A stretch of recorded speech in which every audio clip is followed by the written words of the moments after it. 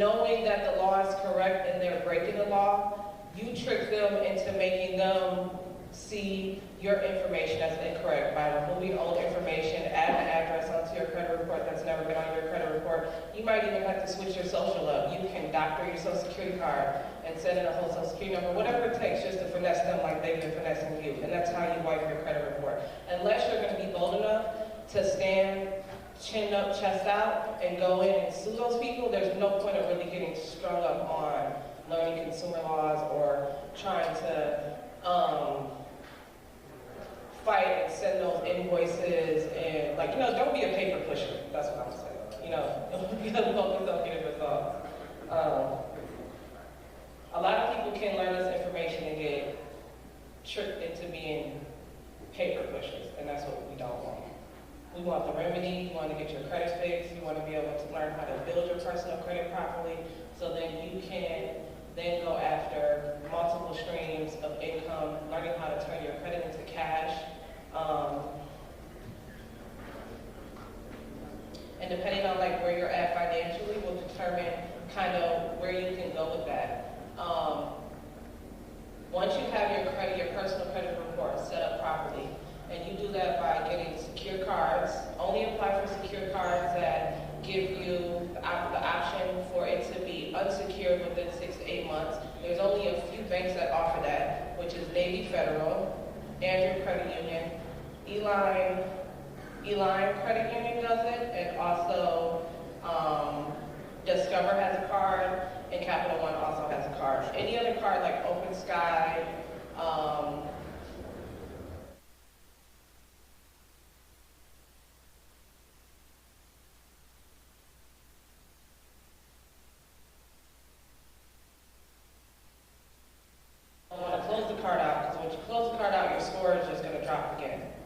so only apply for cards that are secure. Now, if you have money to play with, you can also do secure pledge loans. And no matter if you're going to do it on a small level or a high level, you can do secure pledge loans also with a lot of these companies as well. Secure pledge loans is where they let you pledge a certain dollar amount, roughly anywhere from $200,000 to $250,000. If you're cash heavy, that's a quick way for you to finesse your credit report. If you're able to get a high limit credit card, you can liquidate that credit card and then go put it down as a secure pledge loan and put a high ticket item on your credit card, on your credit report, and then pay that off to pay your credit card, and then you have like a $50,000 trade line primary that's now recorded at 90% on your personal credit doing secure pledge loans. And there's 2 banks that offer secure pledge loans, Andrew Credit Union and Navy Federal. Also, when you're going after, like, checking out your personal credit and your business credit, you also want to make sure you know who the check system is in early warning. A lot of us have made mistakes, or even our parents have made mistakes in our names in the past, and we don't realize that we'll be getting denials or we won't qualify for certain things because you have stuff that's recording on your early warning and your check system report. So what you do is you just go online and you request a report, and you'll be able to see if there's anything on there that says account closed for cause, this account was overdraft. You can dispute those items off of those consumer reports the same way you can dispute off of TransUnion, Experian, and Equifax. It's the same exact way. So you want to always make sure before you go out to funding that you check your early warning and your check systems reports. And then also you want to understand like the banking tier system. A lot of times on the internet in general, everyone promotes community banks. Everyone says like Navy Federal, the credit unions, and they don't highlight the power of having like Chase on your credit, applying for Chase, applying for Bank of America, applying for Wells, because a lot of people follow these gurus. You apply for all those community banks, and then you don't qualify for the big banks until 2-3 years down the line, where if you apply for them first, they have a minimal high limit that they give out. Chase and Bank of America, even with someone that's a college student, 18 years old, will give you $10,000, $15,000 out the gate. That's what they give you. That's why they have such strict rules. on the fact that if you have more than 5 accounts in the last 2 years, they don't want to do business with you because they look at it like, why do you need to do business with us when you already have all these other relationships? Like, just keep doing business with them. You made your bed. But if you apply with them first, then all those little banks, they're going to follow because they're competing with them. So if you have Chase on your credit report, Bank of America on your credit report, Wells Fargo on your credit report first, all the rest of those banks are going to give you whatever you want, and they're going to fall in line with all the rest of them. And with Chase and Bank of America, they offer the best reward programs, cash back, they increase your cards faster. Like I said, they give you higher limits, and national banks they hold more weight on your credit report, basically. So understand banking tiers. You got national banks, you got regional banks, then you have community banks. Community banks would be like your credit unions, your state banks, and then you have your fintech banks, and those are your capital-based banks, which you really don't, if you're not in commercial, construction, real estate, developing, you really don't need to do business with a fintech bank because what they're going to do, they don't look at your credit report. And those are those ones like Fundbox. They'll look at your financials and they will loan you money based off of what your financials are. Once they loan you that money, they have a higher interest, and it's like a charge card. You have to pay that money back right away. So it's really they're not even really giving you no money. So it's really no point of dealing with them.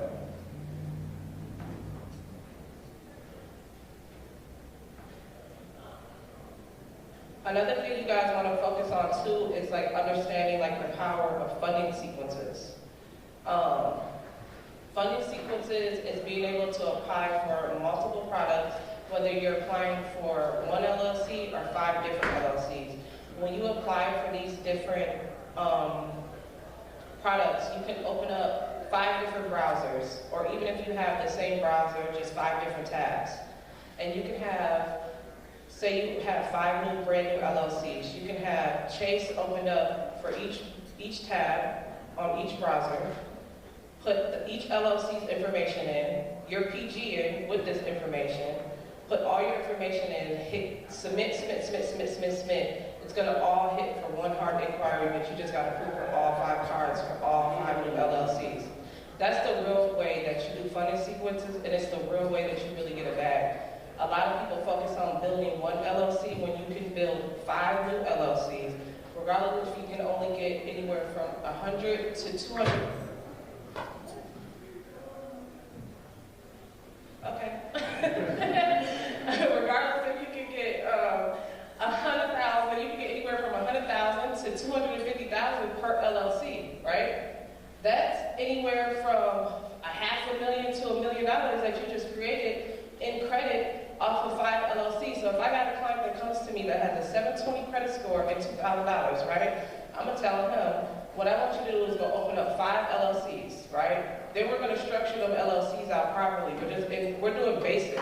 We're just getting their websites, we're getting their EIN number, we're getting their phone number, and we're getting the address. I don't really like to use virtual addresses no more because there's so much fraud. So you can use home addresses, you can use registered agents, but you even got to be careful with registered agents now because it's just so much fraud that so many people used up those addresses. Banks don't want to do business with those addresses. You can be consulting with 5 different types of consulting businesses from the inside of your house. Social media has made that look realistic. It looks real. Like if I say, okay, I'm Millionaire Misty on Instagram and this is this business. I'm Millionaire Misty Marketing and this is this business. I'm Millionaire Misty Credit-wise, this is this business. And then I'm Millionaire Misty Influencing, this is this business. And I do it all from this room. They don't care. They're gonna be like, okay, that makes sense. And I can still apply for credit for all 4 of those different entities that I just created off of the same address, you know? It's just all about making it make sense. So, like I was saying, if I had a client that had a 720 credit score, $2,000, I'm gonna tell him to go get 5 LLCs. I'm gonna tell him to structure them out properly. Then once we structure them out properly, Then we're gonna go after all the major banks. We're gonna do funding sequences on all the major banks, see what major banks that we can get.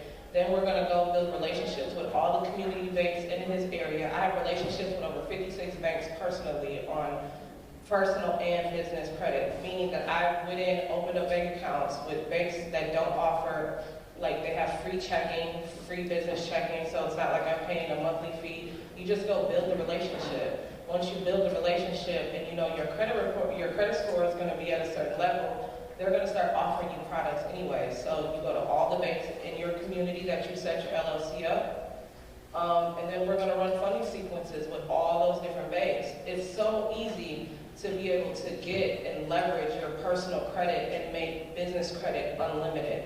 And with your personal credit, like I said, you focus on getting your personal credit to a 720 and you just maintain it. That's the only way you're gonna ever get to an 850. It's just maintaining it with a low utilization, not putting a lot of debt on there. You can't have a lot of mortgages on there. You can't have a lot of cars on there. A lot of people, as soon as they get their credit fixed, they wanna go get a car. It's like, why? That's debt. When you go apply for anything, your debt to income ratio is gonna be off now. They're not gonna really be trying to give you no money because it looks like, how can you afford to pay all of this? And maybe you're trying to get credit because you're trying to pay for this, you know? So you don't wanna put that type of stuff on your personal credit. The only thing you want on your personal credit is installment loans. If you do have a house and it's gonna be paid off, that's cool. You want credit cards, and that's it. Everything else, you want to start doing on the business side. There's banks that offer auto loans for new businesses. Everything is just PG, and a lot of people like get into the mind frame like they don't want to PG, they don't want to use their social, and it's like, why? Why hold yourself back trying to make things harder when it can be so easy, you know? That's really pretty much it, but I do want to give you guys the opportunity to ask me questions, because this is my first time speaking, if y'all can't tell. But I'm really, really good with one-on-ones, so I would like to give y'all an opportunity to ask me some questions if I still have some time left, if that's cool, and I can answer your questions. Go ahead.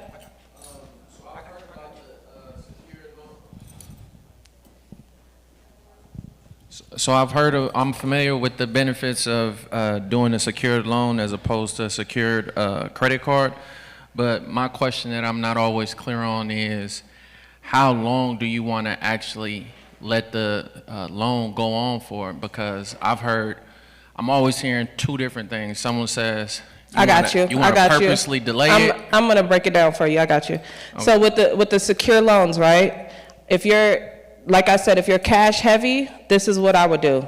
If you got $50,000, you can go pledge that $50,000, right? You wait 7 days. They're gonna give you $50,000. You don't touch that. You wait 7 days. Now you go back and you pay them $49,900. You leave $100 on the loan.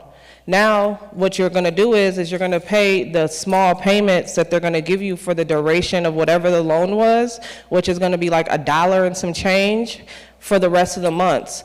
But now what did that do? That just put a loan on your credit that was $50,000 that's paid off at 90% or paid off at 80%. That's how you hit those data points. So that's how you play that. Does that make sense?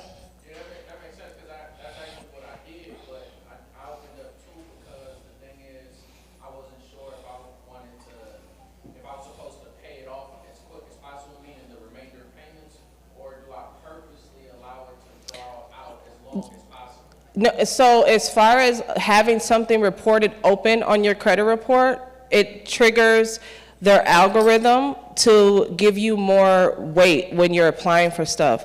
So you kind of want it to stay open longer than it being reported closed paid. And that's good that you did multiples, because like I'm saying, what I tell people, even if you only have $250 to your name, before you spend that $250, go pledge it on your credit report. Take a month and pledge that $250 on your credit report 4 times. That's gonna add 4 good standing accounts on your credit report paid off at 90%. Stop giving Credit Strong and self-lender your money thinking that's gonna help you, because what they're doing is they're charging us $15 a month, $10 a month, but it's showing as a $1,000 loan or $1,500 loan that's paid off at 2%, 5%, 10%. That messes up your debt to income ratio. It doesn't really help you get those instant approvals we're trying to get dealing with the robots. Oh, sorry. On the business loans, is there a personal guarantee on that? So for all the business loans and funding that I do, because I deal with a lot of people that are in new businesses, you're gonna have the personal guarantor. Is there a way out of that? So the way out of that is building the relationships with banks. So if you build a relationship with your bank and then you have funds and you're showing them that you're doing business and you're, you know, a real entity, they'll definitely offer you lines of credit without you PGing, because you're establishing yourself. But like I said, there's been so much fraud that's happened in the last years with UCC ones, people acting like they're doing business to business, where they were allowing corporations to just stand on their own. And that's why a lot of banks don't really offer those type of products no more, unless you have the relationship. Now, if your entity has that relationship with relationship style banks, they definitely will, you know, allow you to get their products without having the personal guarantor. All right, last question. All right, I've heard that term, structure out your LLC properly. I've heard that before, but no one's really explained that.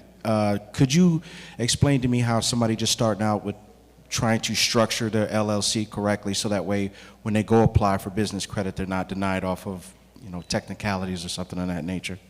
So structuring out correctly just means that you want to make sure that you have your business registered with the state. You want to have your business EIN number. You want to have a business address that you know you're going to keep using longer than a month. So you want a sustainable address. You want a phone number. It doesn't necessarily have to be a 1-800 number, because like I said, there's been so much fraud and so many people doing 1-800 numbers and fake numbers that the banks can see this. They have, you know, fraud departments and robots and stuff, AI intelligence that can track these type of entities now. So they really don't like that. A website. You can go on GoDaddy and you can literally just use their mock website. And they even have the verbiage for most businesses if you're trying to set up any type of LLC and just switch the name and keep all the rest of their descriptions to everything. And that's pretty much it. You're welcome. All right, round of applause for Millionaire Misty. Oh, Misty, tell them your Instagram. Tell them your Instagram. My Instagram is millionairemisty_. Round of applause, ladies and gentlemen.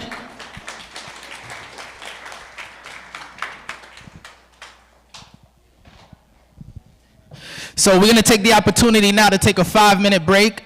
We have the books for sale. We also have vendors out there. We're gonna take a 5-minute break and we'll continue in 5 minutes. 5 minutes. Thank you.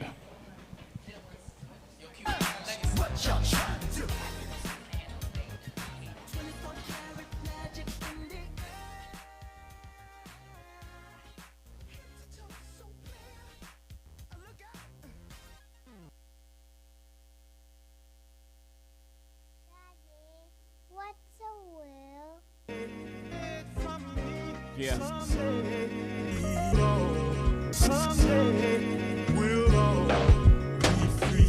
Take those monies and spread across families. My sister Hattie and Lou, the nephews, cousins, and TT. Eric, the rest to be for whatever she wants to do. She might start an institute, she might put poor kids in school. My stake in Rock Nation should go to you. Leave a piece for your siblings to give to their children too. Titled as Champagne, do say I'd like to see a nice piece, fund ideas for people who look like we gon' start a society within society. That's major. It's like the Negro League. There was a time America wouldn't let us ball. Those times are now back. It's now called Afrotech. Generational wealth, that's the key. My parents ain't have shit, so that shift started with me. My mom took up money, she bought me bonds. That was the sweetest thing of all time. Legacy, legacy, legacy, legacy. Black excellence, baby, you gon' let them see. Legacy, legacy, legacy, legacy. Black excellency, baby, let them see.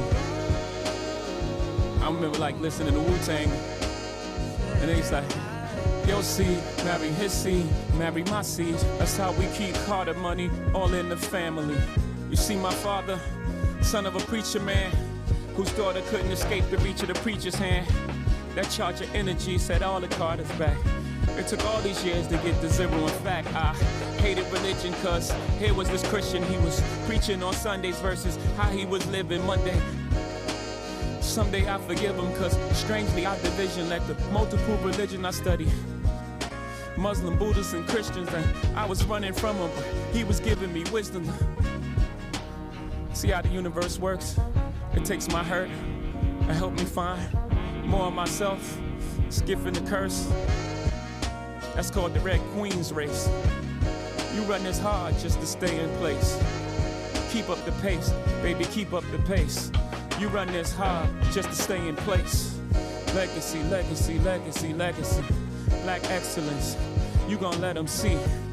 Legacy, legacy, legacy, legacy. Black excellency, baby, let them see.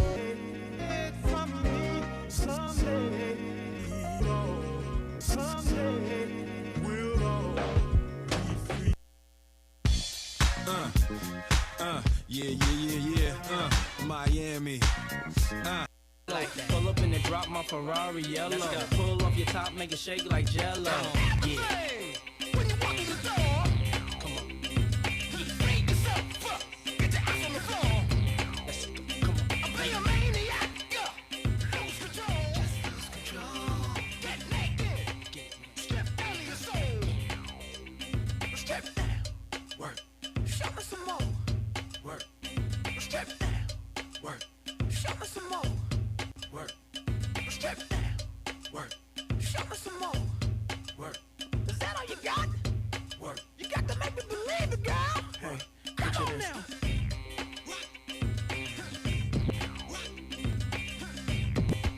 Get your ass on the floor.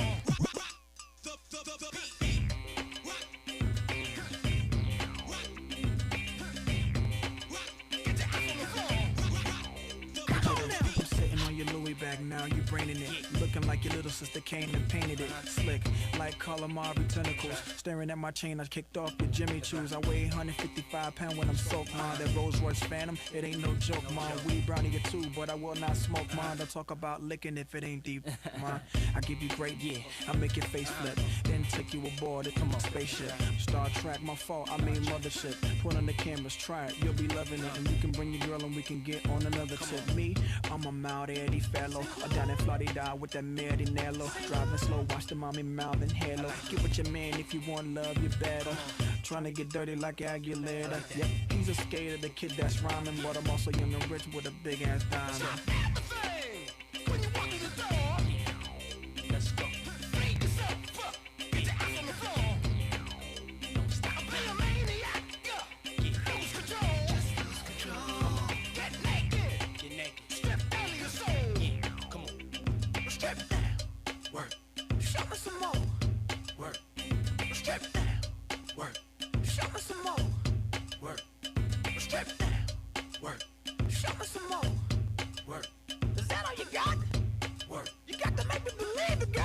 Hey, come on now. Work. Work. Work. Get naked. Work. Work. Get naked. Work.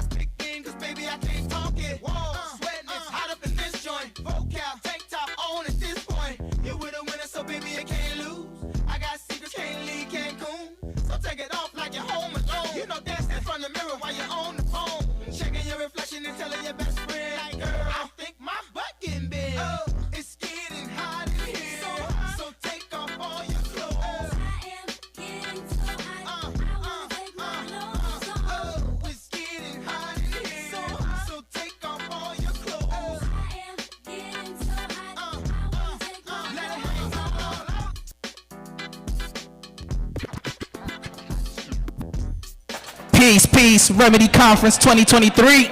Make some noise, y'all. Round of applause, please.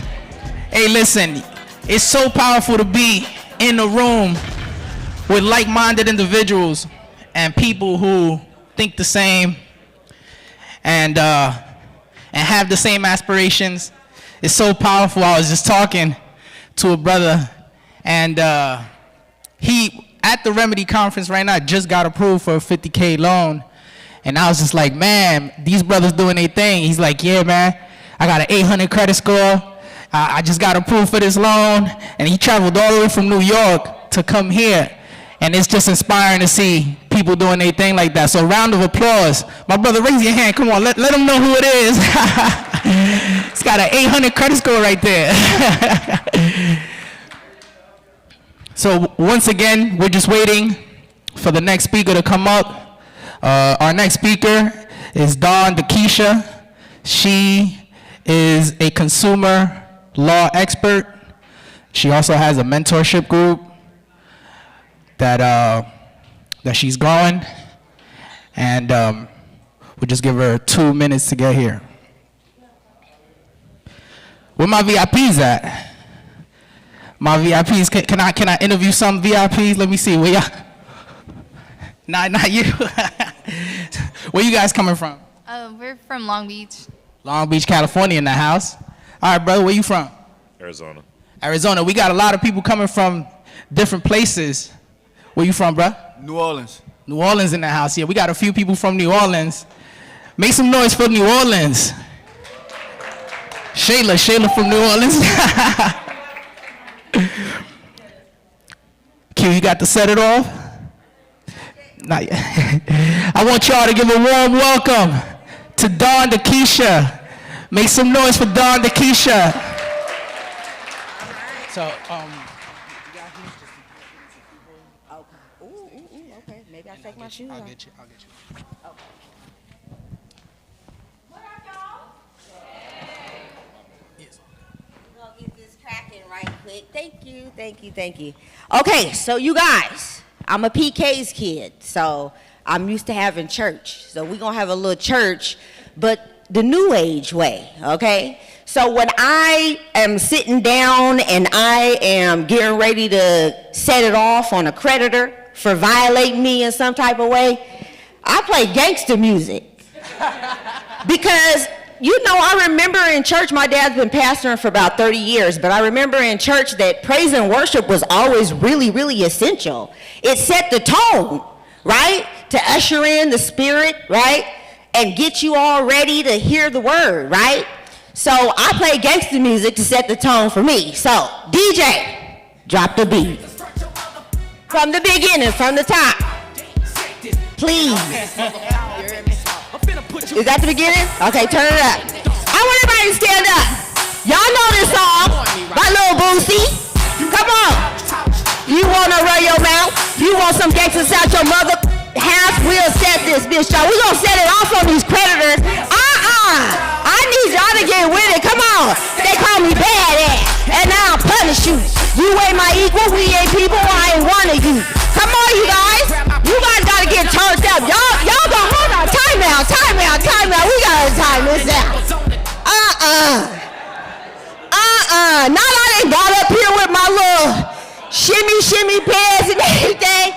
Do you feel me? Y'all entertain y'all. Y'all got this dry. I know it's early, but we got to turn up. We got to get the right energy. Energy is everything. I'm a strong believer in energy. Whatever energy you have when you set forth to take any type of action is what's going to be felt.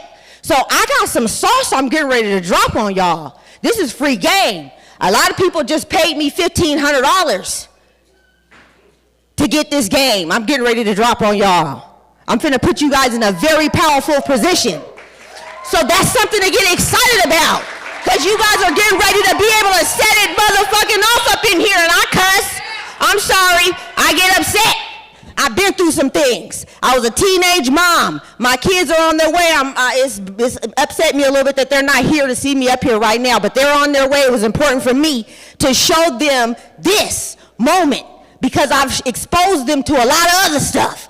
So it's good for them to see me doing this. some righteous stuff. So y'all turn up with me. Come on, turn the music up. Let's get it again. Come on, set it off with me, you guys. Put your hands up. Hey, set it off. Come on. You don't know these words? You got some gangsters, set your mother. We'll set this bitch off. Set this bitch off. Set this bitch off. Set this bitch off. You guys listen. They call me badass, and now I punish you. You ain't my equal. We ain't people. I ain't one of you. This is how I talk to these predators, these financial institutions. Oh, you want to set it off?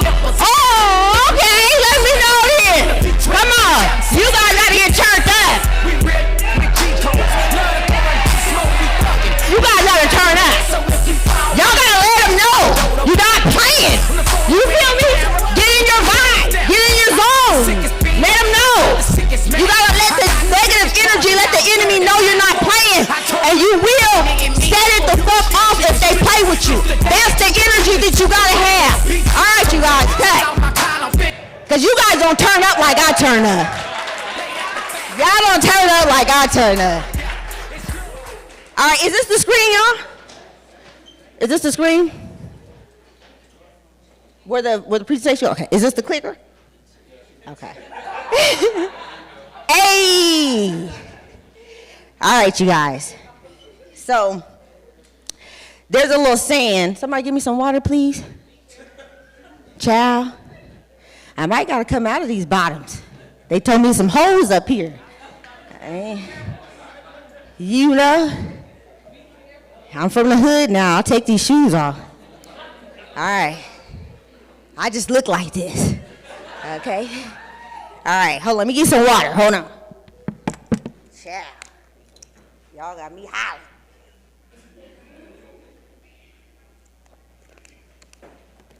All right, first off, before we even get started, y'all give yourself a round of applause for even making it this far. Straight up. Listen, sometimes you gotta press your way to your remedy. It's not always easy. You know what I'm saying? I'm not a religious person, even though my dad's a pastor, but I'm very spiritual. And there's a scripture that says, weeping may endure for a night, but joy comes in the morning if you faint not. It ain't gonna come if you faint. If you pass out and faint, it's over with. So you gotta keep going. All right, so you guys, there's a principle a wise man told me a long time ago when I kind of started my journey. I've been studying consumer law consistently, like day in, day out, for like the last 3 years. And when I first started my journey, this guy, he told me something. He said, Don, you're real good with the methods, but you gotta get the principles down. Because methods are many, principles are few. Methods frequently change, and usually they do. But principles never do. So when you stand on a set of principles, right? Y'all know it's the principle. You ever got in an argument with somebody before? And you be like, I know, but it's the principle of the fact that. It always boils down to the principle. So what I want you guys to remember is this. No consent is no authority. When we're talking about consumer reporting agencies, creditors, financial institutions, data furnishers of all kinds, if they don't have your consent to furnish your information to any third party, and when I'm talking third party, I'm talking TransUnion, I'm talking Equifax, I'm talking Experian, LexisNexis, Check Systems, all those guys. Did you guys know that when you contract with a creditor, that they're supposed to let you know your rights? Just like, anybody been arrested? I'll raise my hand. I've been arrested. I've been to jail. But I maybe didn't know then what I know now, but I at least knew then, you're supposed to read me my Miranda rights. I already knew them, but don't make the assumption now. You read me my rights. Otherwise, it's up. It's over with. You don't read me my rights, it's a bust. The whole stuff is a bust. You could find a dripping machete in my passenger seat. Fingerprints all on the DNA all on it. And guess what? You can't use none of you to read me my Miranda rights. So disclosure is the other thing that I want you guys to remember, okay? So when you go into a bank, crossing your fingers, right? You're hoping you get approved, right? And you apply for something. Right then and there, they're supposed to say, hey, did you know you have the right to direct us? We plan on sharing your information with third parties, such as consumer reporting agencies. And if you don't want us to, you have the right to direct that we not disclose that information. Did you guys know that? Okay, 15 U.S.C. 6802. It's called the Gramm-Leach-Bliley Act. It says that a financial institution must provide a consumer with a disclosure that informs them that they have the right to opt out. Somebody say opt out. Opt out. All right. Opt out means I don't want you to share my information. But usually they don't provide you with that disclosure. All right? So if they don't have your consent, the moral of the story, the principle here is that they don't have your consent, they do not have authority, and if someone uses your information without a permission or authority or no law, what is that? That's identity theft. Okay, somebody just click to the left. Okay, I want you guys all to bring out your phones, scan this QR code. You're welcome. This is Black's Law Dictionary, editions 1 through 9, a PDF for free I'm giving all of y'all. And you're going to need it because you guys need to look up the words. Yeah. Now y'all feel bad y'all didn't turn up with me now, huh? That's all right. I come bearing gifts. The Bible says it's better to be the giver than the receiver. So let me know when you guys got it, when it's up. I want you to go to the 6th edition and find the word fraud. Everybody got it before I click over?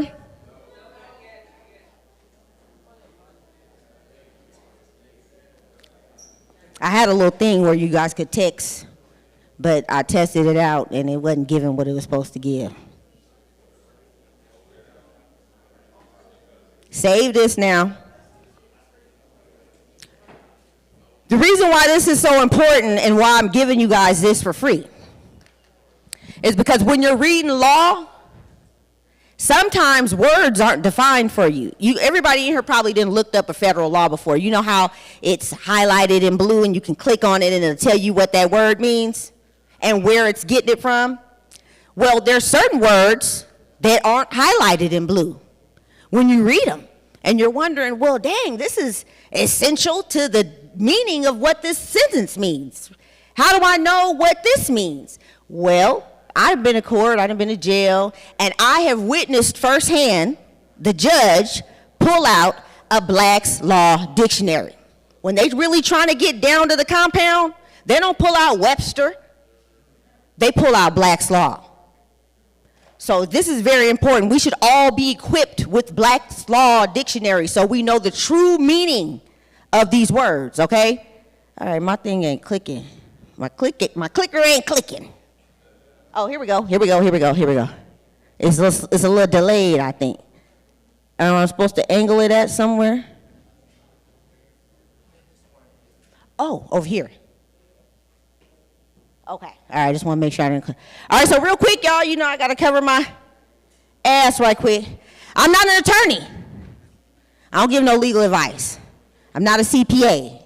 I don't give no financial advice. So this information that I'm bringing to you today is based on my own personal experiences that I've experienced personally and that I've experienced with the hundreds, probably thousands of clients at this point, because I ran a credit repair business for about 5 years. When I came into this knowledge, I shut my credit repair business down because I said that I cannot continue to enable my people. I got to give them the knowledge so that they can help themselves, because they'll forever be coming back to me. Oh, I messed it up again.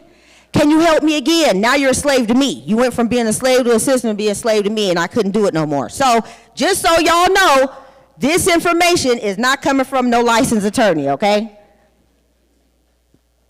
Boom. I already gave you a little bit about my story. I'm going to go real quick. I'm 41 years old. I got 3 kids. I became a mom at 17 years old. My mom was a raging alcoholic and a drug addict. I was born a crack baby.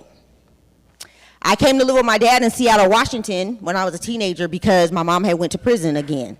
So, and I was tired of taking care of her kids. So I said, this time I'm going to go live with my dad so I can get taken care of. So the best decision I ever made in my whole entire life, because that decision is what formed me into the person that I am today. I was not meant to be here, standing before you guys. I was supposed to be a statistic. I had a baby at 17 years old. I'm a high school dropout. But I'm a multi-six-figure earner. And have been. And I don't say that to act like I'm all that, even though I feel like I'm all that. And y'all should too. Y'all should feel like y'all all that too. And fuck anybody that says anything different, okay? But I say that to let you know that it's not about where you started. Because the story ain't over. And you don't count nobody out because you don't know where they're going to end up. And you don't know how they may be able to help you one day. So, I came into credit because I was, rocking with this D-boy, you know what I'm saying? Feds came in, kicked in the door, took everything, and we was on the floor. And I had a business, and I was trying to make it shake, and nothing wasn't working because my credit was shot. But when you got a lot of money, you don't really care about credit that much because you got cash. You know what I'm saying? So you're cashing out everything, But when the money was gone and I was forced to have to reevaluate my situation, I realized how important my credit report was. So I started trying to figure out how to repair it. I went through some things. I was homeless. I had to move in. When I was 17 years old, I had that baby. She's 25 now. She's on her way here now. So at the time, she had her own place. And I still had my other 2 kids. We had to move in with her. Okay? Because I got put out of my space. My truck got repossessed. I couldn't get no another car because my credit was shot. And I sure didn't have no cash. So it was all bad for your girl. I had $14 to my name. I'll never forget it. I wanted to commit suicide. Real talk. It was hard for me to look my kids in the face in that position. I'm telling you some real shit. But somebody gave me some sauce. On the way while I was packing up all my stuff, putting it in the boxes, and I'm crying and I'm mad and I'm like, how the hell did I get to there? And damn, I just can't win for nothing. Dang, you ever felt like that before? I'm packing up my stuff and I'm I'm filling out this paperwork at the same time because somebody gave me some sauce. I had gave my last little couple of dollars. That's what left me with $14. I invested like $350 in this sauce. And they told me, your credit report's going to be swept in 4 days. From the minute that they receive this affidavit, it's going to be swept. And everything's going to come off, and you'll be all good. So I was like, dang, I wanted to believe that it was going to work. So I'm every day checking my credit. And y'all, when I tell you the sweep worked, my credit score shot up 267 points.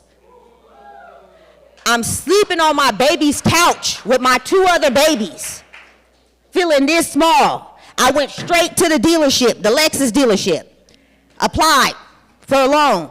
I got approved instantly, no money down, no payment for 4 months. 7-year term. I didn't know nothing about no 7-year term before this, okay? Drove off the lot. I couldn't believe it. I'm one of them people where stuff just be too good to be true sometimes. I'm always one of those, You feel me? So my phone rings, and it's the bank. And I'm like, hello? And she's like, hi, yeah, Miss Jackson. This is Washington State Employee Credit Union. We just calling. I said, oh, shoot, Lord. I said, dang, I didn't even want to say it was me. I said, dang, I should even said it was me. I'm thinking they're about to tell me to take the car back. It's a bus. She said, ma'am, you just got approved for a $25,000 credit card. I don't know if you want it or not, but if you do, I can send you this DocuSign and you can sign for it. You go pick it up at the local branch. I was broke, y'all. You can't, come on, man. It was like magic. I went from being broke, busted and disgusted, to rolling in the Lexus with the panoramic sunroof, not even know I was gonna put the gas. I'm begging the people, I'm trying to negotiate. Can you fill up the tank? because I didn't have no money to fill up the tank, okay? And then people called me on the phone. Man, I immediately went and applied for me and my kids' apartment, got approved, went and applied for a bunch of furniture, got approved, furnished our whole apartment, and the rest is history. So I knew then. I said, this is my calling. This is what I'm supposed to do. I got to show some other people how to do this. Because there's a whole bunch of people compromising their morals, values, belief system, and freedom for things that credit can get you just like that. It can change your life just like that. It was like somebody turned the light switch on and I had been navigating in the dark and then all of a sudden somebody turned the lights on. That's how it felt. I'm like, the universe threw me a bone. I got a debt now. I got to pay it forward. So that's why I decided to do what I'm doing now. So that's my story. I'm going to breeze through this. You guys keep up with me. So first thing first, you guys, when you guys are preparing your credit, first thing you need to do is you need a credit report. You need a full credit report, all three bureaus, okay? I promote Identity IQ because I'm an affiliate, number one. Keep it real. But secondly, the reason why I'm an affiliate is because I had signed up for them myself because they give you all three and they give you full disclosure. So when you pull up your Credit Karma, they don't show you all of the soft pulls. They don't show you who's sneaking behind the door, peeking, seeing what's going on. Because a soft pull provides the exact same information a hard pull provides. The only difference between a soft pull and a hard pull is a soft pull doesn't affect your credit score. A hard pull does. A soft pull is not connected to an extension of credit, a credit application, a consumer credit application, transaction. A soft pull is just somebody that got your information that's trying to see what it's hitting for. Oh, let me see if her credit's still good. We might want to lower her credit card balance down. Let's see how she's doing. Oh, let's see if we want to offer her a credit card. You know how you got them credit card offers in the mail? Them fake ones to be like, you've been pre-approved. Where do you think they got your information from? They got it from a soft pull. And when you look at that list, it's long as hell. You might see about 50 different soft pulls. That's why I like Identity IQ, because guess what? You got smoke with all 50 of them jokers. Because none of them had your what? That's right. All right. I told you guys 15 U.S.C. 6802, obligation with respect to disclosures of personal information.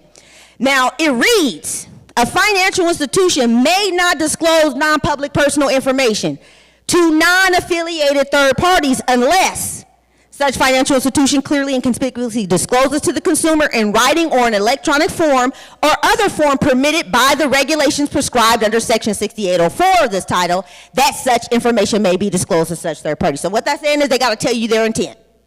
They got to tell you they intend on sharing your information, okay?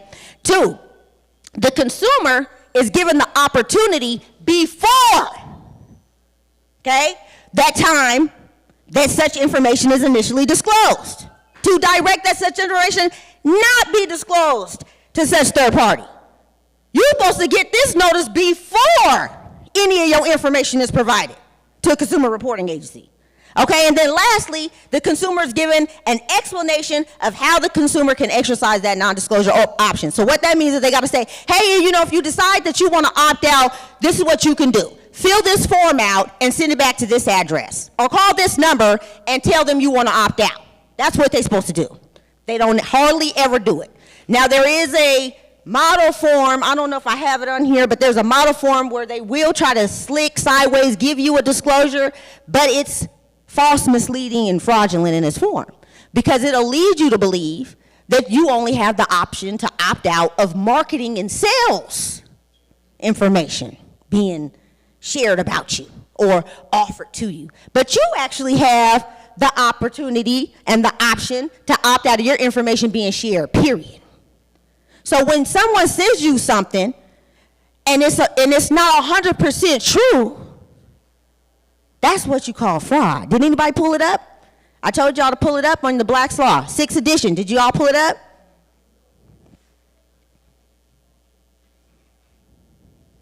Now, let me go back real quick because I want to point something out. You guys stay with me. This says that they can't disclose your information, your non-public personal information, to non-affiliated third parties, right? But what if they're an affiliate? Oh, well, the FCRA got you covered. Because right here, number 3, it says, well, let's start at the top. It says exclusions. This is the definition of a consumer report. And then this section is talking about what is excluded from a consumer report, okay?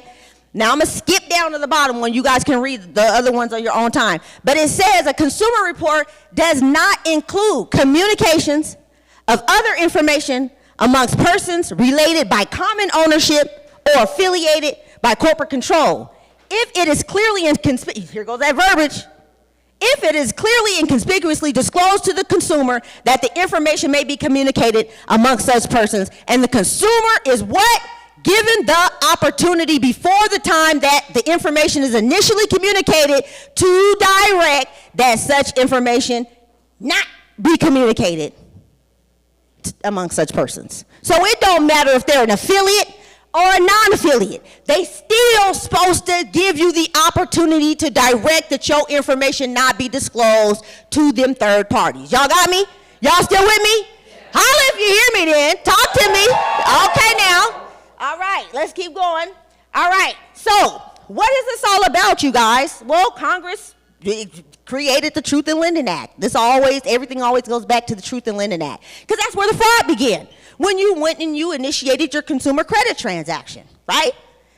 You signed the paperwork and they failed to disclose. So it says the Congress finds that economic stabilization would be enhanced and the competition amongst the various financial institutions and other firms engaged in the extension of consumer credit would be strengthened by the informed use of credit. The informed use of credit results from the awareness of the cost thereof by the consumers. It is the purpose of this chapter to ensure a meaningful disclosure of credit terms. See, they try to slide their intent to, well, we may share your information with third parties in that terms and conditions agreement, that second page of that contract. But that don't count because there was no opportunity to direct that they not disclose your information, nor were there any instructions on how you could exercise that right. So them just following the first block doesn't qualify as proper disclosure. But the Truth in Lending Act was all created because consumers were not clear on the credit terms. Those are terms. The fact that they're going to share your information with consumer reporting agencies is part of the terms. They're supposed to tell you that in the beginning, and they don't. Okay? So I'm not going to read all that. I just wanted to show you guys. This is what this whole Truth in Lending Act was created for, so that consumers can know the terms, right? To establish laws, to force them to disclose the terms to you, because you have the right to disclosure, full disclosure. All right, wait a minute. So the right of privacy. So we all have a right to privacy. If you read in the beginning of the Fair Credit Reporting Act, under the congressional findings, it talks about the consumer's right to privacy. I think that's the only place you'll even ever see it, where it says consumer's right to privacy. But you do have the right to privacy. Okay? And this is in the Black's Law 6th edition. So if you guys want to write that down, go look it up and read it for yourself. But the right to privacy is the right to be let alone.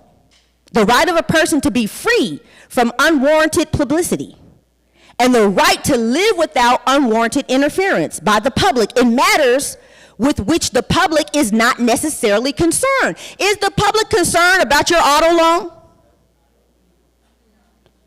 Should that be a public concern? Your credit card and whether you paid the bill on time or not, is that a public concern? No.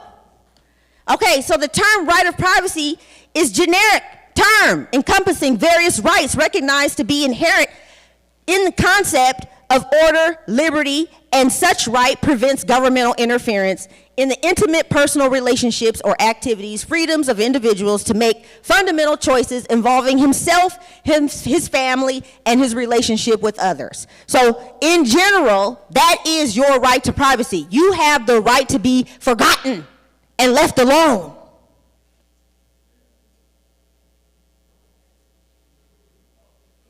All right, authority, you guys, comes from God, or the universe, whichever you believe in, law, and consent. Those are the three places. If God didn't give you the consent, and there ain't no law, if no law exists, and I didn't give you permission, then you're operating without authority.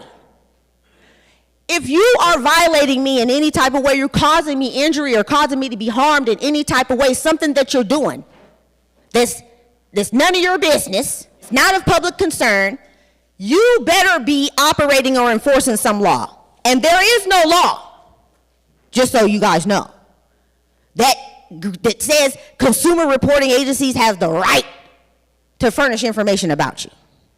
5 minutes. Ooh, we got 5 minutes. Let me wrap it up. There is no law, you guys. So the consent is where they're getting, they're thinking they're getting your consent. It's called implied consent. So express consent is in writing.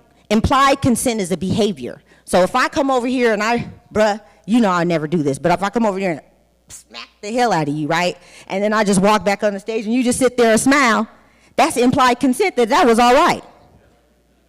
But if you stand up and you say, what the hell is going on with the meal? You got me, you know what I'm saying? Then that lets you know that, hey, you wasn't cool with that. You understand what I'm saying? This is why sending notices is so important. Because when you say nothing, what you don't object, you accept. All right, so you have the right to full disclosure. I'm going to try to breeze through this because we got 5 minutes.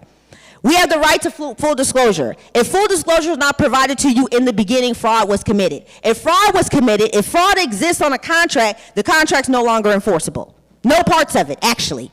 But we don't focus, I'm not, you know, that's another, I know you guys' light bulbs is going off. Whoop, the contract ain't enforceable. Oh, well, then that means I got to pay my car payment.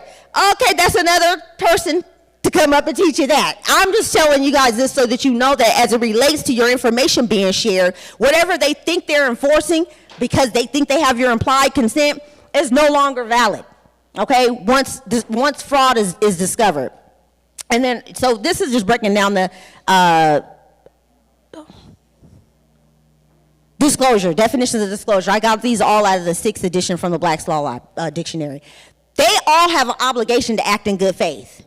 This is the UCC 1-304. I actually pulled up my state's UCC. So, you know, all the states adopted the UCC, right? So you got to look up your states to see what your state says. But I put both of them up here. You see that it's almost exactly identical to the federal one.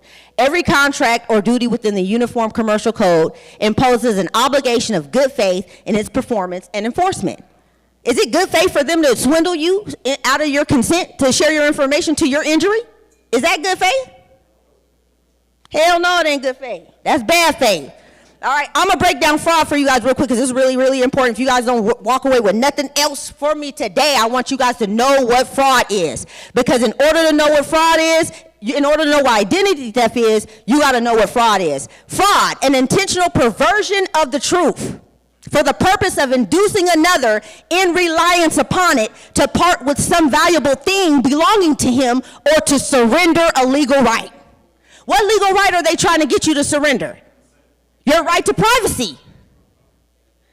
They're swindling you with the paperwork to get you to give up your legal right to privacy. That's what's going on, okay? A false representation of a matter of fact, whether by words or by conduct. Like I said, if I come slap you, you don't say nothing, right? You give me consent. A false representation of a matter of fact, whether by words or by conduct, by false or misleading allegations or by concealment of that which should have been disclosed. There we go with the disclosure. If they conceal something that was supposed to be disclosed, that is fraud. So let me get to identity theft and I'm going to wrap it up. Identity theft. This is the definition. This is over in FCRA, 15 U.S.C. 1681, the most important code you guys need to know. Now that you know what fraud is. The term identity theft means a fraud committed using the identifying information of another person, subject to such further definition as the Bureau may prescribe by regulation. So we don't even need to read subject. Right at person, we're going to stop. Let's read it again. Everybody read it with me. The term identity theft means a fraud committed using the identifying information of another person. Fraud was committed. You didn't disclose. And then you use my identifying information. Person means corporation as well, y'all. Don't just mean individual. These corporations will lead you to believe that identity theft only applies to individuals, right? Individuals, excuse me. Right? We know if an individual means, U.S. citizen. But you get what I'm saying. These laws were really mostly created to protect you from these corporations. The concern is not, listen, at the bank when they got the cameras and all that, them cameras is really for the bank tellers. They're really watching them more than they're watching you. Because how often do somebody come rob a bank? Don't happen that often. But it's a whole lot of fraud. It's a whole lot of fraud in this motherfucker going on. They're watching the employees. These laws are really for them, but they'll have their system set up to kind of cause you a little bit of friction when you try to challenge these things like, oh, this can only apply to an individual, and that's just not true. So you guys, I do have a mentorship. I just wrapped up my first mentorship. I already got like 3-4 people that I've already got results before it was even over. There we got one right here.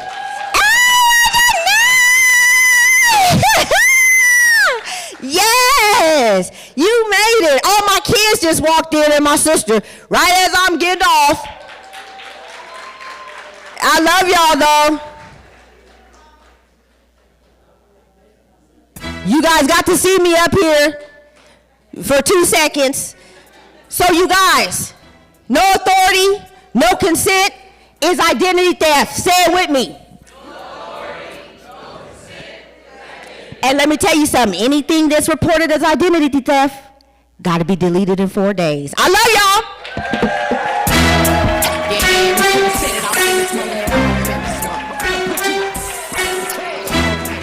Make some noise for Dawn Dakisha. That's the energy I'm talking about right there.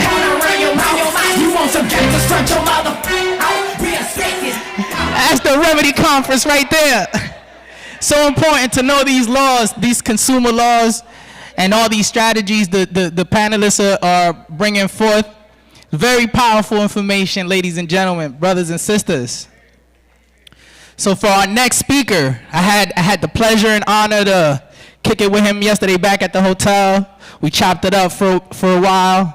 And I got to learn a bit about this brother. This brother is a powerful brother, man. Just, I was impacted just by hanging with him for 40 minutes. And I was like, man, you changed my life just based on this conversation. And he focuses on child support. Child support is fraud. So he's written a book. And he's here to share his story. I asked him, I said, what got you into this? He said to me, my life. And I saw the sincerity in his eyes, and I saw the love that he has for his family. It could be misconstrued because, he's putting forth the information, but this brother is a family man. And I got the pleasure to meet him yesterday and kick it with him. And it's my honor to introduce him today. And we got TJ. Lionel TJ to the stage. Child support is fraud.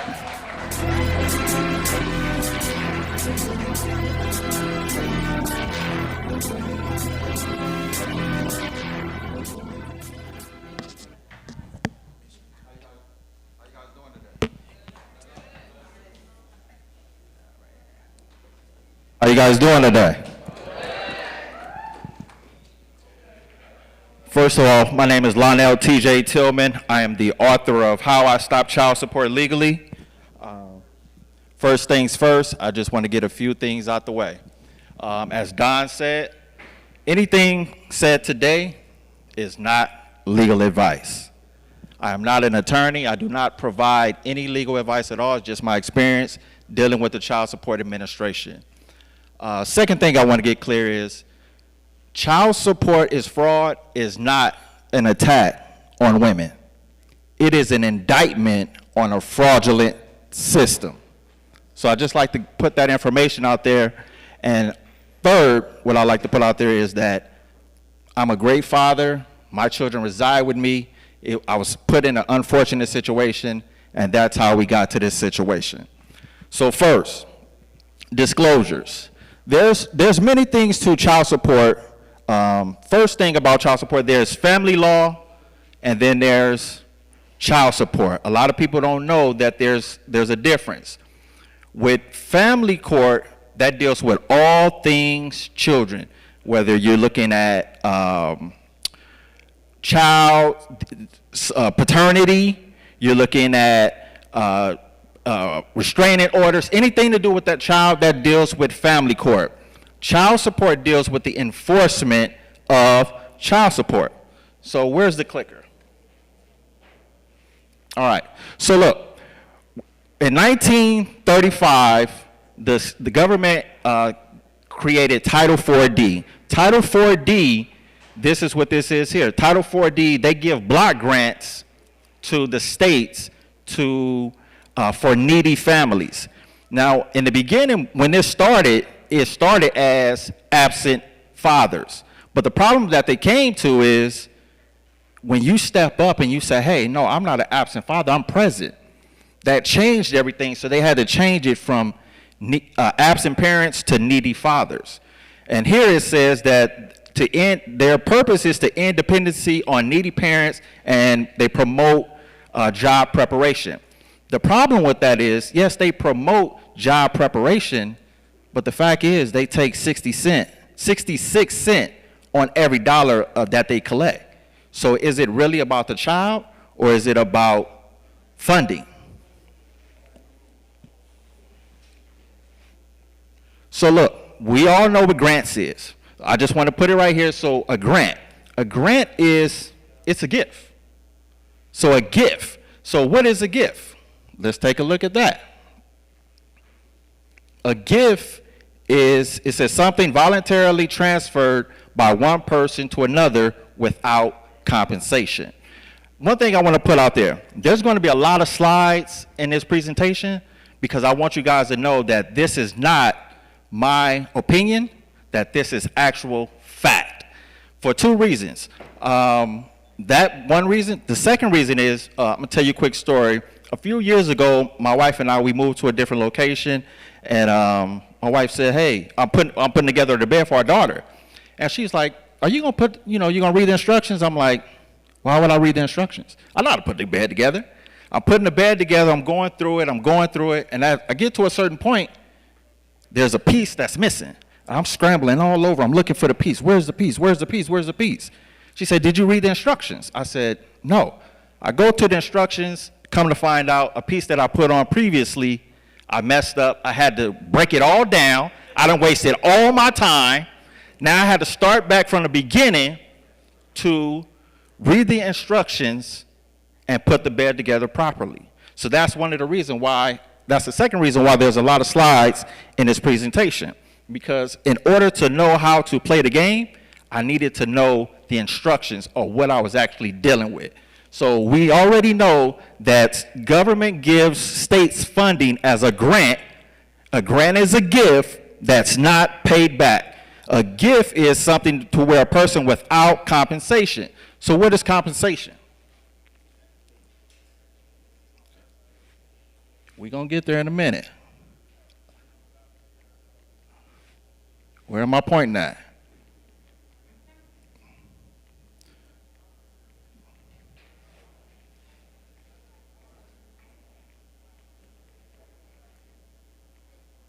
So to compensate, we know what compensate means. Come on now, we're going to get there.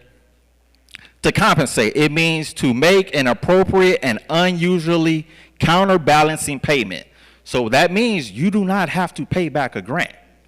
So the government give funding to the states as a grant.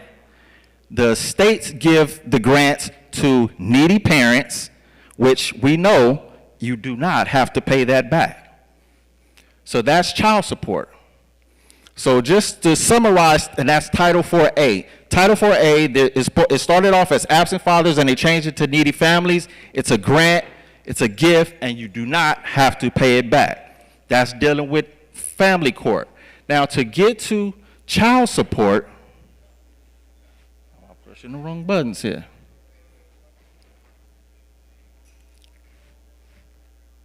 So this is Title 4D. Title 4D, let me ask you this question. Do anyone out here know what child support is? Yes? Quick question. What is child support? Just from what you know of it.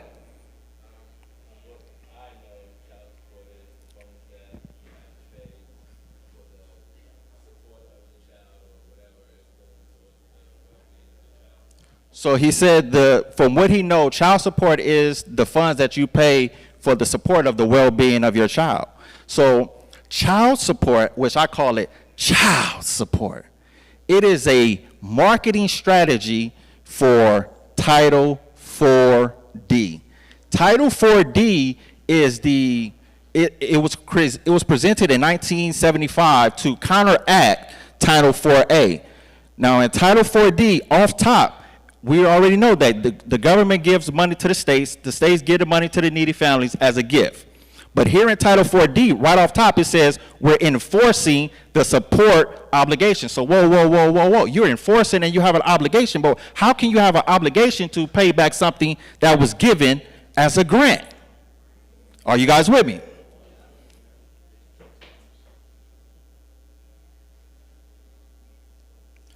Obligation, just look at the words. Obligation, what is an obligation? It's a contract, it obligates you to something.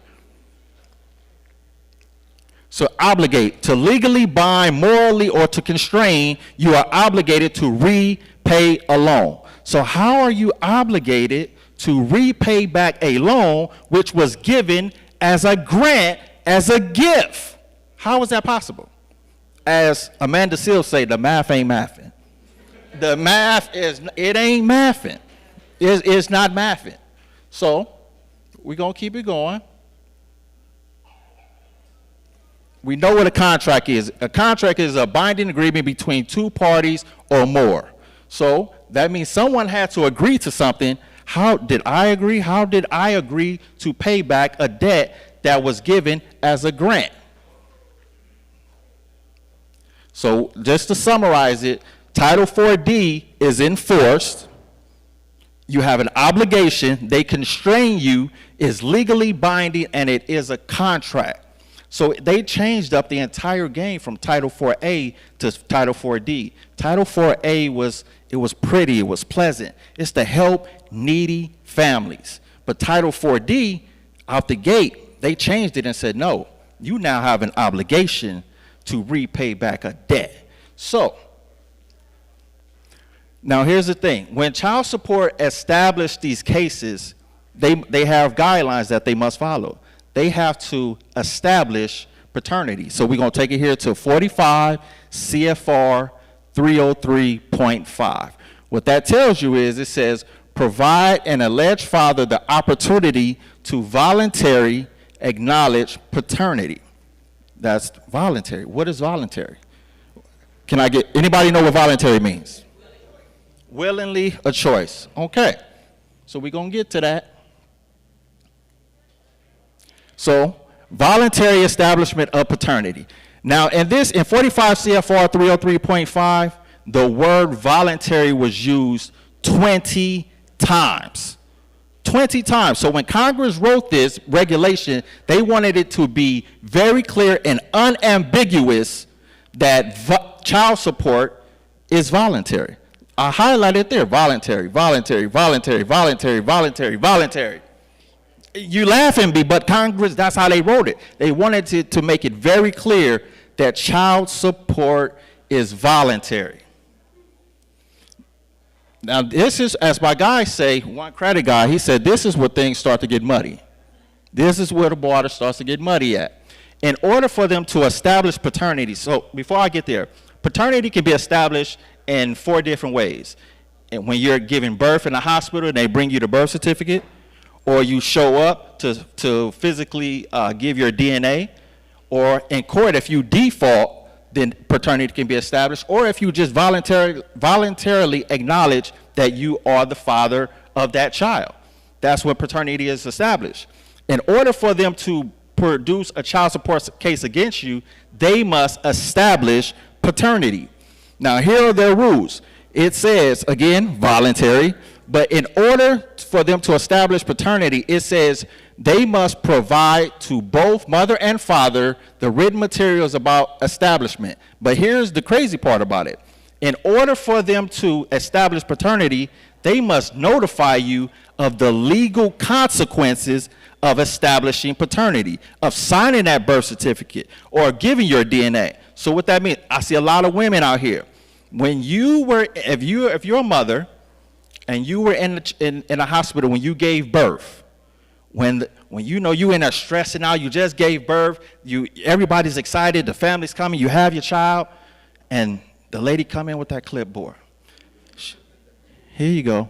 Whenever you get the time, just fill that out. It's no rush, just take your time. But what the problem is with that, she just gave you a contract. And as Don said, the failure to disclose.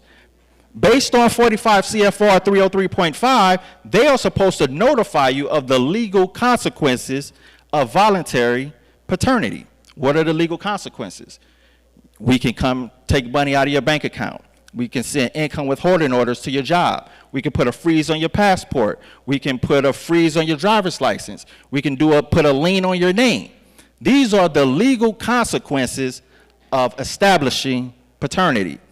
45 CFR 303.5 says they must notify you of that legal consequences. They must notify you by video or audio, in writing, and give you the opportunity to speak with a legal representative, because they presume that if they told you, if you sign this birth certificate, and we tell you, by you signing this birth certificate, we can suspend your license, we can put a freeze on your passport, take money out your bank, put liens on your name, we presume that people are going to have questions. Like, why the hell would I sign this birth certificate knowing that these are the legal consequences of establishing paternity? And this just does not apply to men. This applies to men and women, because both parties sign the birth certificate.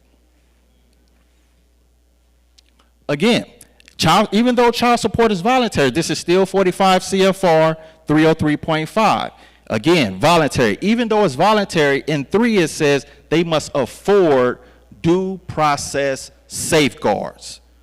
Due process. What is due process? Due process says that no one should be deprived of their life, liberty, or property without due process of law. You have the right to be heard and a right to a fair trial. So even though it's voluntary, they still must provide you due process safeguards.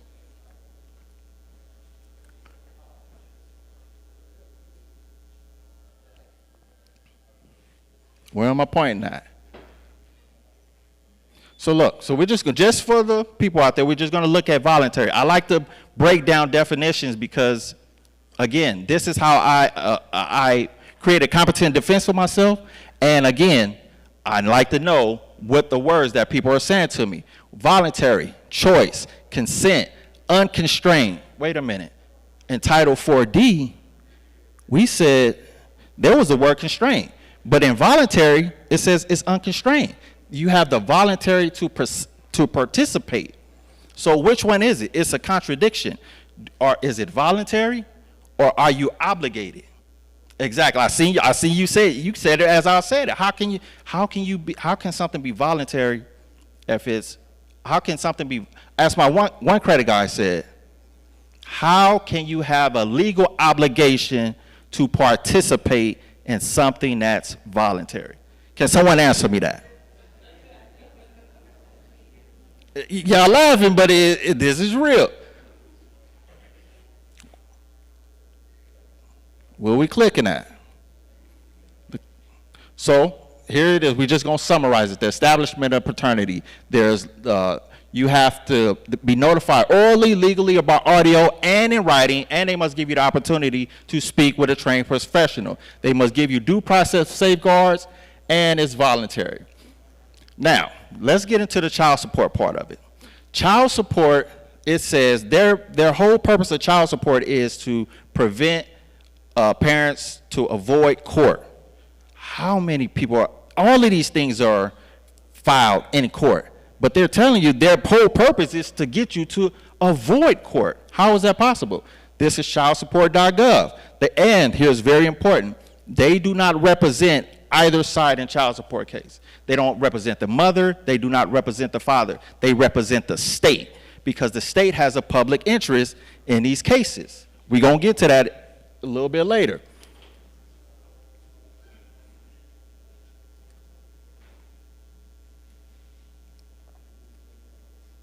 So now, as I said, I'm the author of Child Support Legally.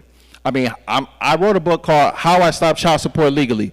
In my book, I wrote, these are the definitions. These are some definitions that I felt that were very important to people to understand before they got into my book to understand this. First thing is due process. We went over that. No one should be deprived of their life, liberty, or property without due process of law. The second thing is prima facie. Prima facie, how many of y'all have heard of the term innocent until proven guilty? So, okay. But in child support hearings, they don't work under that presumption. They work under prima facie hearings. What that means is, based on first impression, accepted as correct until proved otherwise. So what that means is, they're taking whatever is filed as true and correct until you provide evidence to show otherwise. So it's reversed. You're guilty until proven innocent. Coram non judice. Coram non judice is a Latin term for before a person, not a judge. So in these child support hearings, there are administrators, there's commissioners, friend of the courts, referees, all of these people who are attorneys acting as temporary judges. And for you to go into that hearing, they give you a consent form to say, do you consent to have your case heard by this temporary judge? Now, you can have a case heard by a temporary judge, but a temporary judge cannot sign a money judgment, because a money judgment, at that point, they're creating arrest warrants. It's in the form of an income withholding order. How many of y'all watch Law and Order? Okay. So have y'all seen the Law and Order where it's like 3 in the morning, they come, they knocking on the judge's door. Judge. They run it down the case. We got this. We need this signed. They need the actual warrant signed by an actual judge. It's the same thing here. Child support hearings are held by non-judicial actors. So at that point, you can have your case heard, but it has to be heard. It has to be signed by an actual judge. Presumption. They presume that ignorance of the law is not a legal defense. And they publish the information, so therefore they presume that you understand that because they published the information. General appearance. Now this is real tricky right here. Just say, for instance, you get a letter in the mail from child support and it says, hey, someone's suing you. Here's the hearing. Show up here, X, Y, and Z. You show up to that hearing without making something called a special appearance. You therefore made a general appearance and you recognize their authority, giving them jurisdiction over you. Did you know that? Yeah, I seen you. You just like, that's interesting, right? So they don't tell you that because they publish the information, and it's ignorance of the law is not a legal defense. So in order for child support to open these cases in a legal hearing, which is not legal, but they play both sides of the fence. Now we go into the color of law and things of that nature. That's a whole nother subject. So they must send out a summons and complaint, proof of service, proof of injury in fact, a default judgment, and the actual order. The summons just says, hey, you're being sued. This is the person suing you. The complaint is the form that tells you this is the injured party, this is the person that injured him, and these are the actual damages. The proof of service, we already know what the proof of service is. Well, if you don't know, a proof of service is someone that says that they are not a part of the hearing and they served you legal documents to say, hey, this is your hearing, someone's suing you, you need to show up at this date and at this time. The default is when you don't show up and they default you on the actual hearing. The actual judgment, we know what that is. The judgment is when the actual judge signs that judgment.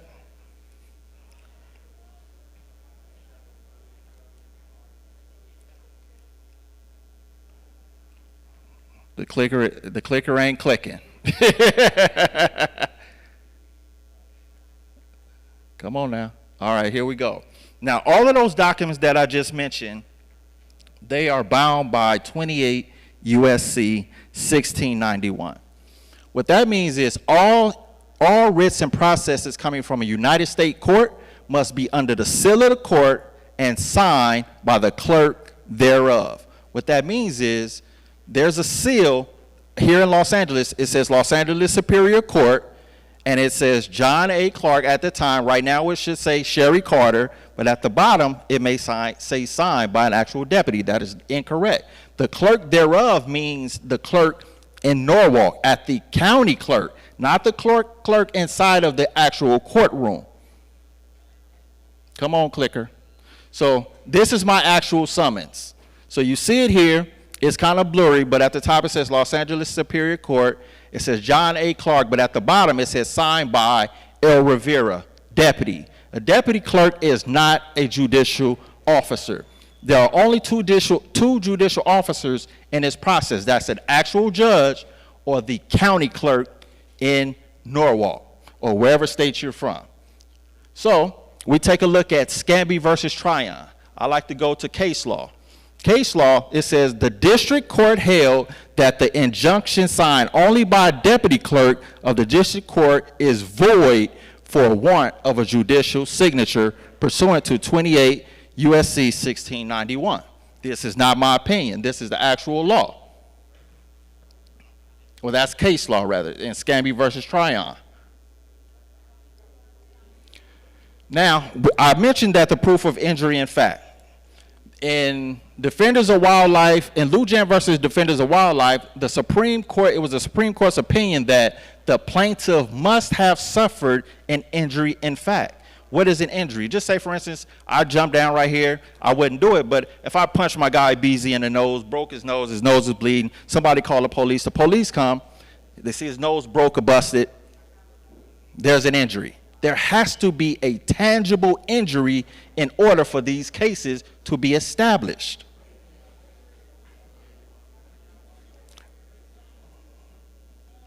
Come on, clicker. Come on, clicker. Come on, clicker. All right, here we go. Let's go back. So this is my actual proof of service. Based on everything that you guys seen so far, do you see anything that's missing from this proof of service? Exactly. The seal. I'm glad y'all with me. There's no seal there. There's no seal. There's no signature of the court. This is my actual proof of service. So they said that they served me. So let me say this. This case is very old. I was under fraudulent child support for 22 years. This case, you see it right here. It was served. He said he allegedly served me on 12/23/1996 at 5:05 p.m. There's no seal on the court. This right here is an incomplete instrument. It is void on its face. But the fact that they work under prima facie hearings, they take everything as true and correct. It is my burden to provide evidence to show that this is not correct. Ain't no guilty until proven innocent in these hearings. Come on, clicker. This is my actual judgment. It was signed by Mishimoto. I can't pronounce his name, but that's the actual signature. We're going to get back to that, why that's there in a minute. So, in order for child support to establish these cases, they must send out the summons, the complaint, proof of an injury in fact, proof of service, and an actual judgment. Now, in chapter 4 of my book, so chapter 1 is the definitions, chapter 2 is called What the Fuck. Why? Right, it's titled What the Fuck. Why is it called What the Fuck? Because when I found out about the case, that was my mindset. What the fuck? Right, so I found out about my child support case 7 years after it opened. So that's why it was what the fuck. So, let's get hopefully the clicker is clicking now. So, when I walked into my hearing, everything that I just showed you guys up until this point is things that I filed in my hearing. When I filed those documents, the very first day when I walked into my hearing, I hear the commissioner, he's mumbling, he's reading over my documents, and he's like, oh, you're a constitutionalist. Objection. Objection. Before the hearing even started, objection. Everybody's looking around like, what are you objecting to? The case haven't even started yet. This court just said that I'm a constitutionalist, therefore I cannot get a fair trial in this hearing. You've already made an opinion on me. Right. Right. Right. Right. Right. Right. So he objected, and he said the comments from the court is now stricken from the record. So for y'all that don't know, to strike something from the record means it never happened. Because once I objected to it, he knew that I had the capability of appealing it and suing him personally in a court of competent jurisdiction. Right, right, right. So here's the actual declaration that I filed to have that commissioner removed. He actually, so this is crazy. So imagine you filing something to have someone removed because they did some wrongdoing to you, and then it's supposed to go to a judicial review, but the person that you're complaining about is the person who's actually reviewing it. So are you going to say that, no, exactly. No, I'm not biased. I'm not biased. Why would you say that? He denied my motion. But guess what he did? On the back end, he recused himself. Exactly. Exactly. Exactly. Right. Wow. It gets deep. We finna get there. What does it mean? To recuse himself means that he stepped down off the bench. He said, no, I can't be here anymore for whatever reason. He knew that I was going to sue him in a court of competent jurisdiction. So he stepped down, and when I came to my new hearing, there was a new commissioner. So that's what happened.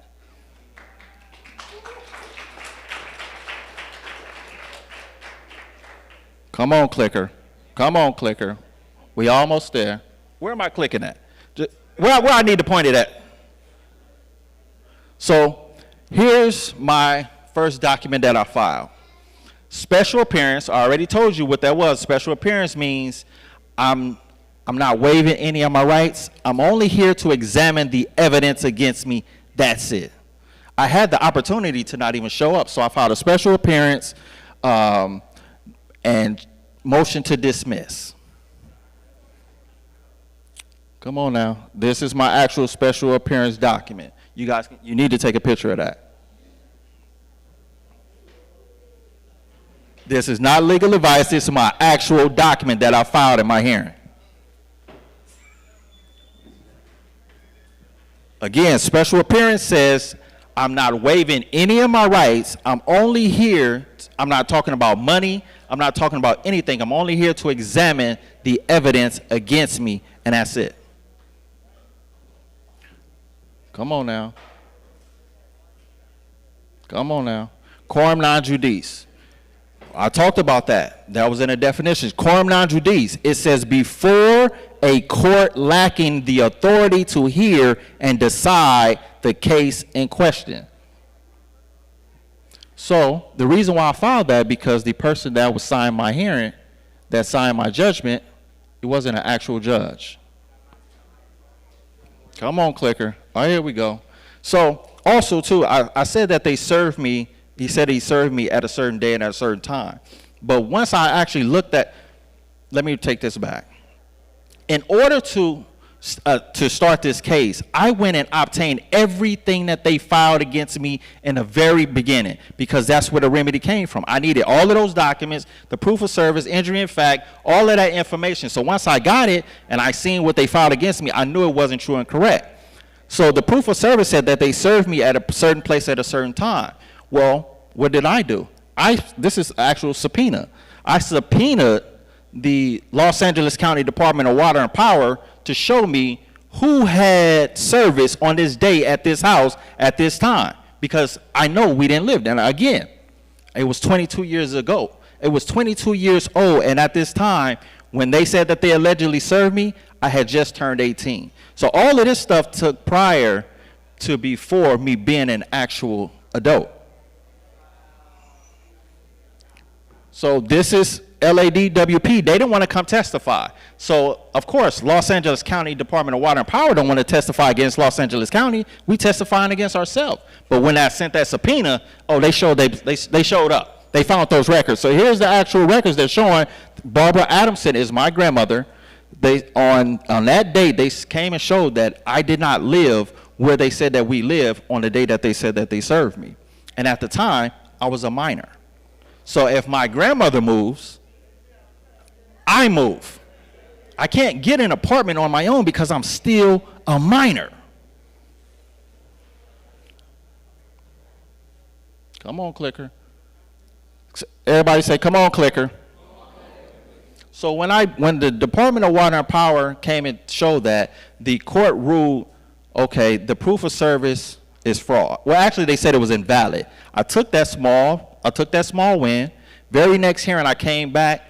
I provided these two documents right next to each other, the definition of invalid and the definition of fraud. I said to the court, invalid is consistent with fraud.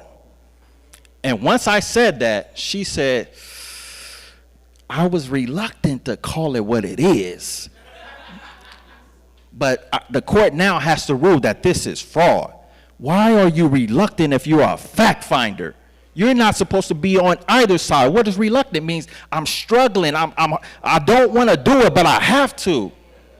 You didn't want to do it. If I would have just let you slide with it saying that it was invalid, it just would have been that, and it would have been a mistake. They would have closed the case, and it would have been a mistake. No, this is fraud. There is no coming back from fraud. Fraud is consistent with invalid. So here's the person who actually signed. It says Judge Pro Tem. So the next thing, even though, here's the crazy part, even though the court ruled that it was fraud, the case was still going on. The case wasn't dismissed at that point. We're still going on. Why are we still going on if you're already deemed that the proof of service was fraud? Here we go, because they said, well, your order was signed by an actual judge. They made me run around for weeks trying to find this information. They end up giving this to me by accident. This is an internal document that they wasn't even supposed to give to me. It has the person's title on here, Judge Pro Tem. So I said, okay, well, a Judge Pro Tem is not an actual judge. That's an attorney. An attorney saw my, come on, you going the wrong way, clicker. You going the wrong way. We getting there. Come on. Come on, clicker. Come on, clicker. So look, she said, okay, Mr. Tillman, I'll continue the case for one more week for you to provide evidence to show that a Judge Pro Tem is not a judicial officer. So what did I do? I went right to Los Angeles Superior Courts of California. I went directly to their website. I'm gonna go to the source. How can you dispute something that I got from you? This is on your website. It says right here, temporary judge program. What is a temporary judge? An attorney that volunteers his or her name and is trained to hear and decide cases, also called a judge pro tem. Everybody say Judge Pro Tem. Okay, so here we go. This is what, it's finna get real right here. So she said, okay, yeah, it was signed by Judge Pro Tem, but they are a judicial officer. I said, no, no, no, no, no. You go down, it says, here it is, lacourt.org. I like to use their own information against them. Can I advertise that I have been certified as a temporary judge of the Superior Court? Highlighted in yellow. Here's the court's answer. Attorneys participating in the temporary judge program may never use the title Judge Pro Tem or temporary judge in any advertising nor on business cards. You going? I see you over there. So, and it says, let's see. In addition, attorneys participating in the program may neither take or disseminate for any reason photographs of themselves in judicial robes. I'm going to say that again, and I'm going to just slow down. So what they just said was, just presume that I got on a black robe and I'm a judge. I can't take no selfie of myself in this black robe. I can't have being photographed in this black robe. Why? They were very clear. It went on to say, temporary judge may never describe them. They can use it to put it on their resumes, but they can't take any pictures of it. Why? It says, nevertheless, it is intended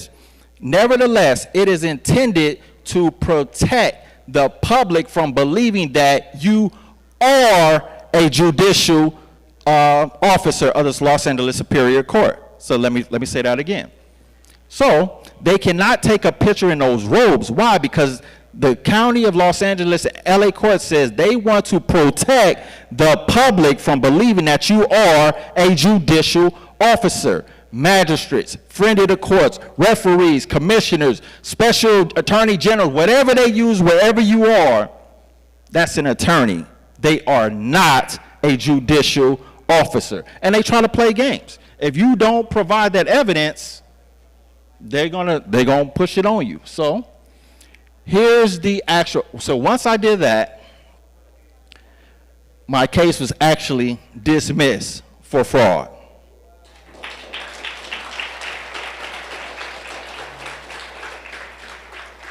Here's the actual order after the hearing. It says the court finds the substitute service of the summons and complaint issued by the process server was extrinsic fraud. The court grants the set aside of the default judgment, and the court grants dismissal under Code of Civil Procedures 583.21 and .25. What that means is this case is closed and it can never be opened again.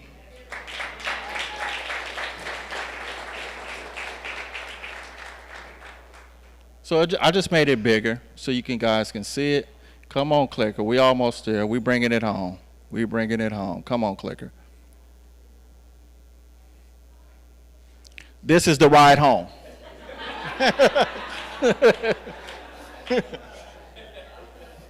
This is me on my ride home. Child support is fraud was formed in the courtyard of the courthouse on Commonwealth. When I walked out of there, here I am. Thank God my child support case is dismissed. Child support is fraud. And from that point, in the courthouse lobby, in the courtyard, child support is fraud was born.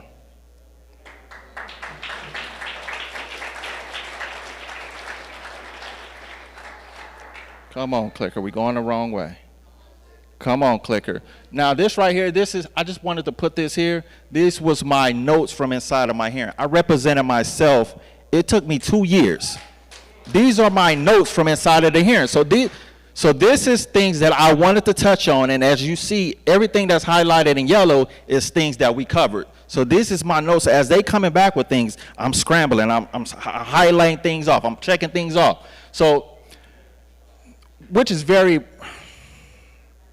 off top, says the United States Constitution, the Seventh Amendment says that any controversy of $20 or more, you are guaranteed the right to a trial by jury.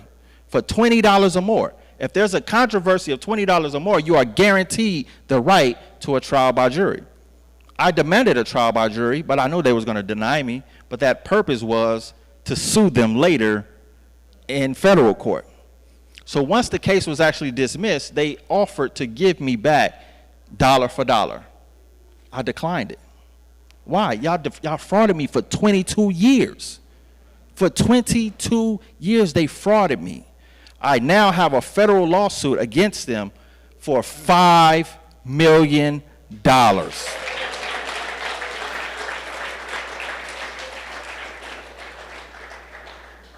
Come on, clicker.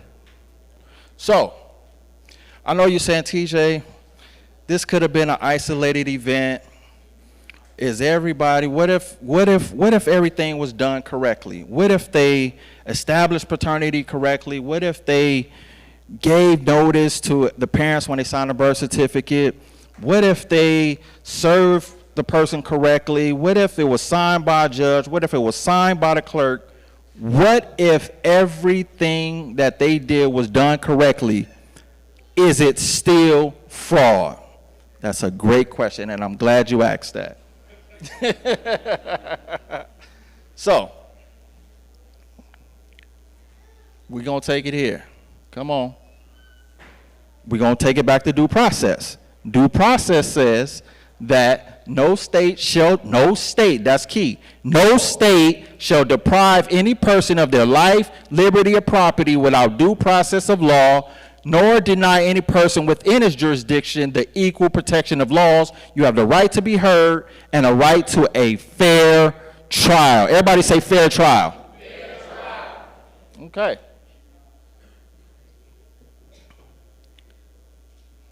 Come on. Uh-oh. What's going on? See, they don't want y'all to get this information.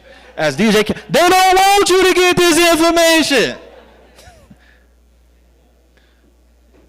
All right, there we go. So we're going to take it to 42 USC 658.A, incentive payments to states. Incentive payments to states. Do anybody know what incentives is? Bonuses. Bonuses. How many people in here work on commission base? A few people. So in your job where it's commission based, it's very competitive. You have goals to reach in order to get those bonuses. It's the same thing with child support. They have, and the federal government give them bonuses aside from all of the money that they get just from being the state. They give them incentives to put people on child support, to collect money from child support.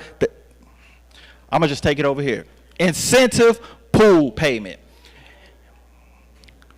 And in the year 2000, states, they got up to $422 million in incentives, bonuses, just based on their performance of collecting child support, establishing paternity. In 2001, it was $429 million.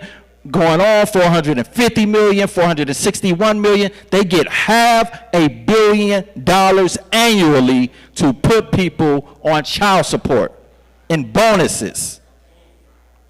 Now, this is key right here. States, incentive payments to states. But then what did due process say? No state shall deprive a person of their life, liberty, or property without due process of law. You have the right to be heard and a right to a what? Say it again, a right to a what? Fair trial. How can you receive a fair trial in a state hearing where states are incentivized receiving bonuses, kickbacks to put you in the position that you're in?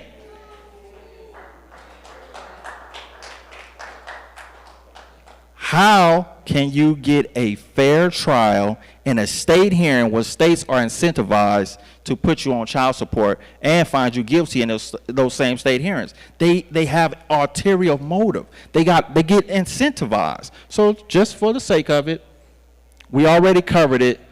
Incentives, something that entices or has the tendency to entice or determination of action.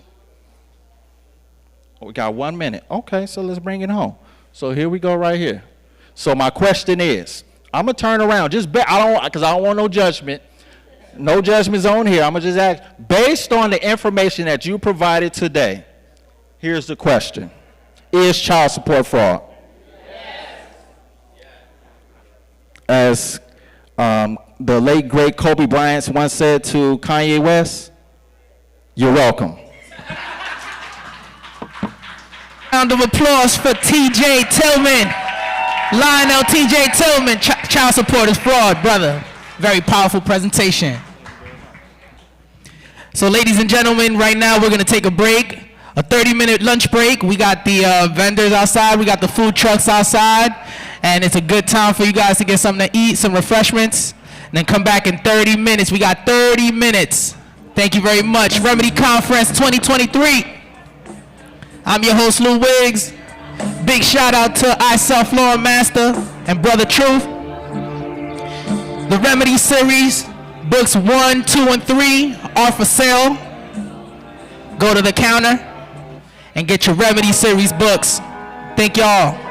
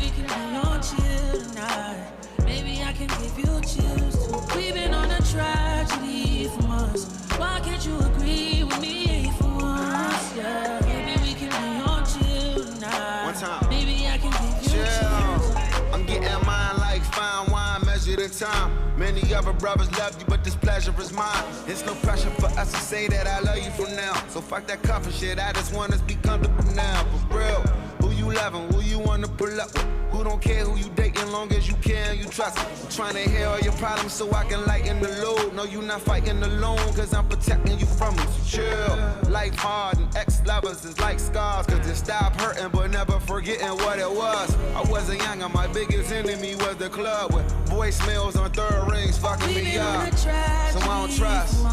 Why can't you agree with me for once? I'm trying to slow up. Maybe we can be on chill tonight. Maybe I can give you chills too. We've been on a tragedy for months. Why can't you agree with me for once? Yeah. Maybe we can be on chill tonight. Maybe I can give you chills.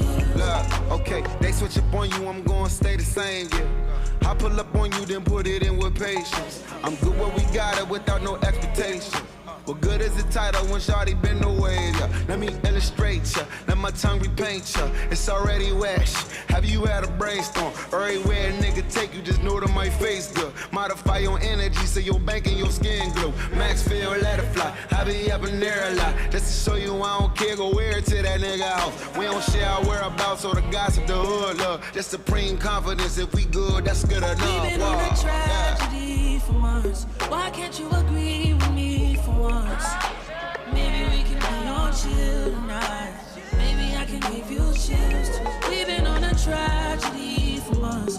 Why can't you agree with me for once? Yeah. Maybe we can be on chill tonight. Maybe I can give you chills. How about that? I'm tired of making up and falling out. Wanna be that nigga you calling out? That pick your body up when you're down and out. Let's chill. How about that? Making up and falling out. She wanna know where I've been and who I see. She wanna know where I'm going and killing me. She say I'm so terrible, but is it me? I love her from head to toe and in between. I know we do a lot of back and forth. I know we do a lot of fast and slow. You know I'm gon' contradict myself. I know you gon' ride the dick like a pro. I know you got a lot of faith in me. I know you put a lot of things on hold. I hope you got a policy. I know you got a lock on the whole thing. I had to tell you something before I go. I left a little something special in the envelope. I had to mail you something, tell me when it's at the door. And when you open it, I hope you get hysterical. I had to share it with somebody that I really trust. So when we celebrate, I'ma hit you up. I had to go and find a running mate who didn't rush. I hope you know it was imperative. She wanna know where I've been and who I see. She wanna know where I'm going and killing me. She say I'm so terrible, but is it me? I love her from head to toe and in between. I know we do a lot of back and forth. I know we do a lot of fast and slow. You know I'm gon' contradict myself. I know you gon' ride the dick like a pro. I know you got a lot of faith in me. I know you put a lot of things on hold. I hope you got a policy. I know you got a lock on the whole thing. Know that you my motherfucking cinnamon apple. Know that when it come to loving you, I'm a natural. Know how much it hurt me, that's in the past though. When I'm all alone, better not be with that hoe. Oh, I had to deal with your sides and your pieces. I put two and two together in the sequence. I promise that I'm trying not to be on defense, but I'm reminded of it every time she you wanna leave. know where I've been and who I see. She wanna know where I'm going and killing me. She say I'm so terrible, but is it me? I love her from head to toe and in between.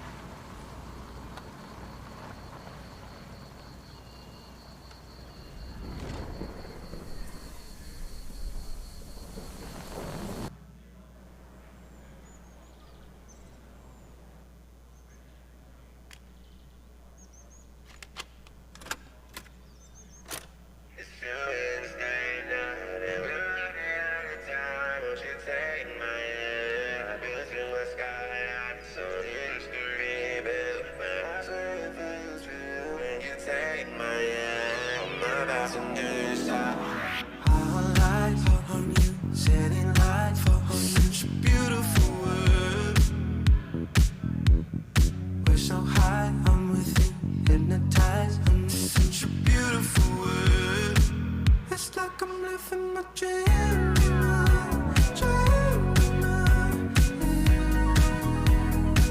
Feels like we're on LSD.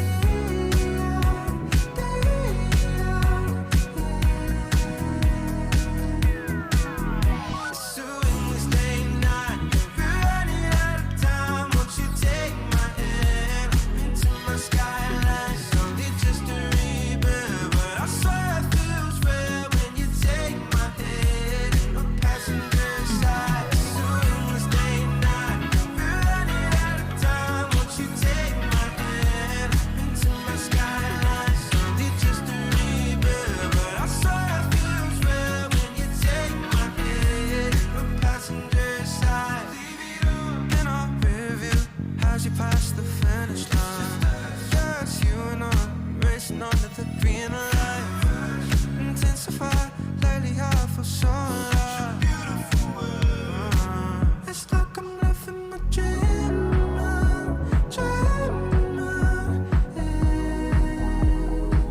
Feels like we're on LSD.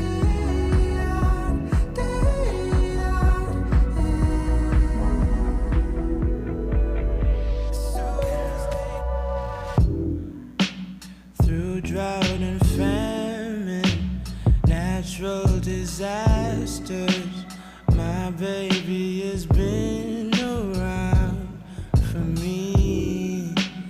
Kingdoms are falling, angels be calling. None of that could ever make me leave. Yeah. Every time I look into your eyes, I see it. You're all I need. Every time I get a bit inside, I feel it. Ooh,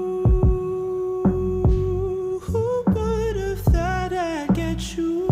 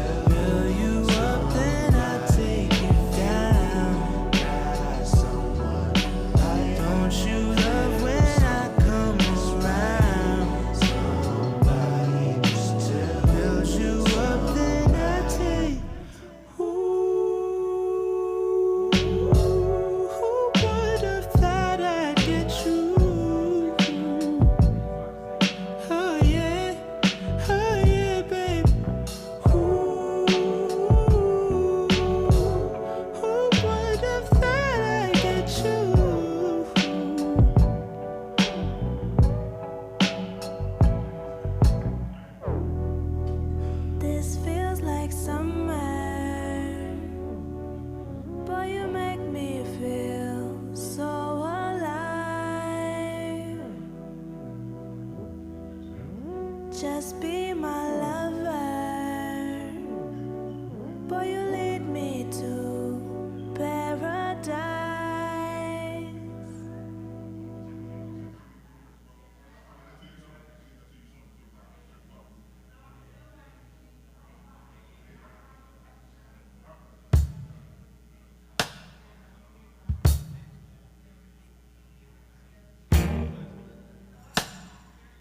I don't stand in line, I don't pay for clothes for that, yeah. But I wait for you. I don't like to drink, I don't like to think for that, ooh. But I ponder you, oh. I'm bending it over. You're my four-leaf clover. I'm so in love, so in love. There's no one above, up above. Forever's a long time, yes. My blue jeans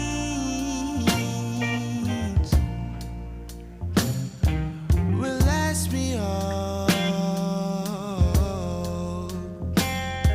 my life, oh yes. So should we?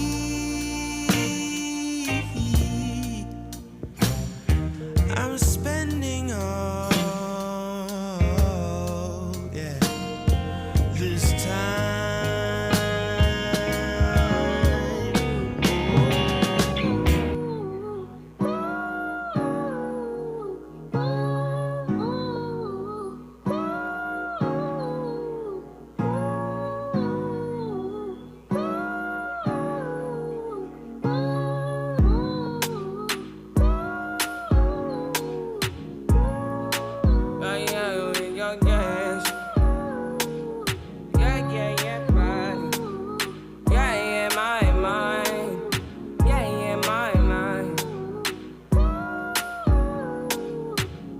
I said 5 in the morning, I wake up to 5 for my yearnings. Fear in my mind is a warning. Pray to the one you're relying. I've been wandering all day. I tried to be fine, but I can't be. The noise in my mind wouldn't leave me. I tried to get by, but I'm burning. I'm behind my mind, it runs. All these thoughts have trouble me. Fighting to give up my pain. Fighting to be on my lane. My mind running to the other side. When it's time to leave my life, then it tries to take me out. Tell you what I need, right? Yeah. I really need time now. I need to free mind now. I really need mine now. I need to free my mind now. I really need time now. I need to free mind now. I really need mine now, yeah. This is the peace that you cannot buy. Send me a love that you cannot mix. One is the joy that you cannot waste, and the other one price that you cannot fix. This is the peace that you cannot buy. Finding a way where you cannot see. Man with this system, he cannot pray. I need to find release. But behind my mind, it runs. All these thoughts have trouble me. Fighting to give up my pain. Fighting to be on my lane. My mind running to the other side. When it's time to leave my life, then it tries to take me out. Tell you what I need, right? Yeah. I really need mine now. I need to free mine now. I really need time now. I need to free my mind now.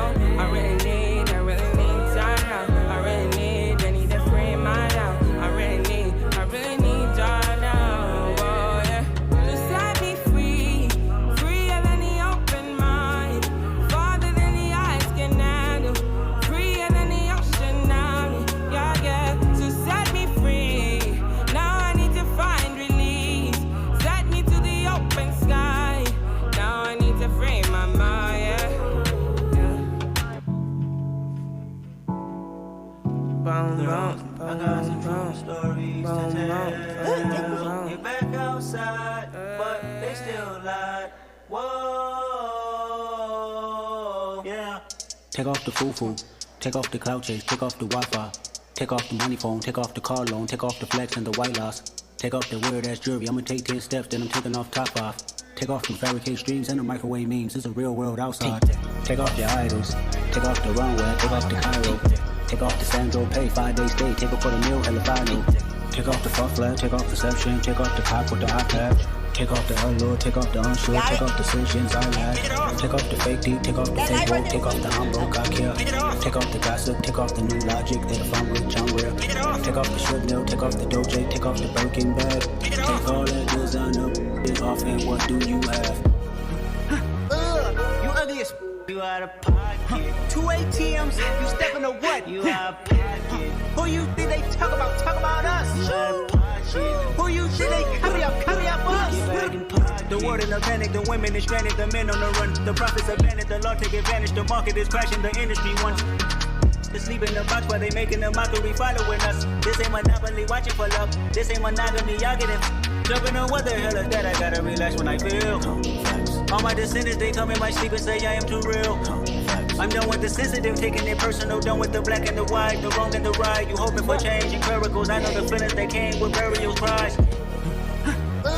You see all of us in you it? out of pocket. 2 ATMs, you stepping to what? You out of pocket. Who you think they talk about? Talk about us. You out of pocket. Who you think they carry up us? Serving up a look, dancing in a drop. Hello to the big step, but never lose a jump. Venting in the safe house. Venting in the safe. Can I fit on my truth? I got nothing to lose. I got problems and pools. I can swim in my fate. Cameras moving whenever I'm moving. The family suing whatever I make. Murder is stacking. The president acting. The government taxing my funds in the bank. Homies ejecting the fence when I'm breaking. Look at my reaction. My pupils on skates. Hold up. Let's think about this for a second. Tell me what you would do for a steady. When you show your show, no credit. When you show your It's Tina Dick. What a hypocrite said. What community feel they the only ones relevant? What a hypocrite said. What community feel they the only ones relevant? You out of pocket, you out of pocket. You entertaining mediocre, need to stop. You entertaining old friends, really cop. What your life like, you got. What the f is council culture, dog? Say what I want about you. I'm like overdog. I treat you crackers like I'm Jigger. Watch I own it, dog. Oh, you worry about a critic, that ain't protocol.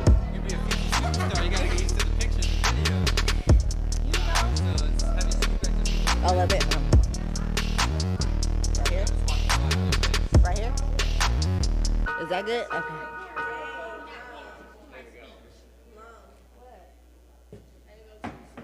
I do that too. black. Okay, lumber. Act hard, told it. And this is the big You need stuff. a, what trolley? I got one in my purse. 3 of them. I'm a killer, he's a killer, she's a killer. Police the killers walking zombies trying to scratch. Presidential, roll it, RM, wait. Whenever I find time, it's okay. ATL Jacob, ATL Jacob. You pray for my demons, girl, I got you. Every time I sip on codeine, I get vulnerable. Annoying the sounds of the storm when it comes. She understand I can't take her everywhere a nigga going. I've been in the field like the children of the corn. I can hear your tears when they drop over the phone. Get mad at yourself cause you can't leave me alone. Gossip and messy, it ain't what we doing. Traveling around the world, over the phone dropping tears. I get more vulnerable when I do this. When you drunk, you tell me exactly how you feel. When I'm loaded, I keep it real. Need to tell a real one exactly what it is. Don't say it cause you know that's why I wanna hear.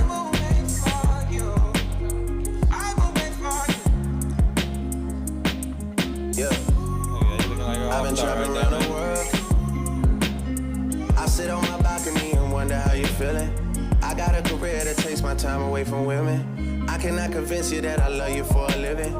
I be on your line, feelings flowing like a river. You be texting back, you and Kiki on the river. Message say deliver, but I know that y'all don't get it. Why you introduce us if you knew that you was with him? Made me shake his hand, we all been fucking for a minute. Walk me off the plane because you know that I'm a swimmer. Supposed to be a dog, but you done put me in a kennel. Girl, put a muzzle on it, all that barking over dinner. I was fucking with you when you had a tiny presidential. You got better when you met me, and that ain't coincidental. Tried to bring the best out you, guess I'm not that influential. Guess I'm not the one that's meant for you. I can hear your tears when they drop over the phone. Get mad at myself cause I can't leave you alone. Gossip and messages, that ain't what we doing. Yeah. Trapping around the world. Over the phone, dropping tears. I get more vulnerable how you feel. When you drunk, you tell me exactly how you feel. When I'm loaded, I keep it real. Need to tell a real one exactly what it is. Don't say it cause you know that's why I wanna hear.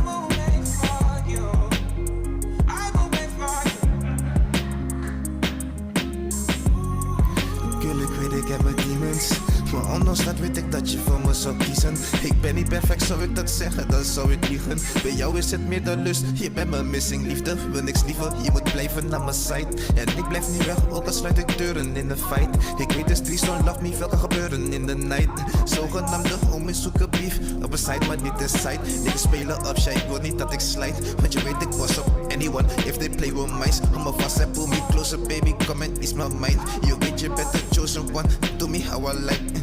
Ben ik long gone, wacht je dan op mij? Baby, ik kan veeg je traan, ik wil niet dat je krijgt.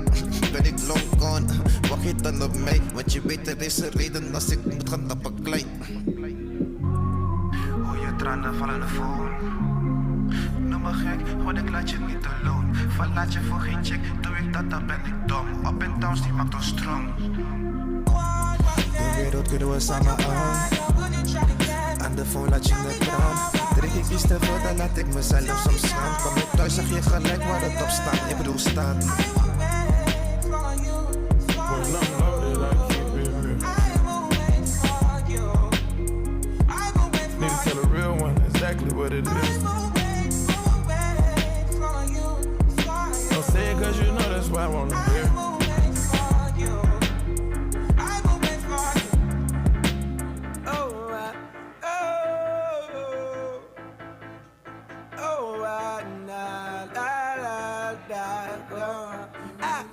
My head high, I got my wings to carry me. I don't know freedom. I want my dreams to rescue me. I keep my faith strong.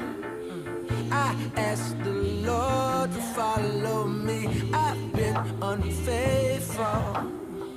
I don't know why you call on me. This is my canvas. I'ma paint it how I want it, baby. Oh, this is my canvas. I'ma paint it how I want it. Cause there is no right or wrong, only a song. I like to write alone, be in my zone. Think back to Forest Hills, no perfect home. But the only thing like home I've ever known, until they snatched it from my mama and foreclosed her on a loan. I'm so sorry that I left you there to deal with that alone. I was up in New York City chasing pennies, getting down. Had no clue what you was going through. How could you be so strong? And how could I be so selfish? I know I could be so selfish. I could tell by how I treat you with my girl. Damn, she's so selfless, but she put her with my ways because she love me like you do. And no, it don't always show. I love her just like I love you, and I need to treat you better. Wish you could live forever, so we can spend more time together. I love you, mama. I keep my head high. I got my wings to carry me. I don't know freedom. I want my dreams to rescue me. I keep my faith strong. I ask the Lord to follow me. I've been unfaithful. I don't know why you call on me. Hey.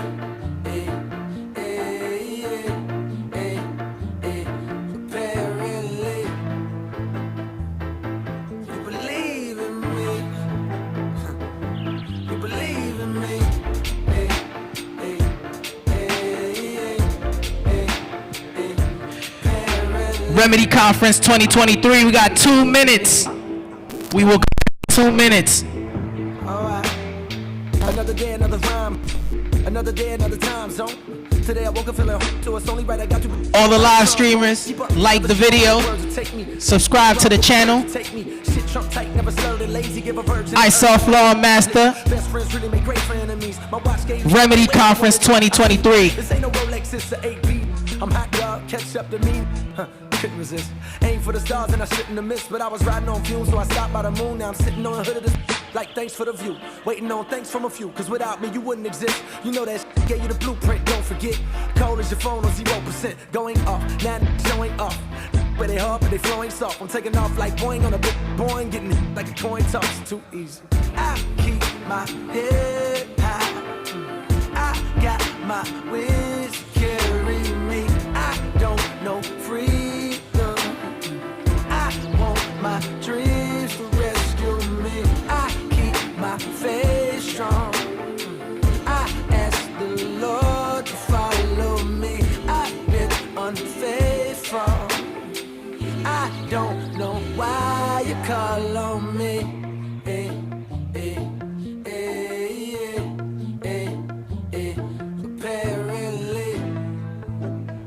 The Remedy Conference will commence in 1 minute. Everybody make your way back to your seats. This one goes out to all sides worldwide. Let that players nigga up, be your guy. As we go on the ride, we're playing killers and hood niggas thrive. And lame up can barely survive. Catch me rolling through the city, riding with the top off. Man, my whip so big when you in it. Round to get lost. Tell my to let her head out. What it costs? Tell me, baby, if you about that life right now. Hope it ain't so. No, I could put you in the Mile High Club. What's up? Let's take a trip. Have you ever read the world is yours? On a blimp. Till it be free, baby, spread your wings. Get your legs in the sky like a plane. Let me guide that, I'm the pilot. Can't nobody see you 30,000 feet on your knees. And the products make you speak. Come up out of. Get high, baby, roll one. Cloud 9 about to go up. Loving the feeling, the turbulence, girl, when we turn up. When we land, we can roll out. Show you something you ain't know about.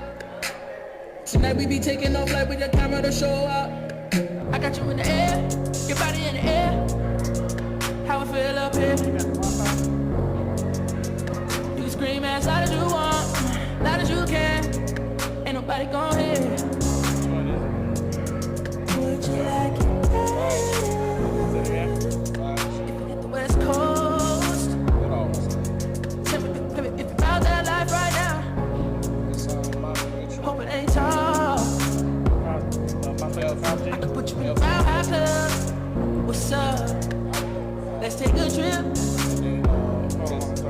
Have you ever read the world is yours? On a blimp. Till it be free, baby, spread your wings. Get your legs in the sky like a plane. Let me guide that, I'm the pilot.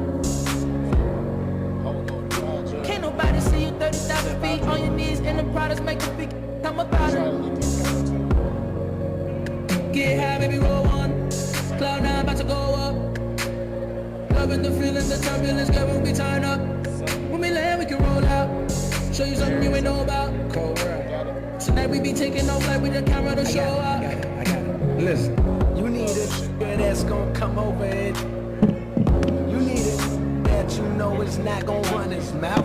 You need it when he done probably gonna put you out. You need it that's so big it's like a foot is in your mouth. And you ain't babysitting but my kids all on your couch. And oh, you nasty, oh, you nasty. Both graduated, so keep it classy. Look, they love me in the shot like MJ. They love me in the shot like Oprah. No block, not even a Kimbe. Compare the cold where you're softer than the sofa. And so far, my new So fine, check my profile. Who you know make waves in a low tide? Debo Joe, now she both fine. Lil' brown looking at my liver. Pretty red. Always there when you call. Always on time. Gave you my baby, be mine. Always there when you call. Always on time. Gave you my baby. I'm not always there when you call, but I'm always on time. And I gave you my all. Now baby, be mine. I'm not always there when you call, but I'm always on time. And I gave you my all. Now baby, Come on and get a piece of this late night lover. You know, the one that swing dick like no other. I know I got a lot of things I need to explain, but baby, you know the name, and love is about pain. So stop the complaints and drop the order of restraints. Our sex life's a game, so back me down in the pain. I can't wait no more. Cause it's about 3:15, and sure days I me. I got the bend. Everybody, please come back to your seats. We're going to be commencing Remedy Conference 2023. I'm your host for the weekend. I've been speaking to the brothers and sisters that are in attendance today, and it's just refreshing. I can't stress the importance of being in a room with like-minded individuals that all have a common goal. It's like when you put a lot of batteries, instead of one battery, you have 12 batteries. It's gonna be able to power more. So the energy in this room, use that energy to propel you to the next level. Use the connections that we are building with the speakers to propel you to the next level. Even, you know, the people that are sitting right next to you, they're traveling. I've met people from Phoenix. I mean, all over the country, people coming in, and it's just refreshing to see. So a big round of applause for yourselves, please.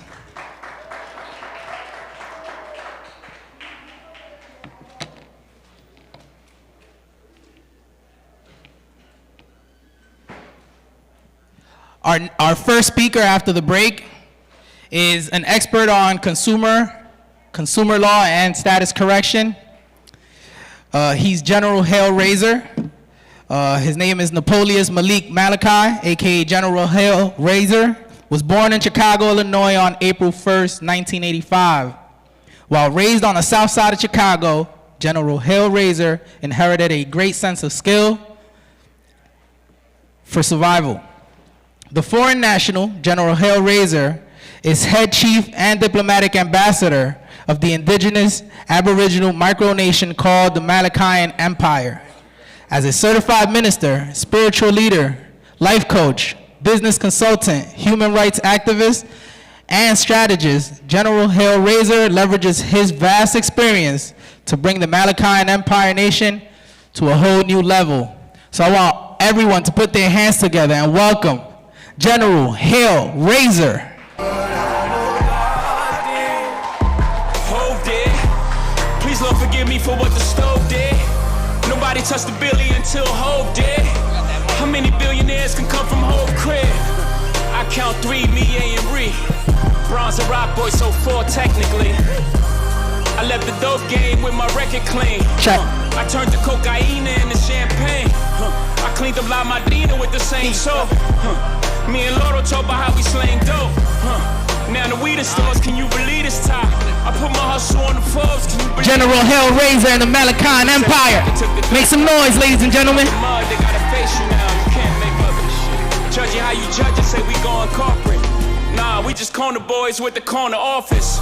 I'm at the cap table, what the splits is. Mic check, how y'all doing? I need everybody in the building. Everybody in the building. Let's get it. How y'all doing? Is y'all ready or not? Let's get it. We are the Malachian Empire.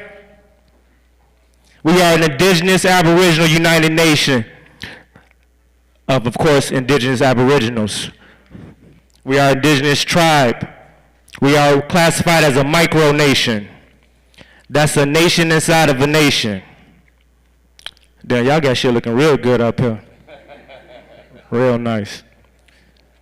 So we're gonna give y'all the breakdown real quick of, the different things that we do, our purpose, our intent, our goals, our struggles, our solutions to a lot of the problems that we're having, the whole 9 yards. How we go to the,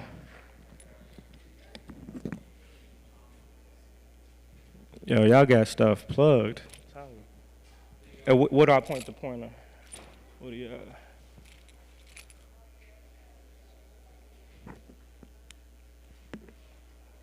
okay. What do I point it at? Just, all right, let me text it real quick.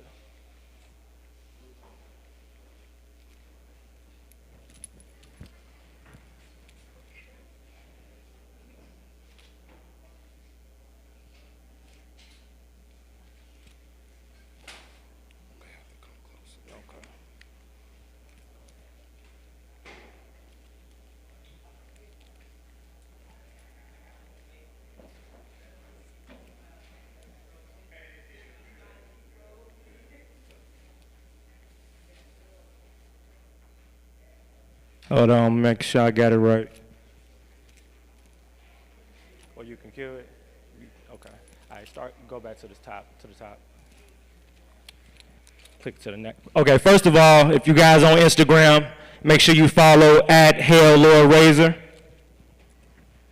Going to the next. Queen. Visit us on the web at www.malachianempire.world. Yeah, you can bring it. We are the Malachian Empire. This right here is the first family of the Malachian Empire. Their entire family was completely private. None of their kids have birth certificates, social security numbers, none of that stuff. Her oldest son is now working 100% private up under his tribal name and up under his tribal trust name as a independent contractor for the company. Go ahead. This is the Malachian star. This is the 8-point star of the Malachian Empire. As you can see, our colors are gold and black. The 8 points are for love, life, loyalty, trust, dignity, discipline, dedication, and compassion. This is some of the attire that we'll be having for the queens of the empire. We'll have the 8-point star in the middle, or the 12-point star for the highest royalty inside the empire. You can go. This is the 12-point star representing spiritual growth, balance and harmony, creative self-expression, and higher purpose. So the highest ranking officers inside the Malachian Empire will bear that star on their attire. You can go ahead. Some of the benefits, initial benefits of becoming a member of the Malachian Empire. We're also classified as a ministries up under 508 IRS code, but there's multiple divisions of the organizations. It's not just one particular one. We may have different sections, just like if you go to Duns and Bradstreet and research the United States, you'll see that there's multiple variations of the United States. Little do you know. So they have many corporations with the same name incorporated in different jurisdictions that serve different purposes. So understand that. So we may have a 501c3 division, a 509 division, a 508 division, a 664, a 223, whatever the fuck. All divisions. Everything serves its purpose.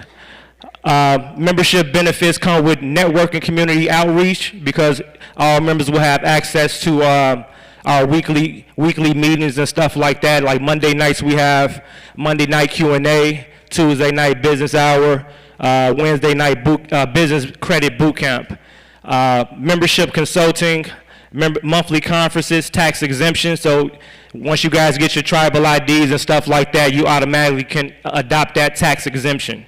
I remember one member signed up, but probably a week later bought a car, saved like $3,000 on a car purchase. Also, Health insurance and stuff like that is also an option. Financial literacy courses, of course, status correction materials, all that stuff is inside the network, so you guys can have access to that and I want you guys to get past status correction. You guys are stuck on status correction. We need to get past that so we can get to the building of the empire, the building of a nation. You know, we're all stuck in our own individual seats. We can't move like that, you know, as a whole. Now, some of the membership products and services are tribal identification, tribal birth certificates, in which some of the members will be passing, going past showing you guys some of those. Vaccine exemptions. Yeah, you just go around this. Foreign naturalization certificates, foreign driver's licenses, international driver's permits. Private foreign name trusts, private foreign national license plates, I forgot that, private name debit cards,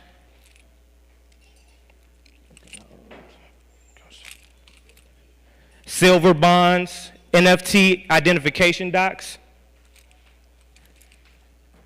Okay, appreciate you, bro. And much, much more. Go ahead. We like to give incentives for members to help bring more members inside the organization. So every time you sign somebody up or somebody signs up under you, the system automatically allocates those sign-ups, and you become higher in ranks inside of the network. So once you get to bronze level, silver level, and gold level, you get discounts on services and products and stuff like that. Like I said, we do have healthcare. We do provide healthcare assistance. It's not a full service right now, but assistance. We consult you on how to obtain healthcare benefits for your family up under the tribal aspect. This comes with a lot of times no copay, no medical fees, free emergency visits, no pay for fertility visits, more and more, and discounts on veneers and bracelets. Braces. Go ahead. All right, so we have I have a shitload of slides to get through. I'm gonna try to speed it up. So state ID. On this side, we have what you know as the United States government, right? Which is the public. And this is the Republic of Malachi, which would be the private, right? So on the public side, you have your public state ID, voter's registration, birth certificate, driver's license, gun license. On the private side of the Malachian Empire, you have international driver's license, international driving permit, tribal birth certificate, tribal ID, and gun trust. All right? You can go next. Guys can scan that, please. As members or affiliates with iSelf Law, you guys automatically have free membership inside the Malachian Empire network, so please take advantage of that. Please scan this right now, please.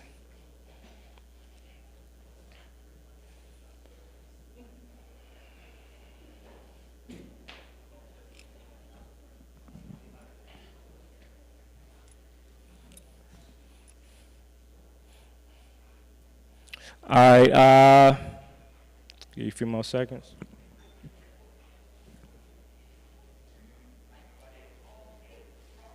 Okay, we'll come back to it later too. All right, so here's the United States, or is it the United States? Or are we confusing the United States with the landmass we call America, right? We're confusing the two. It's a different thing between the landmass and the country and the corporation called the United States. Two different things. You know, but they sell it to us and they get delivered the information so we can assume the opposite, which causes us to contract with this particular private foreign organization, right? You can go ahead.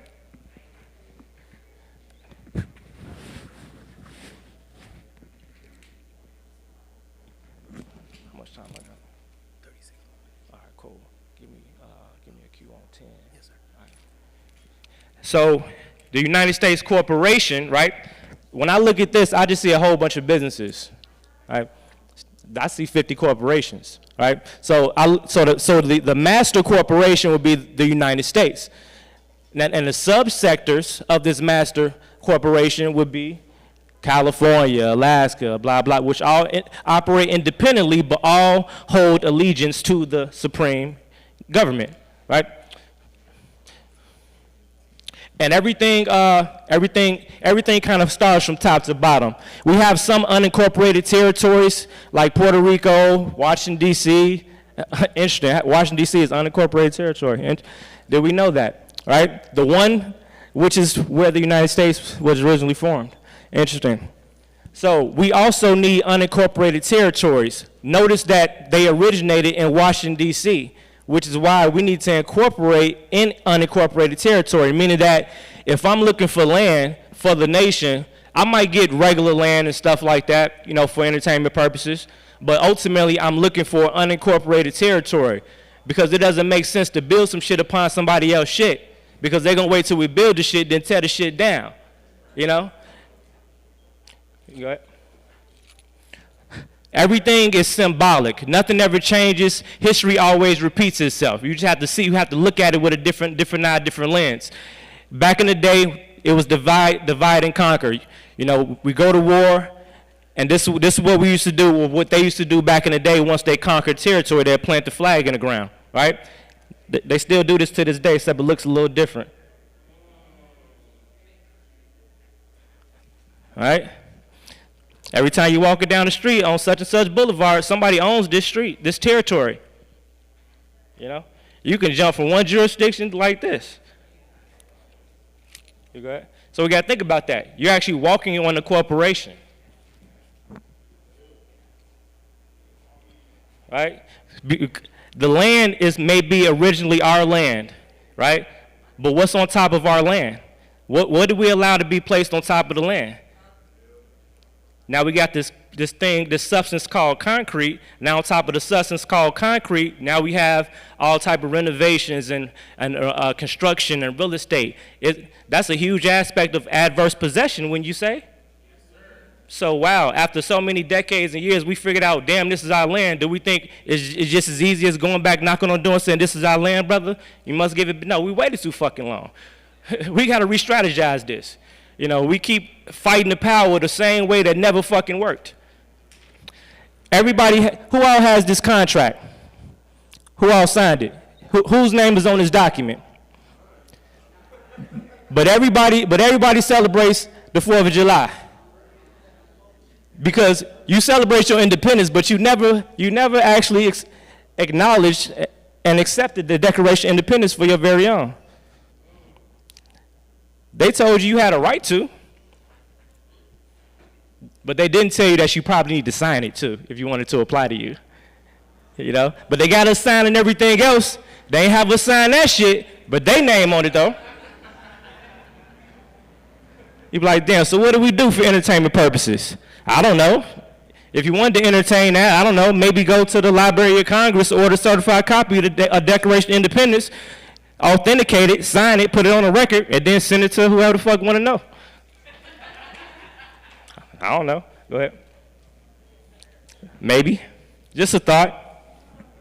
All right, inside the Malachian Empire, we have, just like any other government body would be structured, we have departments, you know, divisions. Like the United States have Secretary of State. What services do they offer? Driving services, identification, you know, registration, stuff like that, which they are a very important factor on a lot of aspects of our rights, so to speak, especially traveling and identification. So we have our tribal registry. Every member and every affiliated member of the Malachian Empire will be registered on the National Registry, which would be classified as the Indigenous Aboriginal United Nation. So all the nations and organizations within the Malachian Empire are now joined together as one, right? Why? Because we provide a solution that everybody needs, right? And we're not into it for separation of powers, so to speak, and we're not colorblind. We might have some Caucasian divisions too, right? We also have, of course, we have a traveling department, which is FTA, the Foreign Traveler Administration. That's who issues your international driver's licenses and driver's permits and stuff like that. Our community base, we have to have community. We have to show more community. We have to show more culture, right? We have to show more culture, right, in every essence. So just like we had a couple of the God brothers that had a ceremony a couple months ago or whatever. We went, We celebrate it as if it was our ceremony because their culture is our culture. So every organization that becomes affiliated with the Malachian Empire, we become as one. You see? And that's how you break the rules and change shit, right? And be able to leverage both sides and all sides. We also have no government can do shit without a military, right? Because at the end of the day, it's about who dick bigger. My bad, And no, think about it. The United States talks so much shit because the United States got a nuke, right? And everybody's scared of whoever the fuck got a nuke. That's why ain't nobody they cautious on who they beef with. Because don't nobody want a nuclear war, right? Nobody want a nuclear war. But without that nuke, United States don't care about shitting on people and, taking shit. But they know they got that nuke. So we ain't gonna fuck with them on that particular level, So to form our Department of Defense, we call that the Malachian Militia. Now, how do we get an army? It's easy. We already got an army because most of us are already militant anyway. It's in our melanin. You see what I mean? Last time I checked, we got Nation of Islam. Last time I checked, we got the Moors. Last time I checked, we got the Hebrew Israelites. Last time I checked, we already got a whole bunch of motherfuckers that don't mind marching. So why would I work harder? All I got to do is empower the motherfucking leaders, right? Simple math. Of course, we have to have a church assembly. That's Eternal Self Ministries. That's our church. And we all, just like any other religion, we have our book, the Malachian Bible. So it's in our religion to travel. It's within our religion to hold ceremony. Ayahuasca, DMT, Shanga, Rapé, right? It's within our religion. Why? Because it's in our religious text, which is also your family Bible. Of course, we have to have business department. That's what Trade Capital is for. Trade Capital offers, you can go to the next one. Trade Capital is where you go once you establish your trust, your LLC and stuff like that. We provide the formation as well as the offer business credit. This is the picture of the tribal registry. You can go to the next one.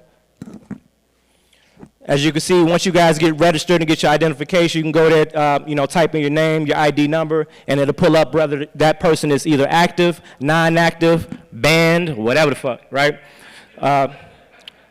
You go to the next. This malachite is our declared family stone, right? So we're known for our colors, our jewelry, our shit like that. We love it, right?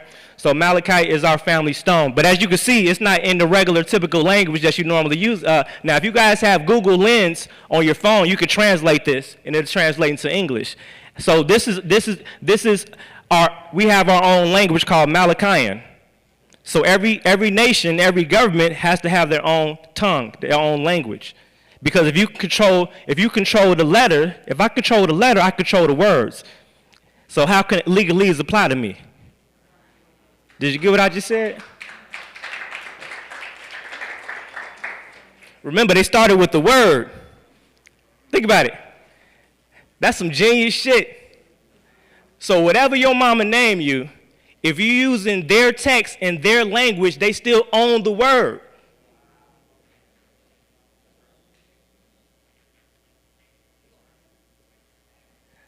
That's crazy.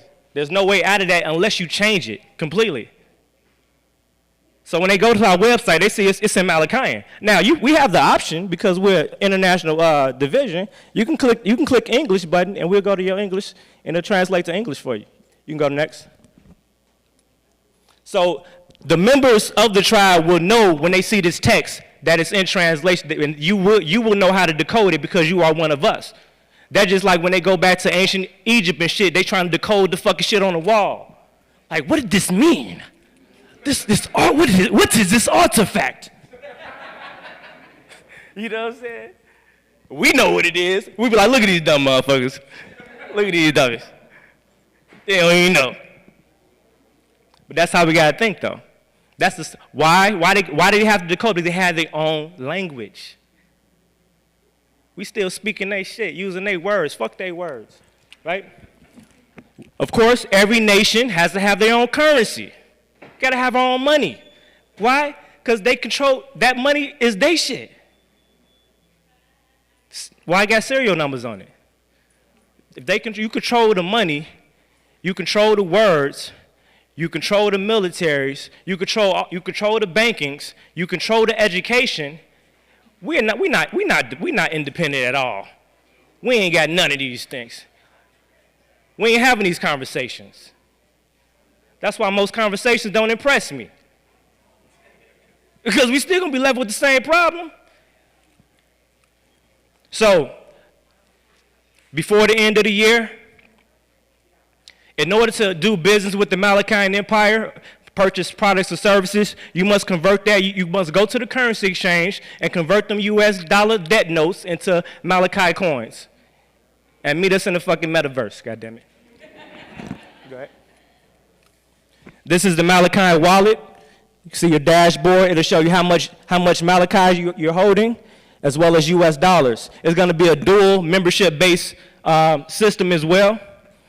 You'll be able to shop throughout any of the marketplaces, as well as being a regular token holder, which makes you a shareholder of the Malachi Family Trust, right?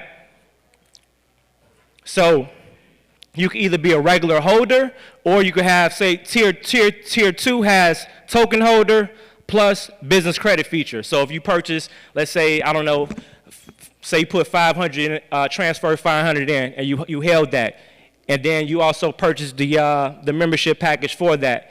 We'll also report $5,000 on your business credit for your trust, right? So now you get to leverage being a holder, because the stock is going to go up on this the more we use it, because we're forcing the currency to exchange, right? By only accepting our coin or our currency for products and services. So you're gonna get increases on your interest inside the family trust that's backed by the token, that's backed by your business credit, and tier 3 is backed by life insurance. So every member of the Malachian Empire will be a part of the Malachian Family Trust life insurance policy, right? So this is gonna guarantee the wealth of the members and their families. You see what I mean? So we're mandating this stuff, right? So this is a guarantee system. You got it? Who got currency that's backed by life insurance and business credit? Come on, man. They don't want us to talk like this. If you want to go shopping, go to the marketplace. You go to the next one. So you on the first screen, you can search by product or service, and it'll pull up the different stores. So, like, if you was a member of the Malachian Empire and you had, like bro got jewelry back there. Actually, my bro that makes this jewelry right here, he's down there. So his name is Ashe Alchemy. So he has his own store in there, and somebody has a nutrition store. If you guys have products and services that benefit the people, then we welcome you to become a vendor, and you can apply to become a vendor inside the Malachian Empire Marketplace. Outside, it's a marketplace. You see what I mean? So the point of it is we keeping the money in-house. Whatever we need should be available inside the crib. You know what I'm saying? We got to stop going outside the crib to get what we need to live. You know? That's contradicting us wanting independence. You know? So once you go there, you'll go to the shop, you'll purchase your order, you can do everything, contact that person in that store directly. You go ahead. Using your Malachi coins or cash at this point. You'll just purchase a product right then and there. You can go to the next one. I'm gonna speed it up some more. All right, go back. So you guys seen samples just now of the actual tribal ID, the International Foreign Driver's License and Driving Permit. Not all these are created equal. All right, so our IDs hold the same government standards as the United States or any other said government. Meaning that when you scan it in your typical security systems, that shit gonna say go. Right? It's gonna go green. Now there's two different levels of security. You got your standard, like your police officers that might be standing at the door scanning your IDs, and then you might have the highest tier, or one of the highest tiers, which is the machines that they have in at TSA and Homeland Security and stuff like that. And yes, our shit says go, right? So also, I think I had a video too. Go to the next one. So infrared UV lighting, so if they use a little security light, It's gonna pop up. Do not apprehend. Non-citizen national, as well as your birth date. You can go to the next one. You guys seen the debit cards and the private insurance. All these are in your private name. The whole point of it is recreating self, recreating a new legal person. Remember, status correction is only related to the government name, which is whose name? Your government's name. They told you, but you got to say it different to kind of catch it. So the whole point of it is you're going to clean him up because you want to leverage him later, you know? You want to leverage and control him. That's it, that's all, you know? He's a backseat driver, you know, but your trust is the front seat driver, you know, of every situation. But in order to make that person real in the world of commerce, in the matrix of commerce, that person needs a lifeline. Lifeline is credit. Without no credit, you dead in the world of business. So that's why the business aspect is important. People think the sovereignty shit, you don't got to do business, everything is just free. No, it doesn't work like that. So you have to build, you have to give it a face. Who is this person? Well, here go my ID, right? That's how they communicate. When you at court, they ask you, are you John Doe of the, are you John Doe? Well, I can't be the person you're looking at on that piece of paper, but I am me, right? They ask you about this person, but you're assuming they talking about you. You go to the next one. These are the two main scanners that you guys typically see. That's typically the, I call it tier 2, and that's tier 3, like TSA and Homeland Security. You go ahead. Oh, the Malachi passports are now in motion and will be available sometime this month. So now we have 6 points of identification. Tribal ID, international driver, and remember, when you're dealing with TSA and Homeland Security, you know, which is the highest security that's trained for mainly identification. Identification was got us all tied up, fucked up. We have an identity crisis, actually. You know what I'm saying? Don't nobody know who the fuck they are, right? So what we've learned with TSA and Homeland Security, we need 5, when you're operating with private identification that they're not accustomed to and stuff like that, they cannot deny you with 5 points of identification, especially if it meets all the government standards, which it does. Because before we release anything, we're making sure it meets that. We're not ignorantly just putting shit out there just because y'all gonna buy the shit. Y'all do just be buying some shit. So, tribal ID, international driver's license, international driving permit, insurance card, debit card, and now passport. And this is a picture of you guys seen the birth certificate, but this is the authentication page for the birth certificate. So this comes all in one. Just like we got the authenticated birth certificate with the United States, we have our own authenticated birth certificate. And no, you can't buy that paper from Kinko's. Go ahead. This is our foreign national license plates. Remember, foreign national. Why? Because we're foreign to the corporation of the United States, just like they're foreign to us, vice versa. You know, we're not foreign to the land, we're foreign to the corporation. Go ahead. This is a photo of the front page of the Malachi passport. Shout out to those that already got their shit pre-ordered. We finna break a lot of fucking rules with this, right? First of all, this is probably gonna be the first passport in fucking history that's registered to the blockchain.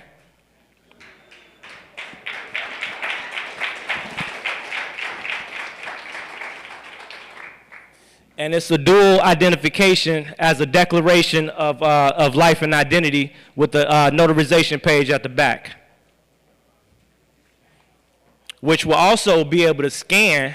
It'll have multiple scan features. Blockchain registration, which is your digital identity, which is where the world is going right now. So that means when you buy it, it's going to be sold as an NFT, right?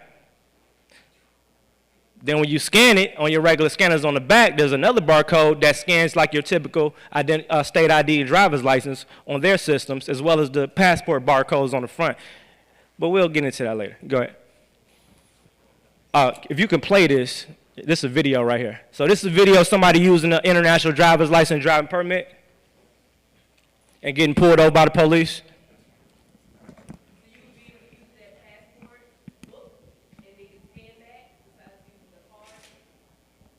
Yeah, they'll be able to scan. They'll be able to scan our book too. They'll be able to do multiple scans on that. Right. Yeah.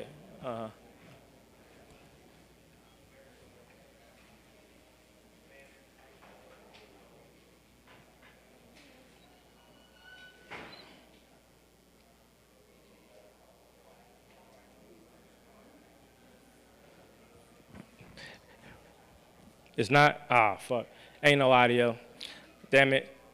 So basically this guy get pulled over and he literally said, damn, if y'all follow me, it's on my page. He literally said, you know, he like, man, this is foreign driver's license. I mean, here's your ticket, man, but I don't even think you gotta pay it. That's exactly what he said. He said, yeah. He said he gave too much information to the wrong person. He like, yeah, man. We don't even have a way to run it. Interesting. Thank you for telling me that. You know what I'm saying? So when people was telling back in the day when we first released this, like, oh, they said they can't scan it in their system. They not supposed to be able to scan the shit in their system, dummy. It's a foreign driver's license. It'd be a conflict of interest. Now, your tribal ID is meant to be a domestic passageway card, so it's meant to scan in their systems. Everything plays its purpose. We got to know what makes sense for what, you know? And I don't like arguing and going back and forth. I like getting past go. If this shit needs to scan, scan it. You know what I'm saying? So, all right, but we just got to be careful with the word. A lot of the words that be on these identifications be, you know, destined for disaster. You know, one word they do know and understand and respect, they don't know shit else, is the word foreign. Foreign. That's why you guys probably need to pick up a copy of that book, the Malachian Empire Foreign National Manual, because everything that applies to the aspects and concepts of operating in the foreign national status. All right. Next. This is Chief Heavy Allah. He's one of the chief ambassadors of the Malachian militia. He's assisted me with establishing all the, you know, all the other military bodies and stuff like that. So shout out to bro. And that's the identification. We'll be accepting the application for more men soon. You can go ahead. This is Eternal Self Ministries, which is our church, and that's the Malachian Bible right there, like I spoke of. Like I said, this is a whole nother section. We currently have one church still available right now in Washington, D.C., and we're looking to establish more churches, of course, across the nation, where we will, you know, operate in ceremony. You know, we will be doing a tour soon too. I think I'm gonna call that shit the spirit correction, right? Because a lot of y'all paperwork might be right, but your spirit is fucked, you know? Right.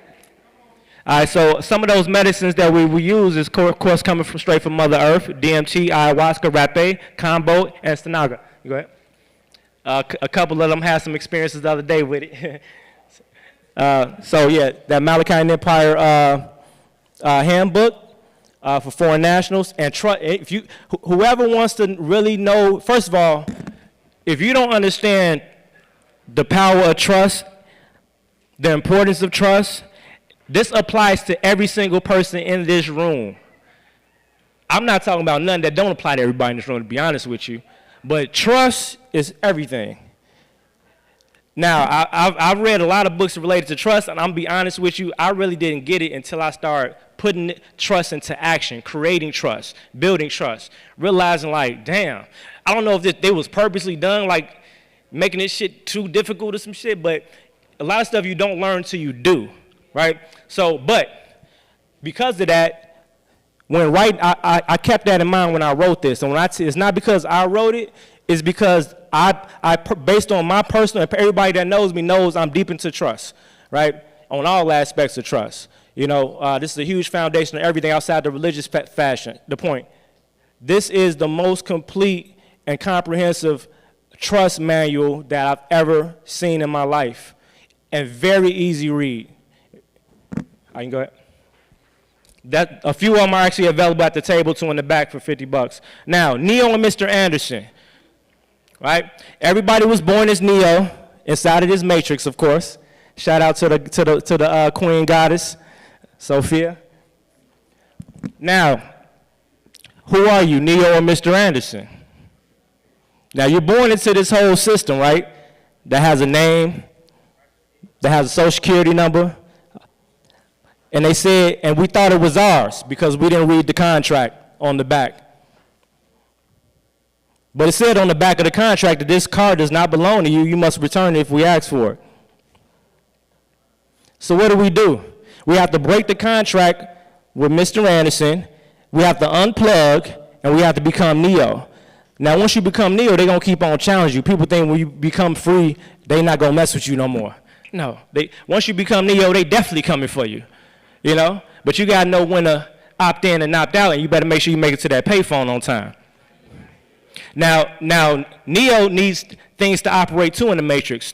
He needs a name and a number. So his name, he goes by one name, first name basis, just like a lot of the royalty already demonstrated that. So they go by first name basis, like, you know, Prince Albert, Queen Elizabeth, stuff like that. You see what I mean? No first and last name. Or if you announce yourself, you're such and such of the such and such family. You know what I'm saying? Certain way you have to speak. So Neo has a number as well, a 98 EIN number, a foreign EIN number to conduct business. So he needs credit too. That's what the business credit is for, right? I go to the next one. So all members of iSelf Law can use promo code iSelf Law, and you guys get a discount on the on this particular trade, which is a $5,000 line of credit, reporting to Equifax Business Credit for $375. But you guys got to download the app. You can go ahead. We also report to 5 other business credit bureaus, but for that particular special, that's for Equifax. You can go ahead. Business credit is the private sector when it comes to you know, the world of commerce, just so you guys know. So when you guys download the app, you're just going to click Add Credits. You can go to the next. You can pick $5,000 line of credit. See, right now in the wallet is $400. And once you go to Add, you process payment. Of course, your account balance is going to show right there. You go ahead.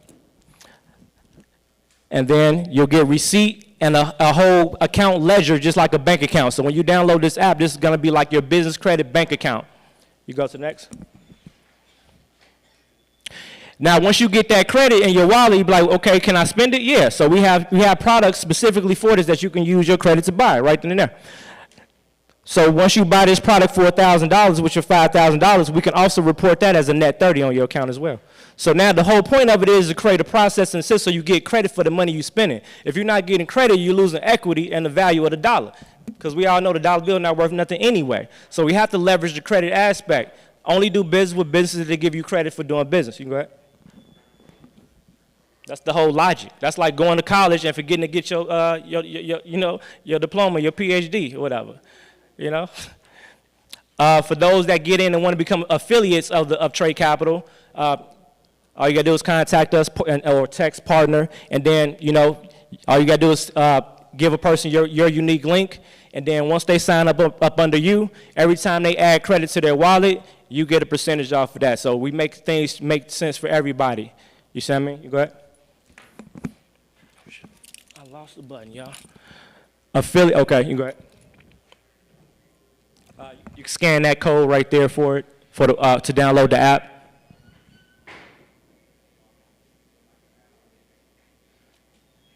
And I'm gonna skip past. We gonna come back to that because I gotta run past this. Go ahead. Private domain. We gotta stop using our home addresses for stuff. All right. Your ID shouldn't be on your driver's license. Nobody should be able to. You shouldn't lose your purse or your wallet and somebody come straight to your house. All right. That's a safety hazard, first of all. It didn't even make logical sense, but that's how they have us done because they want to know where you live at. That's why. That's why they use the Secretary of State and the DMV, which is a centralized area. The Secretary of State DMV is the main area that you need to be correcting, because that's where they do to confirm and validate your identity. Everything is always about identity. All right, so you can go to the next. So get a private virtual office, mailbox. You can go to the next. Go to the post office, do a legal address change. Give them that new address as your new legal address in commerce. No mail comes to your house. You go to the next. All right, when you guys get into business and you start building your credit and leveraging your taxes and accounting, you have to actually take accounting and bookkeeping and actually do that stuff, right? It's like We're trying to get away from taxes, but you don't want to try to avoid spending $5,000 and miss out on the opportunity to get $50,000. So you want to leverage the tax. Avoid tax where necessary, but you want to be in a position to leverage the tax. So you need to show that you're making money so you can get money, right? So easy way to do that is to download QuickBooks Self-Employed. You get your business bank account, your trust bank account, attach that to QuickBooks. Every transaction you make, you use your business debit card, credit card, is going to allocate all those transactions. End of the year, you pass it to the CPA, they do their job, boom, you get money. Go ahead. Now you can start writing off half a percentage of those expenses. Be careful with QYC. Who knows what QYC is? Know your customer. Know your customer is a new product and a new service to help verify and validate identity, right? Who all got Zelle? Let me tell you something about Zelle. They don't like me. You want to know? I always get answers directly from the inside. I finally found out why. I tried to do a security validation on my account, on my bank account, and they said, okay, can we send you a text? I said, sure. They said, sir, you have another number? I said, this is my personal cell phone number. Well, personal to me is still business, my bad. But I gave her another number, and she's told me, like, hey, we need a phone number that's linked to your social security number. I say, well, how the hell would you know if it's not linked to my social security number? I say, I see what you're doing, right? So they done leveled up on us with the verifications. That's why the banks are adopting Zelle. See, Zelle came out as a regular little app like Cash App at first, for those that remember. And now they're becoming an attachment to the banks because Zelle is actually, that's their job, is to they're part of the KYC, which is setting up consumer data, customer data, documents, gathering and monitoring information from various databases, as well as sharing that shit, customer screening, and verifying existing customer data through government databases. This is what's going on when we fall for these convenient apps. That's why I be telling people, I don't use that stuff. I will invoice you. That's what a business does. Cash App, Zelle is not for business. We need merchant accounts. You can go ahead.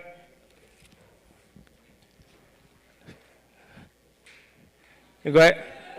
You can go ahead. No, go right back, go right. Okay, EMW. Whoever heard EMW?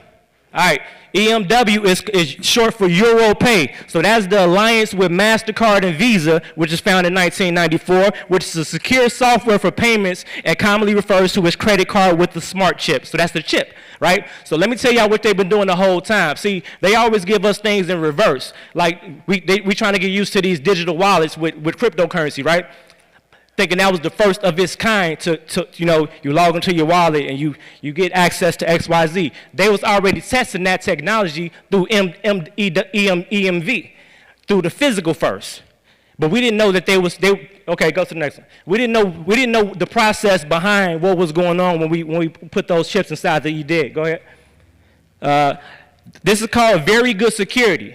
VGS. VGS, whoever heard of VGS? All right, go ahead. Oh, my bad. One more. Go back. They're known for tokenizing data. Where's the word tokenization come from? Isn't that a crypto term? When you're talking to tokenization, it's also talking about what? Securities, right? Okay, go ahead to the next one.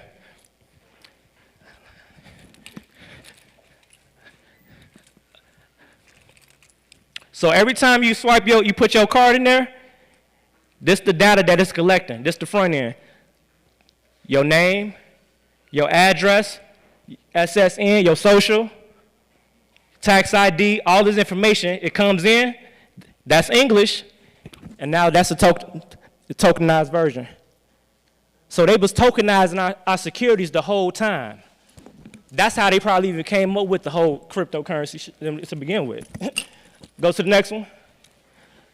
Everything is being, want to know why? Because everything is being digitized for the new world. Whoever's not doing something for the new world, it's irrelevant. Right now they're digitizing real estate, natural resources. We'll keep it rolling. Natural resources, gold, silver, precious metals, real estate, people. They're digitizing you. Once they get everything into the metaverse, now they can cut off the U.S. currency because now this is going to be the new thing, and this is going to be the new norm.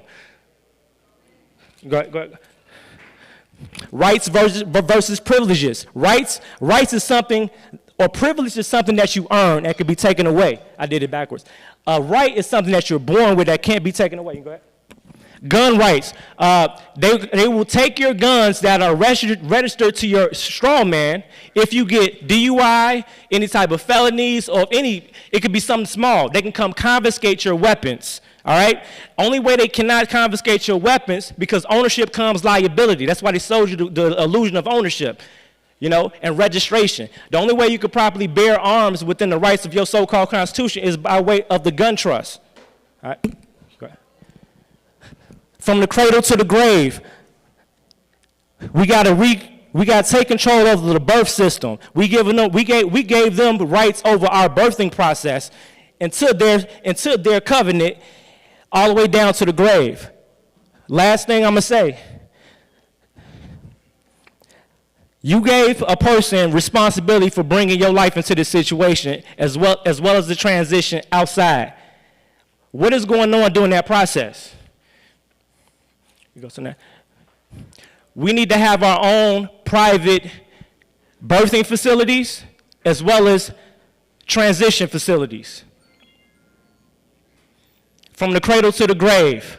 The ancestors told me come walk on the land so I could feel the essence of the ancestors. And it clicked in my mind like, damn, when I'm walking on the ground, why they say you're going to feel the ancestors? Because they probably buried up under there.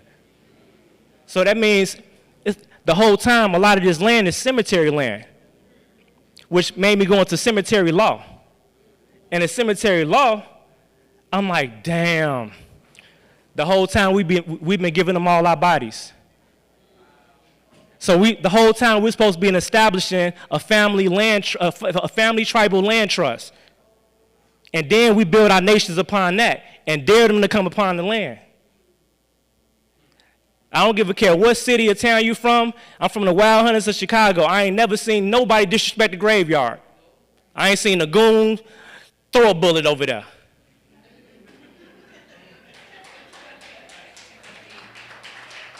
But that's all I got, bro. Like, peace, y'all. Make some noise for General Hellraiser and the Malachian Empire. Peace, brother. It's an honor, man. Sorry I can't get through it. Yes, sir. Wow, powerful, powerful, powerful information. How to operate in the private and how things work, man. I didn't know Zell was doing that. Our next speaker is Orisha Oshun. Orisha Oshun. She's a vegan coach and co-founder of and face of I Am Surviving vegan brand. Orisha is what we like to call the creative behind the operation. She is the co-CEO who developed the Surviving Vegan Academy and the recipes plus formulas inside the Surviving cookbooks and digital detoxes. Since she created these products and the company, she has helped over 20,000 people from all over the world. In her spare time, Orisha loves to research, act, and find adventure outdoors and traveling with her partner and co-creator, Marcus, and their 5 children. Please, the Remedy Conference, I want you guys to put your hands together for Miss Orisha. 10 minutes? Okay. Okay, she's not here yet. All right, is the next speaker here? No? All right, so we're gonna take a 5-minute break. We could do a 5-minute break, and Miss Orisha will be here in 10 minutes. So in 10 minutes, we'll continue.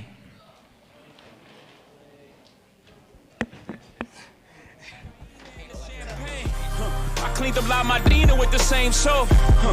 Me and Loro talk about how we slang dope. Now the weed stores, can you believe this top? I put my hustle on the Forbes, can you believe this guy? Then we said, fuck it, took the dope public. Out the mud, they gotta face you now, you can't make up this shit. Judge it how you judge it, say we going corporate. Nah, we just corner boys with the corner office. I'm at the cap table, what the splits is. Not that cap table, boy, we live this. Breezy, what the business is. We pushing 50 like fitting all. The shit is all legitimate. E was down 10 for this. We just got his 10 back, then went back like where the interest is. M light up the 03. We let y'all do the Zazas, OG for the OGs. Some you niggas out of pocket talking exotic. You barely been it up behind. That's another topic. Monogram in my pocket off the red carpet. You see the face I made that night, shit is that shocking. Ours wasn't great, we even be alive. Gotta be crazy to y'all, nigga, we surprised. Shit is too much how we grew up. Shit don't even feel real to us. OG sold it, OG called Kingpin. If those are drug laws, then who are we then? Hove is a real nigga's dream. My only goal to make a real nigga feel seen. Sometimes I make a fake nigga hate life. Never mind intentions, the consequences. So we're gonna have some words The way we used to play with life. I'm now careful with from a speaker. One second. Thank you very much. Thank you very much. What's going on, everybody? Y'all still good? Y'all still here? How many of y'all got a food coma? Anybody got a food coma? Y'all might need to stand up and do some jumping jacks right quick. Just make sure you don't fall asleep, because we about to, they was telling me what else we about to do and what else we about to get down with, and I just want to let y'all know. Oh, my bad. I just want to let y'all know it's about to be live, but you can't enjoy it if that food putting you to sleep.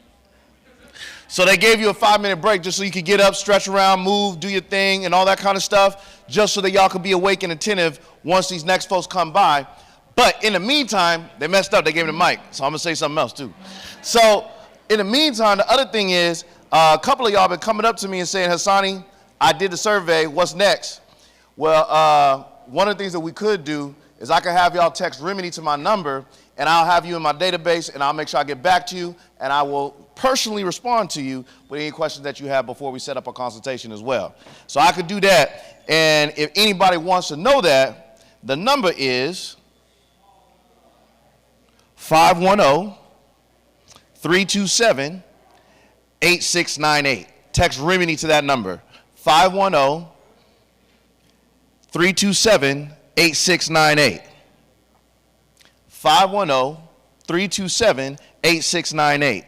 You text Remedy to that number, we'll make sure we get down with you and send you the information for the course and the ebook, because we got your information already on the survey, but we need to make sure we do that. So we want to make sure we can get with y'all on that.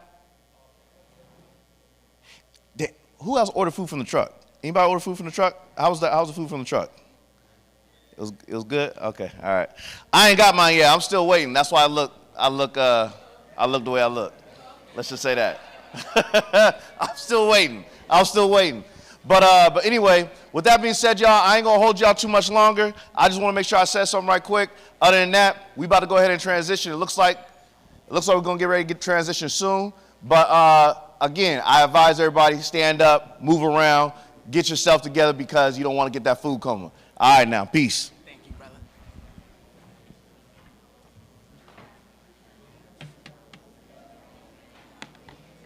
We do have the Remedy series books, volume 1, 2, and 3. You can go to the counter if you want to purchase a book. ISOF Law Master Remedy Conference 2023. Locking it in.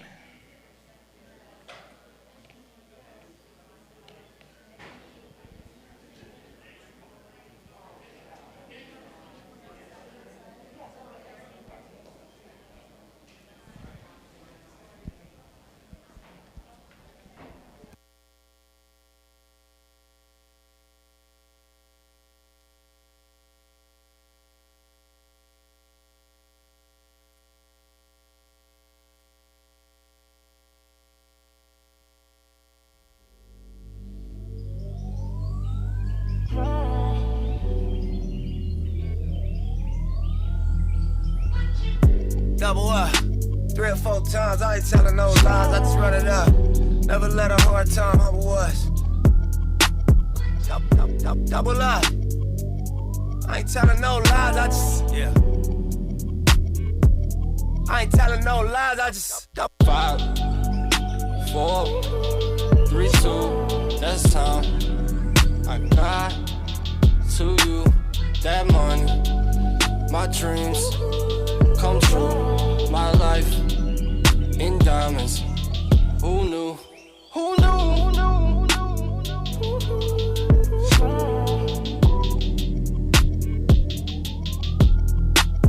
Who knew?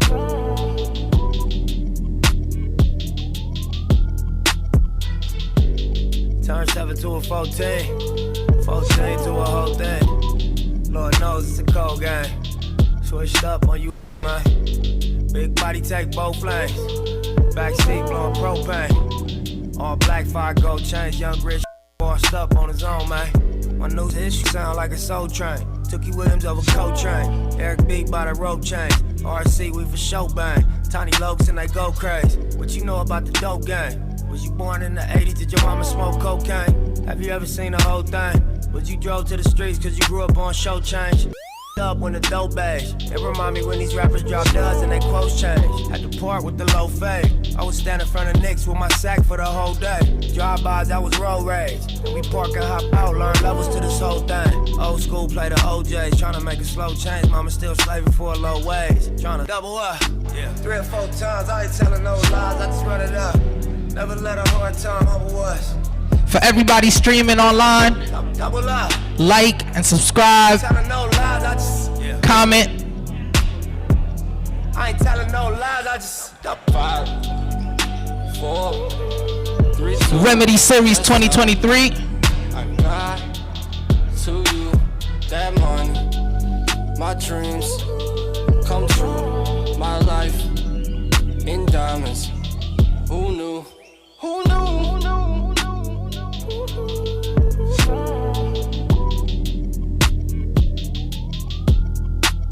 Who knew?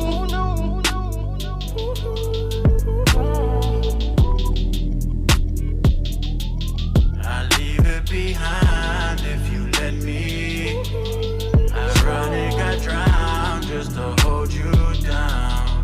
I jump off the ledge if you're with me. I'll break you up, you just let me down. Let me down. Need my own money and chain too.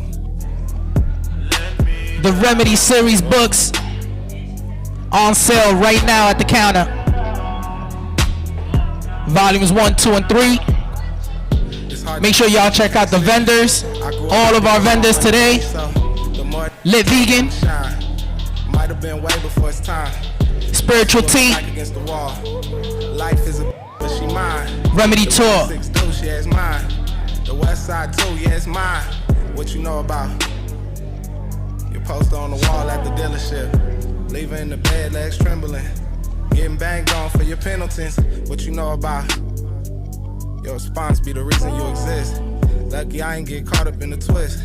Young but getting blue pager on my hip, so as the champagne spill and the car accelerate and the beat gon' cry.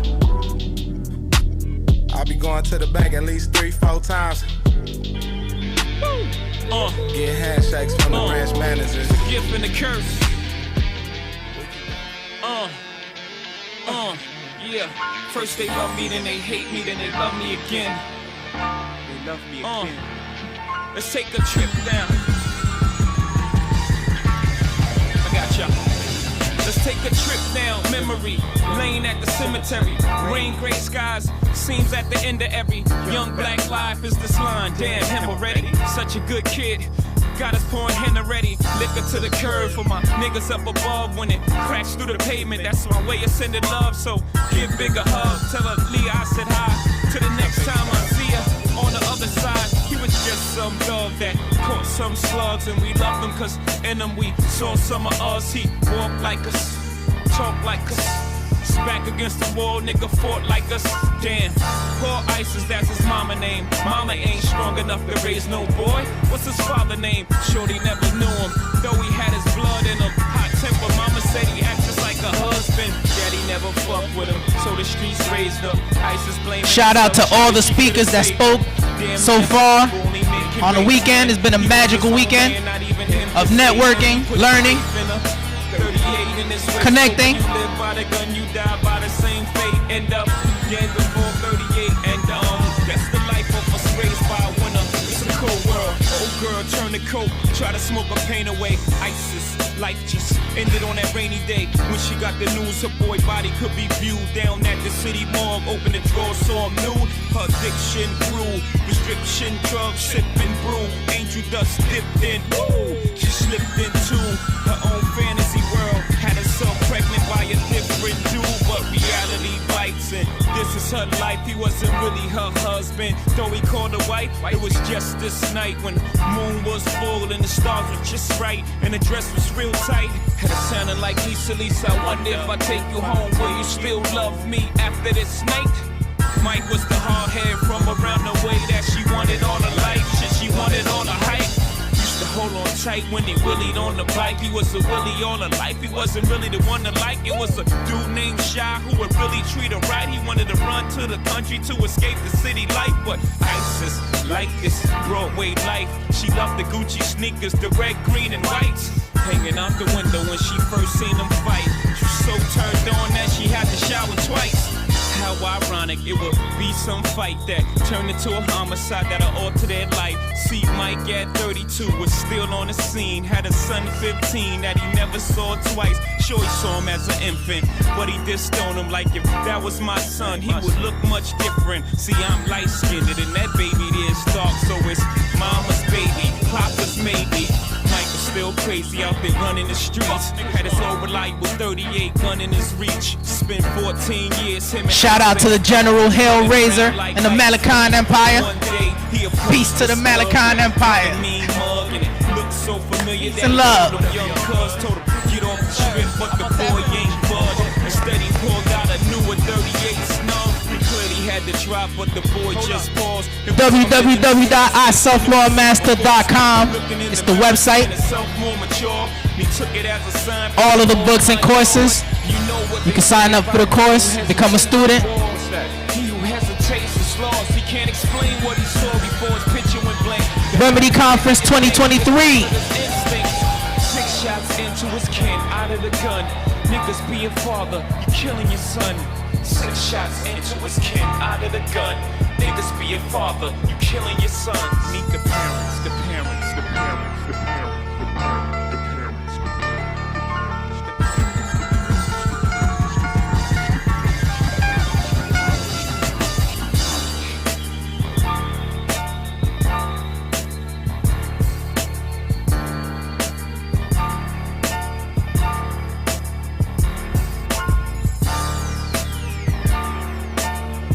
We're just on a short intermission.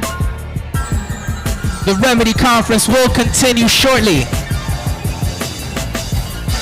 Peace to the gods and goddesses.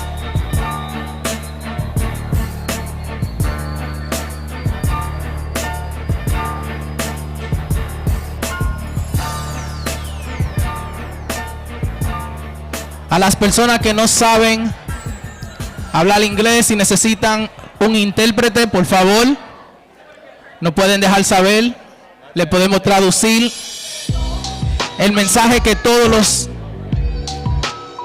panelistas están dando, se lo podemos comunicar a usted. iSelflaw Latino. Let's reflect. Everybody got a story. Your whole ghetto be. Here's mine.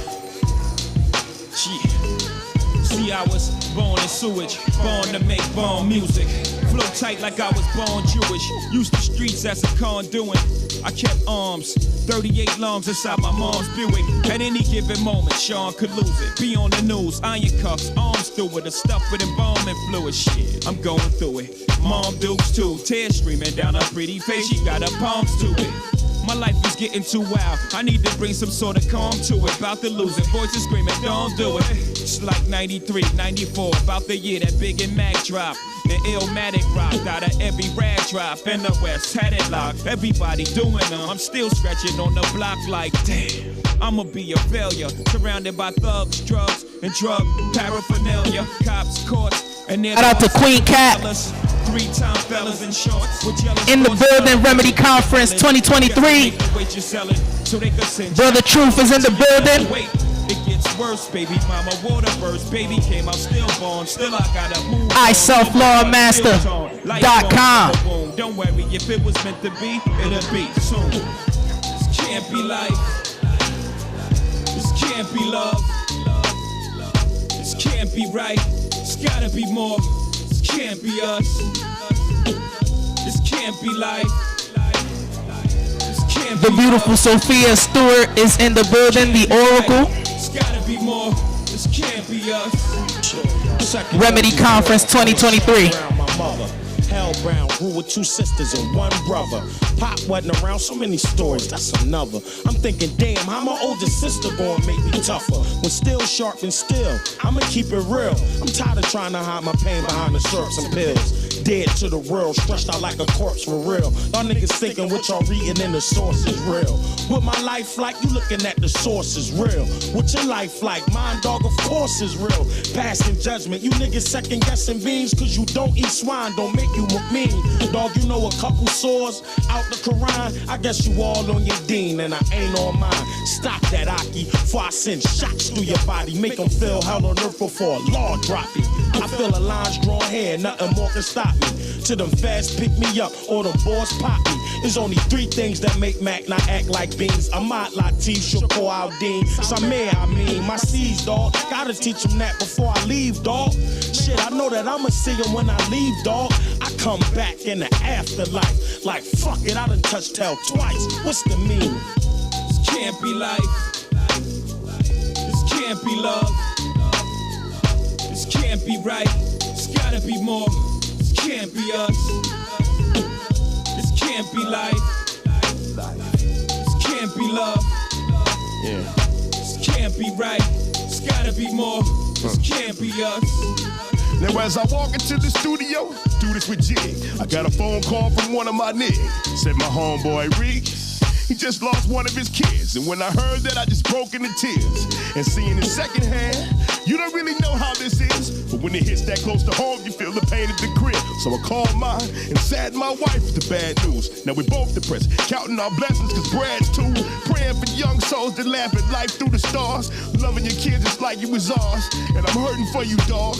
Ain't nobody painted like yours. I just know that heaven has opened its doors. And ain't no right side to losing life, but you can do it like this. God's got open hands, homie, he in the midst of good company, who loves all and hates not one. And one day you gon' be with your son. I could've rapped about my hard times in this song, but heaven knows I wouldn't have been wrong. I wouldn't have been right. It wouldn't have been love. It wouldn't have been life. It wouldn't have been us. This can't be life. This can't be life. This can't be love. This can't be right. It's gotta be more. This can't be us. This can't be life. This can't be love. This can't be right. It's gotta be more. This can't be us. This can't be life. Fuck all you hoes. Get a grip, motherfucker. Yeah. This album is dedicated to all the teachers that told me I never amount to nothing. To all the people that lived above the buildings that I was hustling from that called the police on me when I was just trying to make some money to feed my daughter. And all the niggas in the struggle, you know what I'm saying? It's all good, baby. It was all a dream. I used to read Word Up magazine, Salt and Pepper and Heavy D up in the limousine, hanging pictures on my wall. Every Saturday, Rap Attack, Mr. Magic Molly Mall. I let my tape rock till my tape pop. Smoking weed and bamboo, sipping on private stock. Way back when I had the red and black lumberjack with the hat to match. Remember rapping Duke? The hard, you never thought that hip hop would take it this far.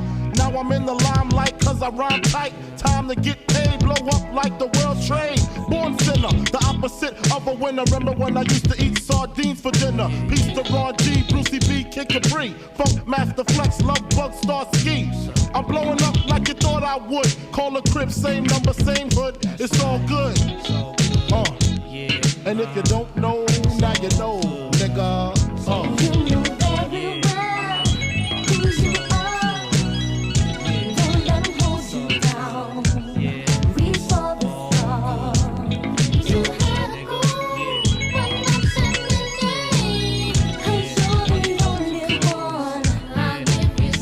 I made the change from a common thief to up close and personal with Robin Leach. And I'm far from cheap, I smoke skunk with my peeps all day. Spread love, it's the Brooklyn way. The Moet and Alizé keep me pissy. Girls used to diss me, now they write letters cause they miss me. I never thought it could happen, this rapping stuff. I was too used to packing gats and stuff. Now honeys play me close like butter play toast. From the Mississippi down to the East Coast. Condos in Queens, in dough for weeks. Sold out seats to hear Biggie Small speak. living life without fear. Putting 5 carats in my baby girl ear. Lunches, brunches, interviews by the pool. Considered a fool cause I dropped out of high school. Stereotypes of a black male misunderstood. And it's still all good, And if you don't know, now you know, nigga. You know very well who you are. Don't let 'em hold you down. Reach for the stars. You had to go when nothing 'cause you're the only one. I'll give you good and finish. Super Nintendo, Sega Genesis. When I was dead broke, man, I couldn't picture this. 50-inch screen, money green, leather sofa. Got 2 rides, a limousine with the chauffeur. Phone bill about 2 G's flat. No need to worry, my accountant handles that. And my whole crew is lounging, celebrating every day, no more public housing. Thinking back on my one-room shack. Now my mom pimps an act with minks on her back. And she loves to show me off, of course. Smiles every time my face is up in the sauce. We used to fuss when the landlord dissed us. No heat, wonder why Christmas missed us. Birthdays was the worst days. Now we sip champagne when we thirsty. Damn right I like the life I live. Cause I went from negative to positive and it's all. And if you don't know, now you know, nigga.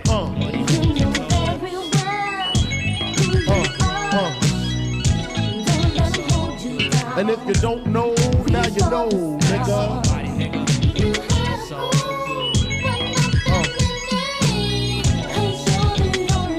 And if you don't know, now you know, nigga. Representing B-Town in the house. Junior Mafia, Mad Flavor. Yeah.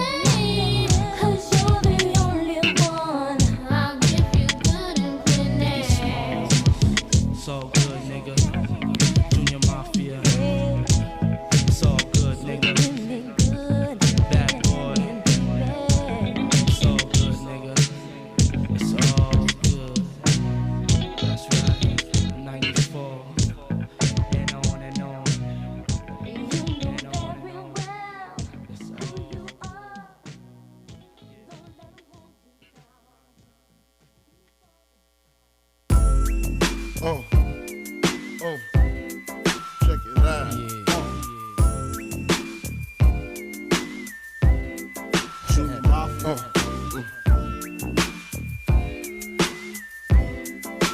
I like this. Now,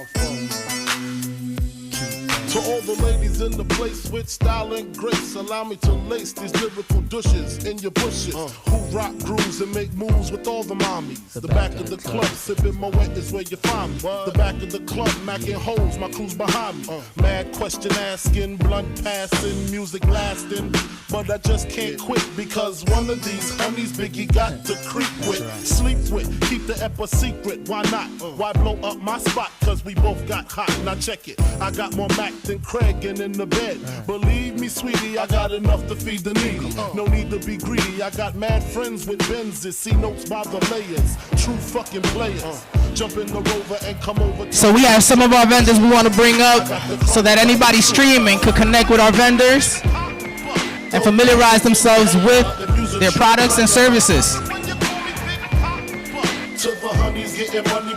Remedy Conference 2023. I am your host, Ludwig Thomas, also known by Lou Wiggs. And we rocking it right now. Straight up, honey, really, I'm asking. Most of these niggas think they be macking, but so here's a short message from our vendors. What's your name? What's your sign? Soon as he buy that wine, I just hey, peace, peace, peace, peace, peace. Interests are who you be, All right, my name is Kashif Bey, and I'm here with my Empress, Set, and we're representing the Activated Market. You guys can find us out in the back. We're two artists. I'm representing Chief Motifs, and she's representing Being of Light.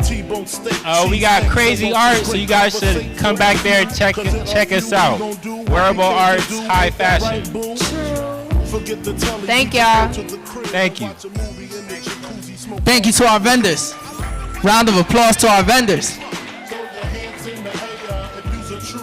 We rocking it right now. Remedy Conference 2023. We'll continue shortly. Big dog. You alright? Mansion and Benzes giving ends to my friends and it feels stupendous. Big shout out to all the volunteers, the whole iCell Floor Master team, all of the speakers, everyone who's in attendance. Remedy Conference 2023. I had to find the buried treasure, so grams I had to measure. However, living better now, coochie sweater now, drop top BMs, I'm the man. Here's a word from one of our vendors. Check it. Tell your friends to get with my friends. We could be friends. Shit, we could do this every Peace. weekend. That's right. Yo. Is that all right? Peace. So, yeah. My name is Ahmos. A few of y'all might know me on Instagram as the Most High. So now, I do have, we are vending. We got a lot of books on ancient knowledge, like on the prehistoric past. You know, a lot of us hear the cliches, right, about how at one point in time that Aboriginal people dominated the entire planet Earth, but we have books that actually substantiate these claims with extraordinary evidence. As well as we have the third eye herbal extract, which helps to decalcify that pineal gland. As well, and there's certain herbs in there like Damayana and Dream Herb and Mugwort, herbs that help to induce the production of the pineal's neurotransmitters. Make sure that y'all go ahead and follow me on IG if y'all haven't already. It is the Most High, but most as in MOSE, and I will be speaking tomorrow like on these topics as well. Most definitely. Round of applause. It's one of our vendors.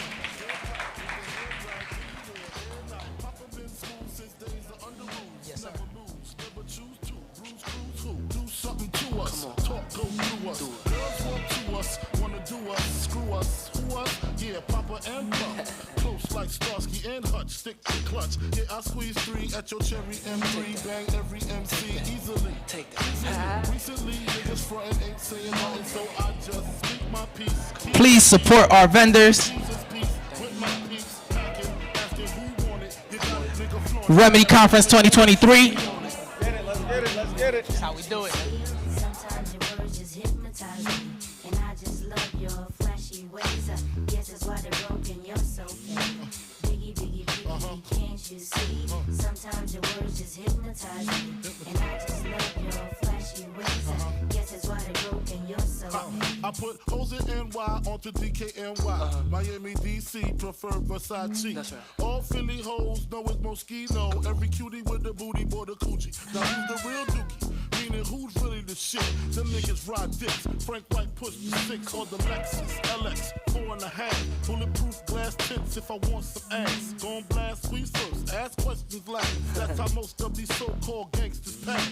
At last, a nigga rapping about blunts and broads, tits and bras, menage a trois, sex and expensive cars, and still leave you on the pavement. Condo paid for, no car payment. At my arraignment, no for the plaintiff. Your daughter's tied up in the Brooklyn basement. Face it, not guilty. That's how I stay shook. Richer than richer, so you niggas come and get me. Here's a short word from one of our vendors. Lit Vegan in the house. Remedy Conference 2023. Support our vendors. Support each other. And keep spreading love.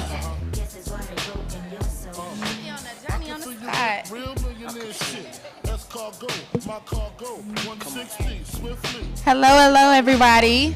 My name is Leslie. I am the owner of Lit Vegan Chicago. We typically sell food in the Chicagoland area, plant-based. Today we brought one of our top 3 sauces. This is our in-house made jerk sauce. It is soy-free, vegan, gluten-free. We have some samples for you guys in the back, along with the little French fry just to give you guys a taste. Feel free to check us out really quick. I'm on the spot, so I'm sorry I didn't really think of too much else to say. You all can definitely follow us on Instagram at Live Vegan Chicago, as well as visit us on our website at www.liveveganchicago.com. You'll find our sauces and more information about upcoming events and festivals that we'll be taking part in. Okay, thanks. See you guys in the back, okay? Make some noise for Lit Vegan.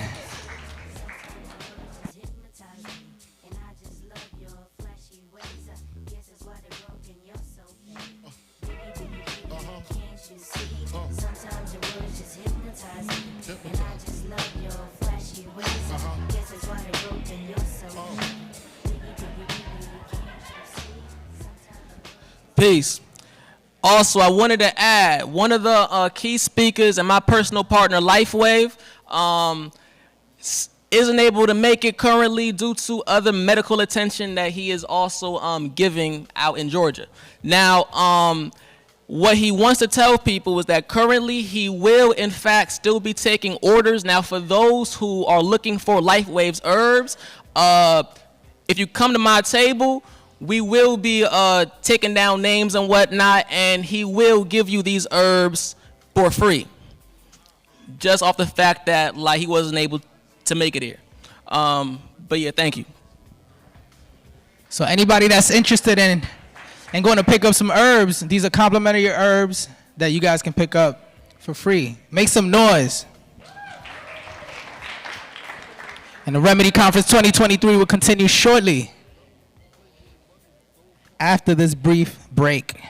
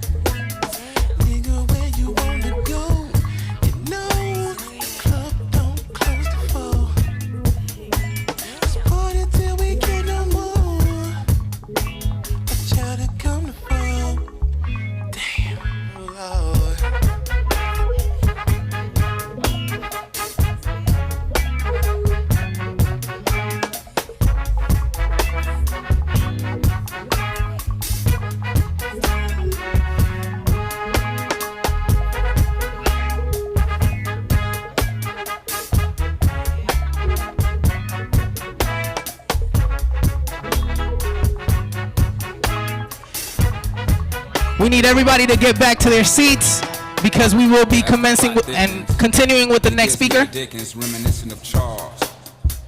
Remedy Conference 2023. Atlanta, Georgia. A little spot where young men and young women go to experience their first little taste of the nightlife. Me, well, I've never been there. Well, perhaps once, but I was so engulfed in the old I never made it to the door. You speak of hardcore.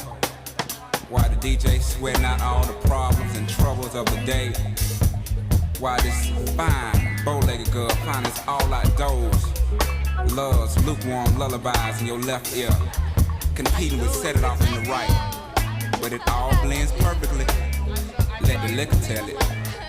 Hey, look, baby, they playing our song. And the crowd goes wild, as if Holyfield has just won the fight.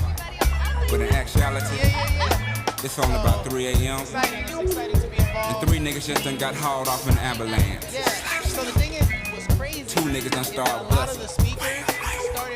1 nigga done took his shirt off, talking about, now who else wanna fuck with Hollywood Cole? It's just my interpretation of the situation. Thank you. I appreciate it. We gotta tap in though. Before you leave.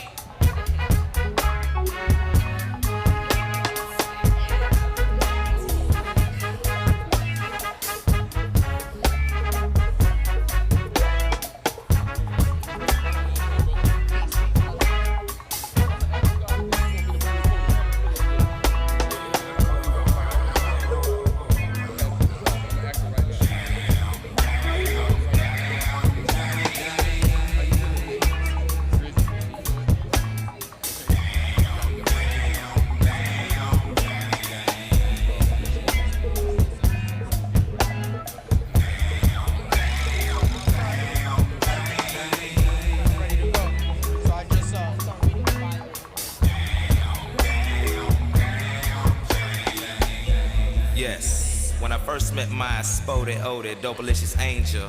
I can remember that damn thing like yesterday. The way she moved reminded me of a brown stallion. Check. With skates on, you know. As we continue on, Remedy Conference 2023. And was almost paralyzed. Her neck was smelling sweeter than a plate of yams with extra syrup.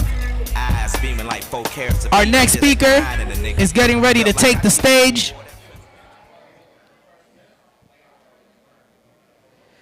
Peace.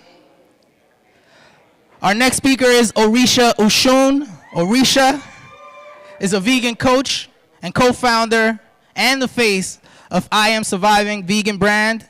Orisha is what we like to call the creative behind the operation. She is the co-CEO who developed the Surviving Vegan Academy and the recipes and formulas inside the Surviving cookbooks and digital detoxes. Since she created these products, and the company has helped over 20,000 people from all over the world. In her spare time, Orisha loves to research, act, and find adventures outdoors, traveling with her partner and co-founder, Marcus, and their 5 children. Orisha and Marcus run the company alongside their devoted, talented, and super ambitious creative team. About the I Am Surviving Vegan brand. Surviving Vegan brand was born after a viral video of a vegan oxtail caught everybody's attention on Facebook in November of 2017. Orisha Oshun, the co-founder, saw this as an opportunity to show hundreds of thousands of viewers online how a plant-based diet can be used to enhance life. And shortly after, a Facebook group, the company's first plant-based detox was created. The results were astronomical. That one detox helped many women and men lose up to 20 pounds and gave them clarity they needed to understand why clean eating is so important. So I want the Remedy Conference to put their hands together right now for Orisha Oshun.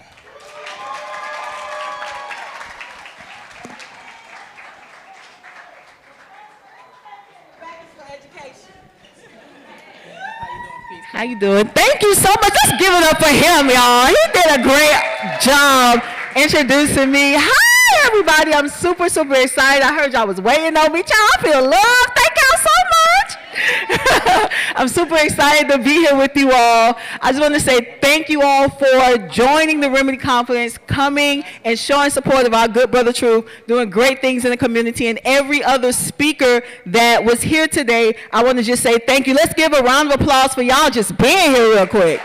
Yes, yes, yes, yes, yes, yes. So again, thank you. Y'all look beautiful, our melanated people. Y'all are doing great things by being here. Y'all breaking generational curses. And I just want to take this opportunity to say thank you. If nobody is saying it in your family, your friend circle, and your community, I just want you to know that I am thankful for you taking the time out, because you could have been anywhere else on this Saturday. And I could just imagine, based on the speakers that have been here, that you guys have been getting some good information. Wave your hand if you've been getting good information. Okay. Well, I'm going to test you then. Right? I'm going to test you then if you've been getting good information. Wave your hand who got good information. All right, my beautiful sis right there with the puff. Let's give it up for her, because she looks beautiful. Yes, yes, yes. Can you tell me something that you've learned since you've been a part of the Remedy Conference this weekend? Hold on, I'm going to give you the mic so we can hear you. You got one? Okay, thank you so much, brother. Because I want to know. I learned about contracts. I also learned about, from Queen Cat, how to discharge your debts. And I'm ready to hear from you, because I took your course. Say that part again. I didn't hear the last part. What'd you say? I'm ready to hear from you, because I took your course. Oh, you're an SBA student? Oh, my God. SBA in the building? Okay, I get real hype with my SBA, y'all. It's a loving thing right there. I want to just say thank you again for coming to the Remedy Conference. Thank you for investing in yourself in SBA, and I'll tell y'all about that a little bit later. It's like an inside thing, right? But I'll tell y'all about that in a second. Thank you for investing in yourself. Thank you for believing in yourself. Thank you for saying, you know what, I want to break generational curses, and I'm so happy that you learned about contracts, because we're going to have to talk. I need some contracts, okay? I want to hear what you learned. Thank you so much for sharing. Let's give it up for her one more time. Woo! All right, this side, nobody's safe on this side, so wave your hands in the air and wave. Okay, she waved it first in the back. I believe that's a queen back there. Can you tell me something? Can we give her the mic and she can tell us something that she's learned thus far at the Remedy Conference? Yes, the beautiful, yes, sister right there. Hi, my name's Ansela, and what did I learn? The contracts, how to clear these contracts with these debt collectors, about the whole empire thing. That is so wild. So what's the empire thing? You said it's so wild. I didn't know. I missed that one. The Malachian, I believe I said it right, Malachian Empire, and yeah, that's super deep, man, and I like to go super deep, so. So you learned some true story. That's what it sounds like. Y'all learned some true story. Yeah, so right, much. Let's give her a hand, y'all. Give her a hand, give her a hand, give her a hand, give her a hand, give her a hand, give her a hand. Give her a hand, give her a hand, give her a hand, give her a hand. Again, my beautiful sisters, I just want y'all to know, and brothers and kings, that I am grateful to be here. Right, and I just want you to know, number one, that this is a safe space. If you came here to truly change your life, just wave your hand in the air. Keep it up, keep it up, keep it up, keep it up, keep it up, keep it up, keep it up. Look around the room, y'all. What they want you to think versus what is actually reality. Because we are making change. Every single one of y'all, keep your hands up. I know it's a little workout, but keep it up, keep it up. Right, just one day I want you to do some curls, that's all. Right, keep it up, keep it up. We are changing the dynamic. So when I count down from 3, I want y'all to blow the roof off this thing. I want you to celebrate the fact that you are literally your ancestors' wildest dreams. And I want you to know, that's right, hold that, because I want that one. I want you to blow the roof off this thing, because we are here to stay. Nothing can put us down. And by us being here together this weekend, this is just a show and a testament of what we are really doing in the community. So I'm going to count down for 3. We better blow the roof off this thing now, okay? 3, 2, 1.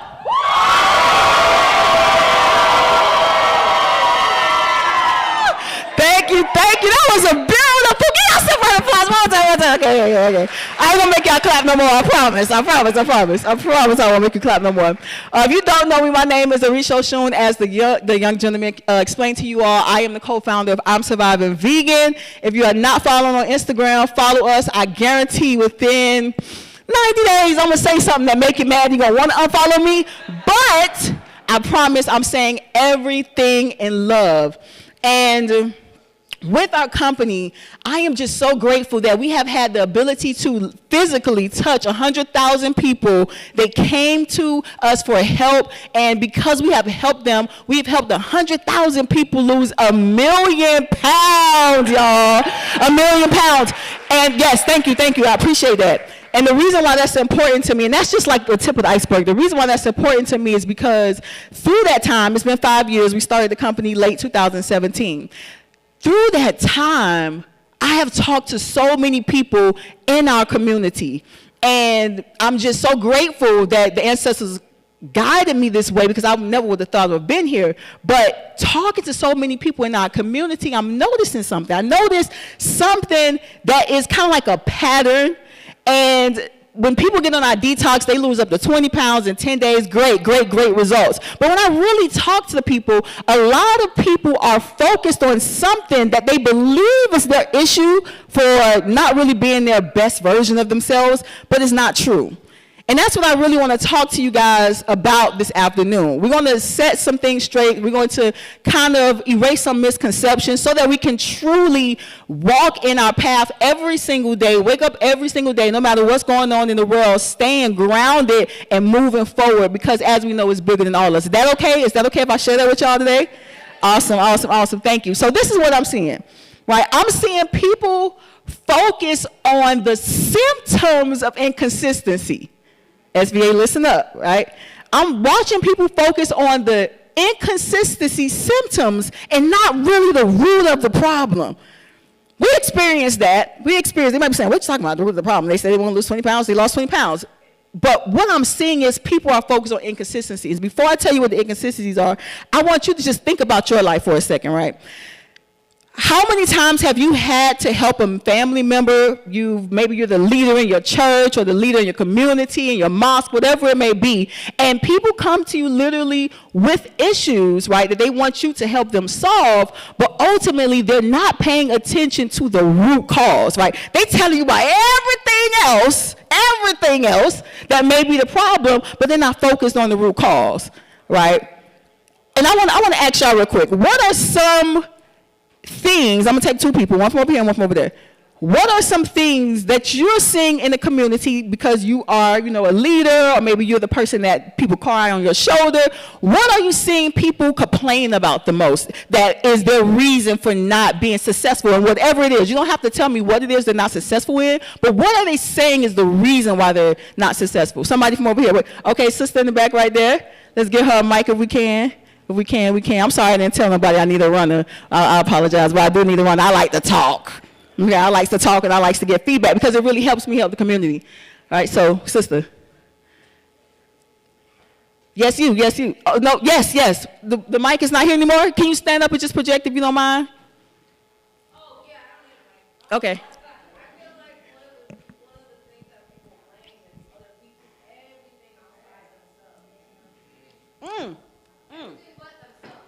Clap it up. I lied. Y'all is going to clap a little bit more. Hopefully that's okay. That's okay. We'll clap a little more. All right. Everything outside of themselves. Absolutely 100% agree with the sister. Anybody from this side? Brother right here with the blue shirt. Time. Woo, child. Next week, I promise you, I'm going to do it. I just need 3 more days. Next week come around. I'm guilty of that myself, and I'm pretty sure we've experienced that in our community. That's exactly what I'm saying. Give that brother a round of applause as well. I'm not going to forget you, King. Right? That's exactly what I'm saying. When it comes to, with us having a vegan brand, we're health conscious, health focused, right? So when people come with things that they want to resolve, I'm asking, what is your biggest stressor with that? And what I'm hearing over and over again, I can't be consistent. I don't have the support. I don't know what to do. I need the plan. But what I'm realizing is that's not the root of it. So what we're going to talk about today is getting to the root of a lot of the things that become blockages from us. If y'all okay with that, just wave your hand in the air with me. Get into the root of it. And I want to be clear because I love our people. I love people that want to do better with their lives and want to do things the right way, right? Set the record straight for themselves, for their family. And if you follow us on Instagram, you see how our message is delivered. It's not delivered. Anything I say is never because I am condemning anyone. It's never because we want to make anyone feel bad. It is about being honest and truthful with you. I'm literally that little best friend in your head that's going to be like, now you know, you said last week you was not going to do that and you did it. And I'm going to, my job is to help you be accountable. Is that okay to be accountable? All right, great. Right, so that is how we teach, and that's how I teach the students. I help you to be accountable. I'm not going to say things that just make you feel good and coddle you, because that is not what we need to motivate change. A lot of the times in periods in history, especially when we look at the civil rights movement, right, when we look at other movements in our country, right, when we look at other Aboriginal movements, when we look at things, it's always conflict, right, that precedes change.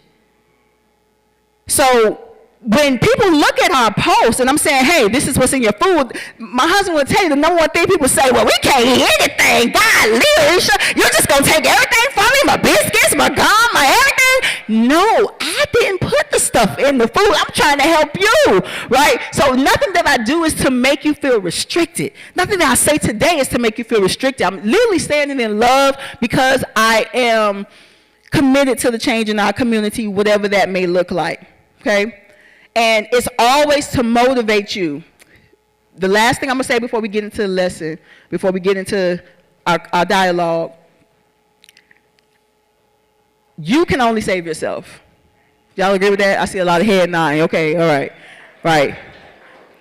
Well, we need a round of applause. He said we need a round of applause. You can only save you. Yes.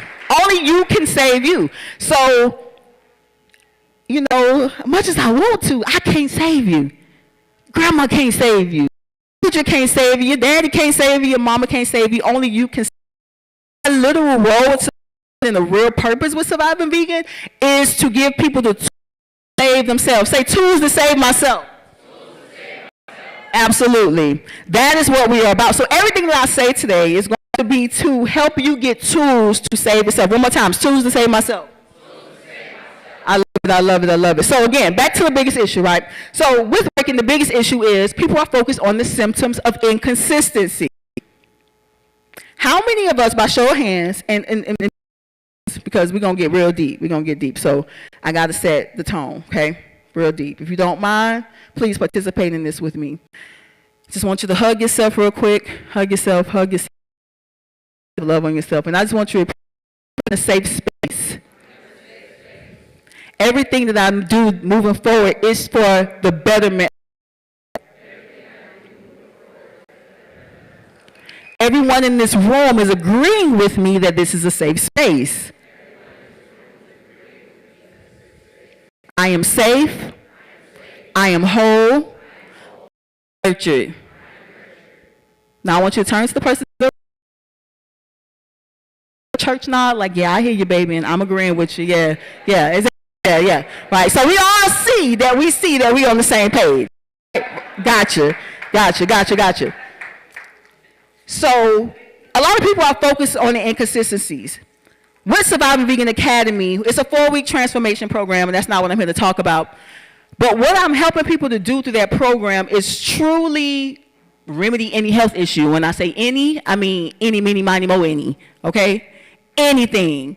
We've been doing it for thousands of years. Surviving Vegan is not the first person to talk about it. Shout out to Dr. Sabi, shout out to Dr. Lila Africa, shout out to Queen Afua, shout out to all the, yes, absolutely. Shout out to them, right? They've been saying these things for far long. And what I love to think that we bring to the table is giving you the tools to save yourself. And with your permission, right, I want to coach today, and I'm a coach today, and I'm just giving y'all the real truth about the core of probably our issues. Is that okay? Got you.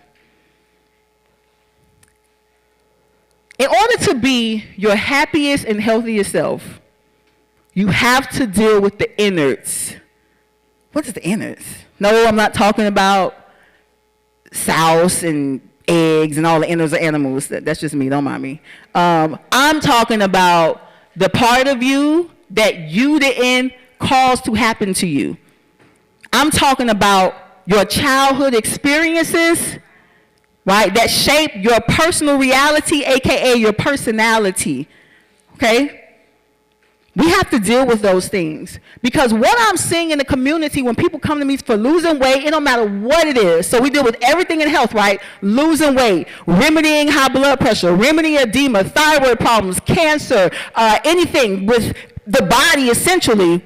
I am noticing that people are saying, I just can't do it. It's not working. I don't know. I don't have the right friend. I need an accountability group. I need this. I need that. And I'm like, that ain't it. I talked to too many of us. So when we got down to it, we found that a lot of healthy decisions that we unfortunately make and still have control of it is because of our childhood experiences. And I'm going to but I'm going to remind you of two words. Say, what's the 2 words, Alicia? I just like that. I want to just feel love. That's all. What's the 2 words, Alicia? What's the 2 words? The 2 words are trigger, trauma. Triggers and trauma. It's not easy to talk about it, but it's a real conversation that we need. Let's first talk about trauma, because when we talk about trauma, many people think about what? Tell me what some things that trauma. Who got a answer for me? Anybody got an answer? Child abuse. Anything else? Sexual abuse. Absolutely. 100%. Thank y'all so much. Thank y'all. What you got to say? Neglection. Absolutely. 100%. 100% correct. There. Yes. Relationships. Woo! Pray for them, girl. Pray for them. Absolutely 100%. Most people think about trauma in the form of like going to the ER. When I'm talking to just normal people in the community, they don't realize trauma, the literal definition of trauma is any stressful event. So as the sister said, child abuse, or the brother back, child abuse, sexual assault, relationships. If you're going through stress on a day-to-day basis, you're experiencing trauma. And then, here goes some people telling me, and I love it. Remember, I say everything with love. But we got to be real. Be real. Okay. Oh, no. Nothing wrong with me. I'm good. Like wood, hell, I'm all right. But that's not true. Because if you experience any stressful event, you are walking with trauma. And if you don't release properly and know how to process properly, you are trauma, which dictates your personal reality and manifests your personality. Are y'all picking up? Y'all following me? All right. It creates your personal reality. So when we talk about trauma, any stressful event, when we talk about triggers, we're talking about little microaggressions, inconveniences that aggravate the trauma that exists. So when we talk about ignoring red flags, and we talk about not eating what's best for our body, we're talking about triggers that is aggravating some trauma. Triggers that are aggravating trauma. In our community, we know what we've been through. It's common knowledge, right? Trauma. So we got ancestral trauma, right? We're dealing with some of that. We're dealing with some childhood trauma. We're dealing with adult trauma. And a lot of people just say, I'm all right. But that's not true. Because I want to teach you all, if it's okay, my 3-point system. I actually call it a 3-point turn. You know how you go like, right? 3-point turn. It's my 3-point turn. I just did that because I failed my first driver's test. And yeah, that was the thing I failed, was my 3-point turn. All right, so I want to teach you guys my 3-point system. So if you have a paper, definitely feel free to take as many notes as you want to, right? 3-point turn. And this is the fast track. And I know we be like, nothing ain't fast, but y'all know we like fast. The fast track to health. Okay? 3-point turn. SBA, this for you, SBA.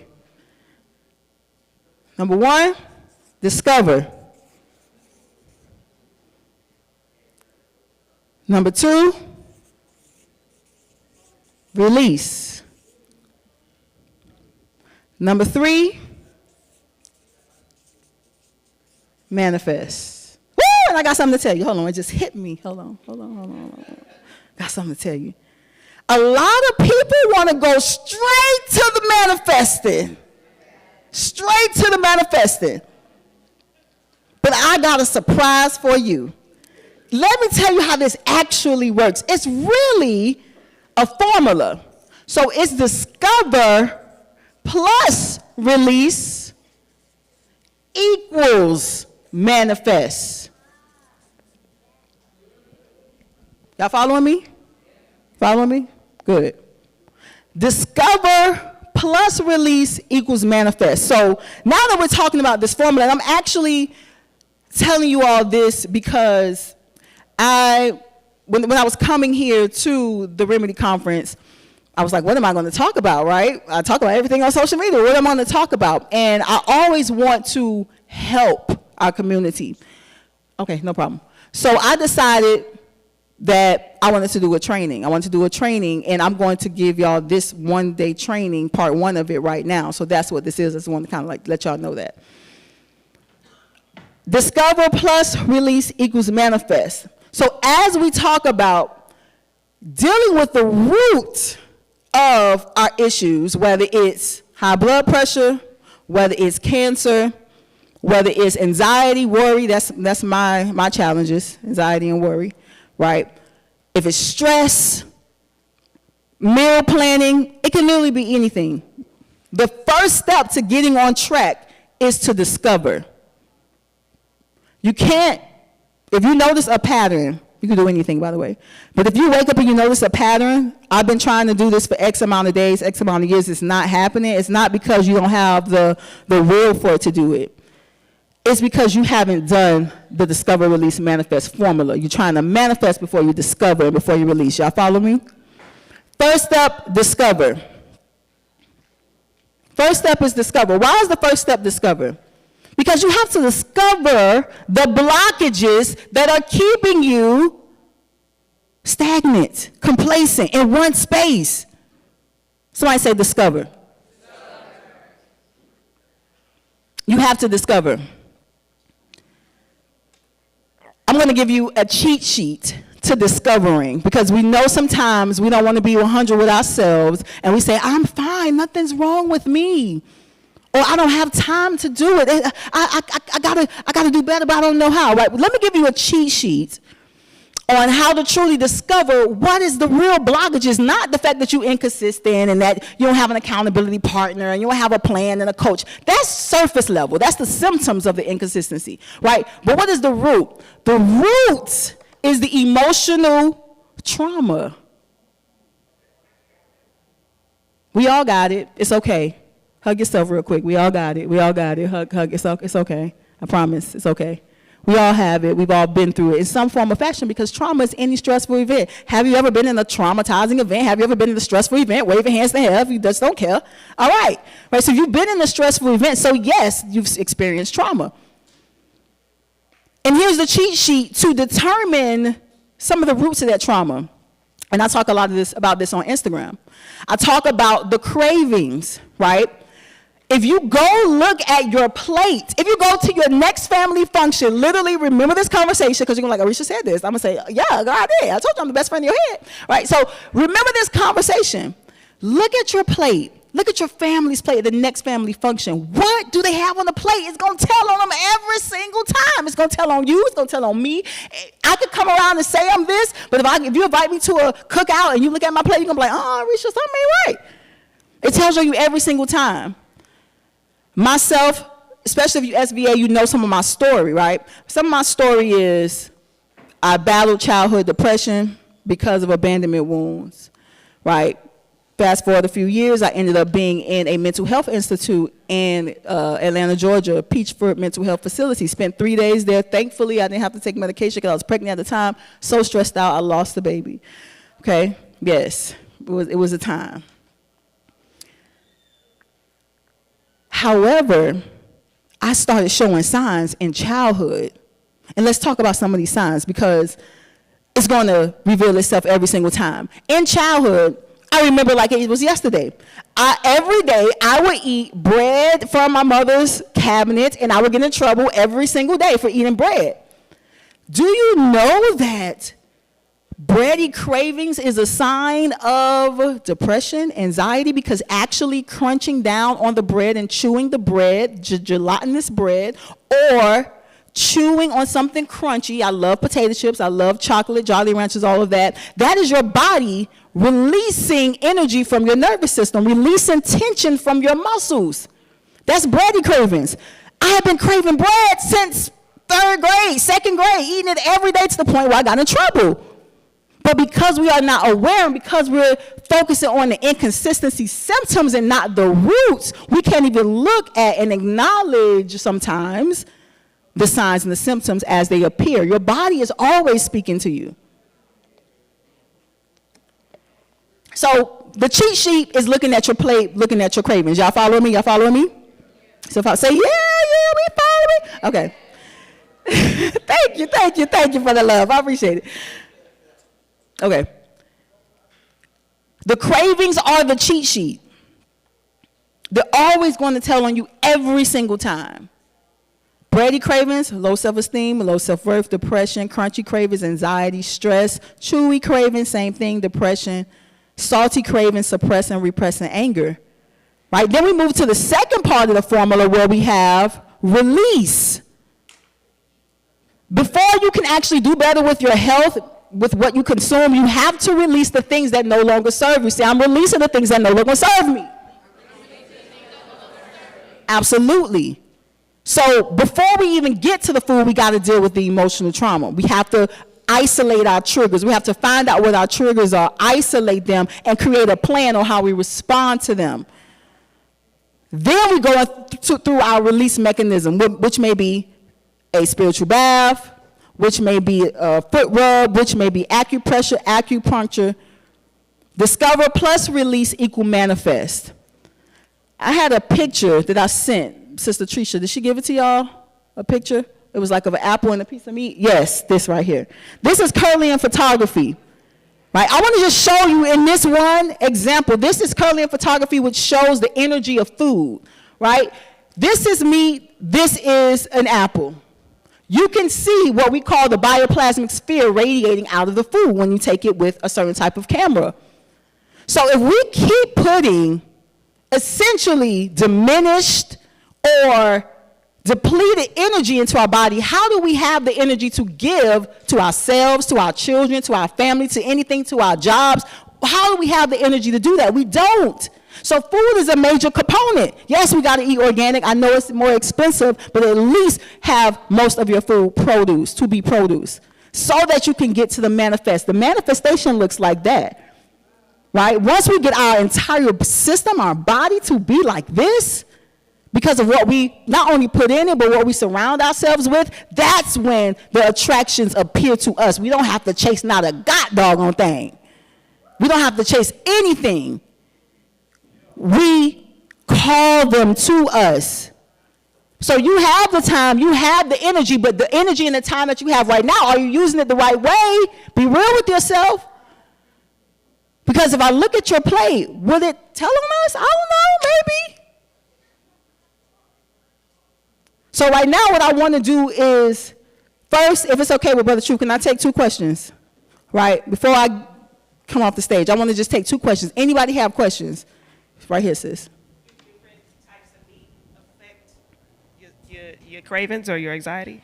Do different types of meat affect your cravings? Yeah, like, so say I'm particular towards pork or I'm particular towards beef. So what I would do with that question, I would say, okay, you said there's food dictates your cravings. That would represent a craving category. I mean, specific to meat, like you said, bread is for low self-esteem or anxiety. So does chicken have Yes, some so indicator? chicken will fall under a bready craving, and if it's fried chicken, a crunchy craving, and salty. Right? Same thing with steaks. That will fall under chewy and salty. Same thing with seafood. That will fall under crunchy, chewy, and salty, depending on what you're eating. Okay? So thank you so much for the question. Let's give her a round of applause. Let's give her a round of applause. All right, all right. Anybody on this side? Anybody on this side? Question? Nope. I saw your hand right here. Fruit and veggie fasting.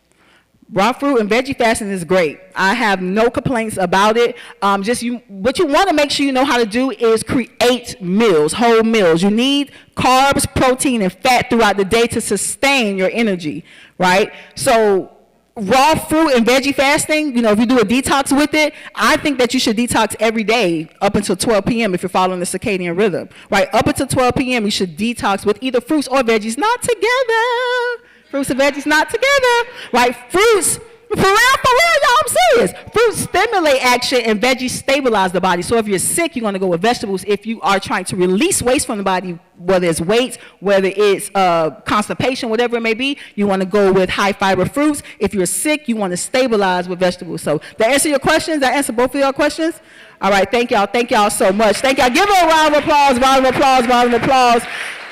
And I just want to say this in closing. Again, thank you guys so much. It's been an amazing opportunity to stand here and speak for our community and serve our community. I do have an opportunity that I want to extend with anybody that wants to continue training with me. Right now, I am going to do a one-time, one-day exclusive training. I believe my husband has put the link on our Instagram profile. It's only for the people at the Remedy Conference if you decide to sign up. The training is $297, and I'm continuing the talk that I have started with you all here. Right, so the way that works is the first 20 people that sign up, you do have an opportunity to come with me in Miami and sit with me for an entire day to train with me. Give it up for that, give it up for that, give it up for that, right?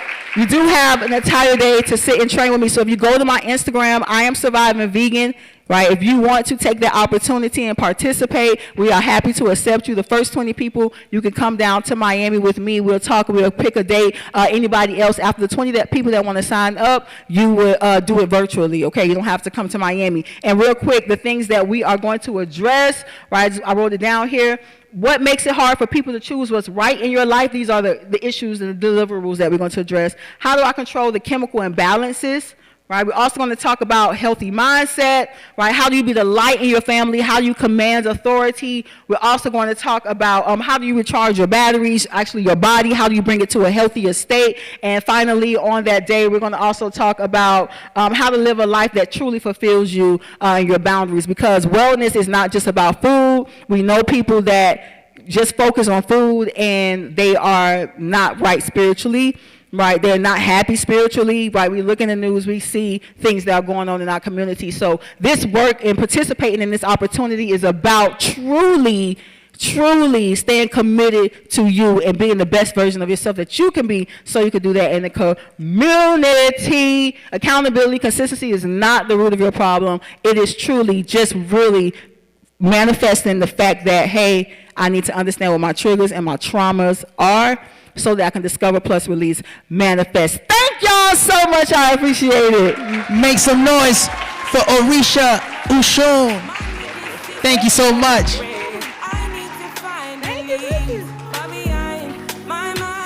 We're going to go right into our next speaker. Wow, the power of knowing the foods you eat and the effects they have on the body. That's tremendous. Another round of applause for Orisha Ushun, please.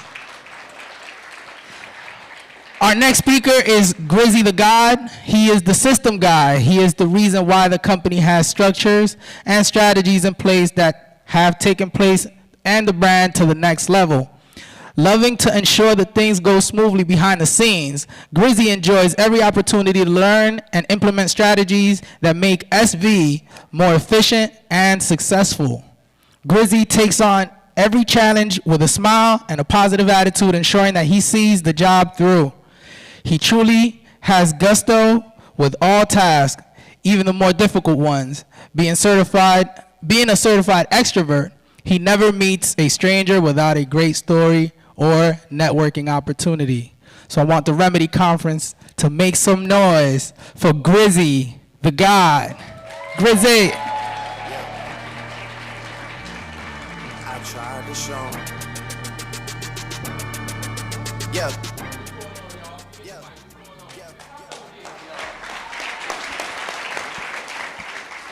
How y'all feeling today? How y'all feeling? Y'all can hear me? Listen, y'all beautiful. Ain't we beautiful? When we come out and we come to build and we come to grow and we come to learn, it's a beautiful sight. Especially in a time where there's so much evil and negativity in the world. You know, every time we turn the TV on, every time we scroll down Instagram, we seeing the shooting, we seeing the killing, we seeing the government doing something negative to us. You know, but we still striving. It's not easy to be on earth right now. It ain't. And I'm saying this because too many times we come out and we link up together and we don't talk about the real. We don't talk about what's really traumatizing us, what's really hurting us. You know, it's okay to talk about business. One thing you'll know about Grizzy is that we ain't gonna get to the business first with me. It's never business first. It's always about your mental, your sanity, how you feeling, who are you today, what are you going through? Because if you ain't built right, if you ain't functioning right, you know help to me, and you know help to the person that you think you're trying to help. So I need us to be strong within our spirit. I need us to be strong within our being. I need us stand up. That's what I verse ought to do. Stand up. We gonna keep the energy going. Stand up. Stand up.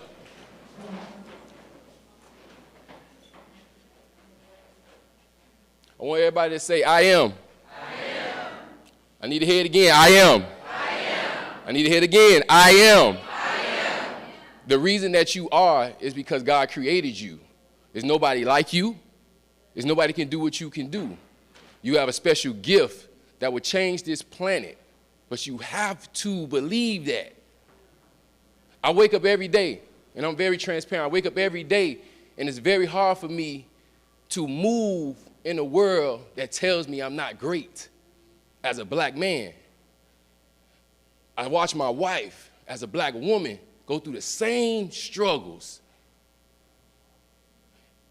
I started to analyze people, just like my wife said, we started to analyze people and realize we're going through this thing together. So why when I ask you, are you all right? I know when I woke up this morning, I wasn't all right. When I ask you, are you all right? You tell me, yeah, you all right. You ain't all right. Stop lying to each other. Stop breaking each other. Stop telling each other these stories that's not real. Because the only way we build, the only way we create these Fortune 500 companies, the only way we are to be in this room together and really build is for us to tell the truth to each other. Pull the veil off. Pull your veil off. Pull your veil off. When you pull your veil off, we can see you. I want to be seen.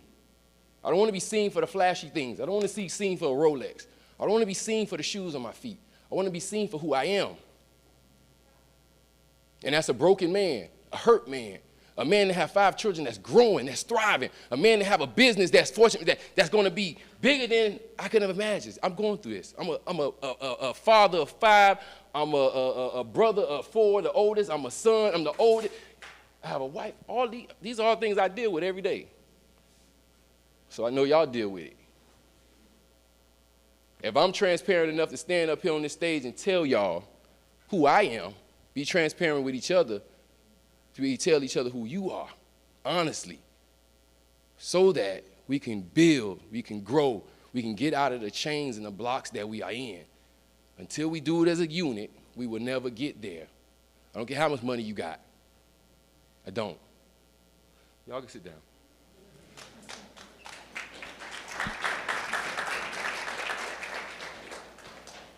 I appreciate y'all. Like I said, y'all gonna learn about me, very transparent, and we gotta open our spirits up to receive anything. Today we talking about business, we talking about marketing, man. You know, for me, my wife said something to me the other day, and she said, you know, you've been marketing all your life. Who in here ever, who remember their first boyfriend or girlfriend? Remember your first, raise your hand if you remember your first boyfriend or girlfriend. I ain't enough hands. Everybody done had the first boyfriend, girlfriend. Raise them hands. Y'all remember them people. All right, right? Now listen, right? So think about this. Think about this concept. Since you were that young, from your first boyfriend, first girlfriend, you've been marketing yourself. A lot of people believe that they're not marketers. They believe they don't understand branding. They believe these things about themselves because the world tells you this. And they put these big fancy words around it and make you feel that way. My wife sat me down. She said, you don't realize you've been a marketer all your life. Your first boyfriend, first girlfriend, you marketed yourself to.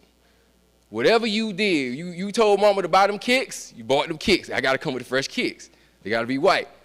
Hey, mom, I got to take a flower to, whatever you had to do, you made that first impression to that young lady or that young brother, right? That was your marketing time, right? Every time we go for a job, everybody here done worked the job before, I would expect, right? You got to do an interview, resume. You go in there smelling good, feeling good, making sure your hair cut. You're marketing yourself. You're branding yourself. Fast forward, we're in a social media day and age where it seems like we can't get no break. Our business ain't thriving unless we making a post on social media that's going viral. Right? I want to hear y'all, because I know we all going through this. Social media is kicking y'all ass. It's kicking your ass. And you don't know what to do with this thing. And you're like, how do I get in front of all these people to sell this product? It's the same way you did when you was marketing yourself as a child to the girl. You got to get out there and put the energy out there. You got to go get the fresh kicks. You got to look good. You have to bring the knowledge, the right knowledge. You got to bring the right services. But you have to show that you are that expert in doing so. And I'm going to bring my wife back up stage with me so we can finish this conversation. Because this is my top marketer right here, right? This is part of my team, part of my tribe.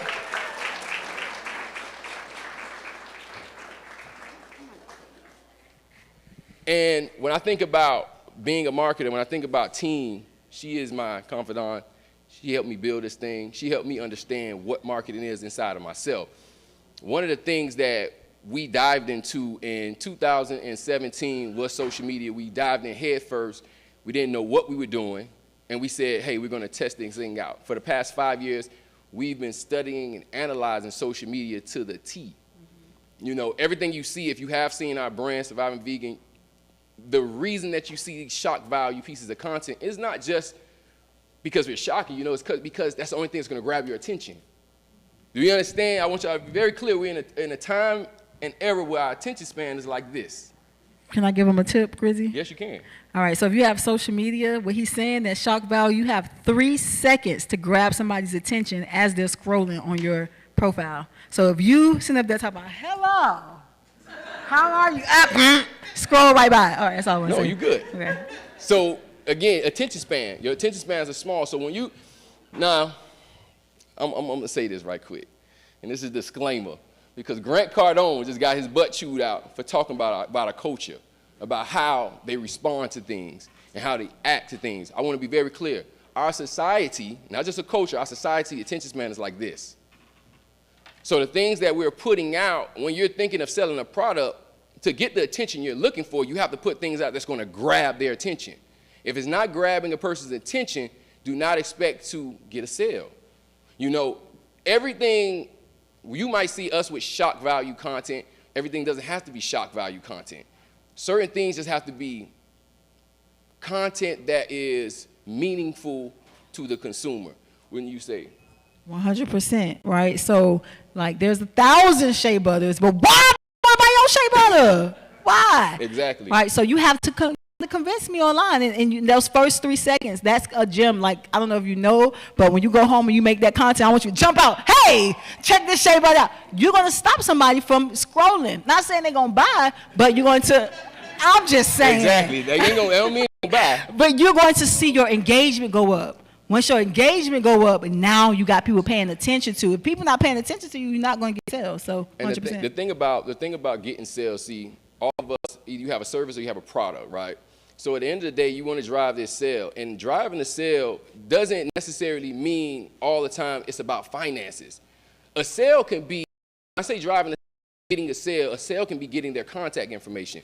A sale can be getting a like, depending on what your parameters all right? On social media, you might want your views to go up. If you get your views to 10,000 views, that is a win. It's okay to count not everything is making it monetary as a win. When you're in the building phase, do not expect to make thousands of dollars a day. I know we've been in a I call it a hybrid business model over the past 2 years with COVID and what's been going on. We've been in a hybrid model. A lot of businesses will not sustain the way they are building. They will not. And we are the ones that are coming after that quote unquote pandemic. We have to now understand that all the money that they put out into the community is gone. They sucked it right back out. We gave uneducated with finances, we gave it right back. So now we're dealing with our sales dropping. I've dealt with it. Our sales have dropped. Why are your sales dropping? Because you're not marketing right. You're not hitting the target audience properly. Because you're not, one of the things that we do inside the company is focus on not just trends. Trends is one of them, but one of the things we focus on is not advertising, oh man, what term I'm looking for? Polling, surveying. Surveying is a big key component when you are building your audience and starting your business. The reason that it's a big component is because at the end of the day, you really don't know what your customer wants. You built the business off what you believed, not off of what your customer told you. So once we get into business, we have to remember that, okay, we got an idea, we getting our feet wet, but what we forget about is going back and asking them, how is the product? Where did I drop the ball? What do you really want from our company now that you've seen me out there? Utilize those tools, and that gives you and your marketing team more fuel to go and now get out the things that they actually want. Too many of our businesses are too much focused on us and not on your quote-unquote consumer. So that's one of the things. You got a tip? What was the tip? Yeah, I wanted to give you guys like just a 3-step process based on what Grizzy said, to kind of like put it all together, right? So with those 3 steps, just like the 3-point turn, discover, release, manifest, you can't get straight to the dollars because you put one post up. Did you discover? Did you release it? Did you manifest? If we still following that same model, the first thing you need to do is discover. You need to study, which is what Grizzy is saying. By you not posting is you prolonging the money that you should make because you're not putting your content out there. It don't matter if people dance and everything. You put out with everything that you want to put out and you see what the market responds to, right? That's your discover. Then you release. Now that you have gotten all of this discovery, this all this information from your consumer, now it's time to release based on the data that you got, the type of content they want to see. So if you put out 10 different types of content and the top 3 did well, that's your content strategy, right? So now you release content that's going to manifest the dollars because content is king. King is content. Content equals cash. So social media is very important. You just hit the topic I was going to go into, right, was the next phase of content. We talk about marketing, and the question is, well, how do I market? What are the avenues of marketing? We're in a day and age where content is king. It rules. It don't matter if it's you standing on your porch and you doing a selfie shot, that's a piece of content, or you're actually in the studio shooting content with your crew, team, whatever it may be, more professional. All of it is content from the smallest to the highest, right? Small budget to the big budget. The smallest budget to the biggest budget. And what I need us to understand is that don't run away from the content creation part. You can't get away from it. The longer you run away from creating some form of content, the longer you're going to be stagnant. Perfect example, when we go back, before social media was what it is today, we watched TV for the most part. Every time we watched a show, commercial ran. That was how we knew about these brands. Newspaper, commercial ran on TV, or word of mouth, right? Or you was at an event. Avenues, it's the same thing now. We just have social media. They're putting these content pieces together to capture your eye. You have to, with your team, or if it's just you, you have to get creative with what you're creating for them. But the best way to do that is to grab the data from you. Go ahead. I want to ask y'all a quick question since you was talking about it. Can I see, by show of hands, how many people currently have a business and a team? Business and team. Okay. How many people, not team yet, but you have a business you've been operating for at least a year?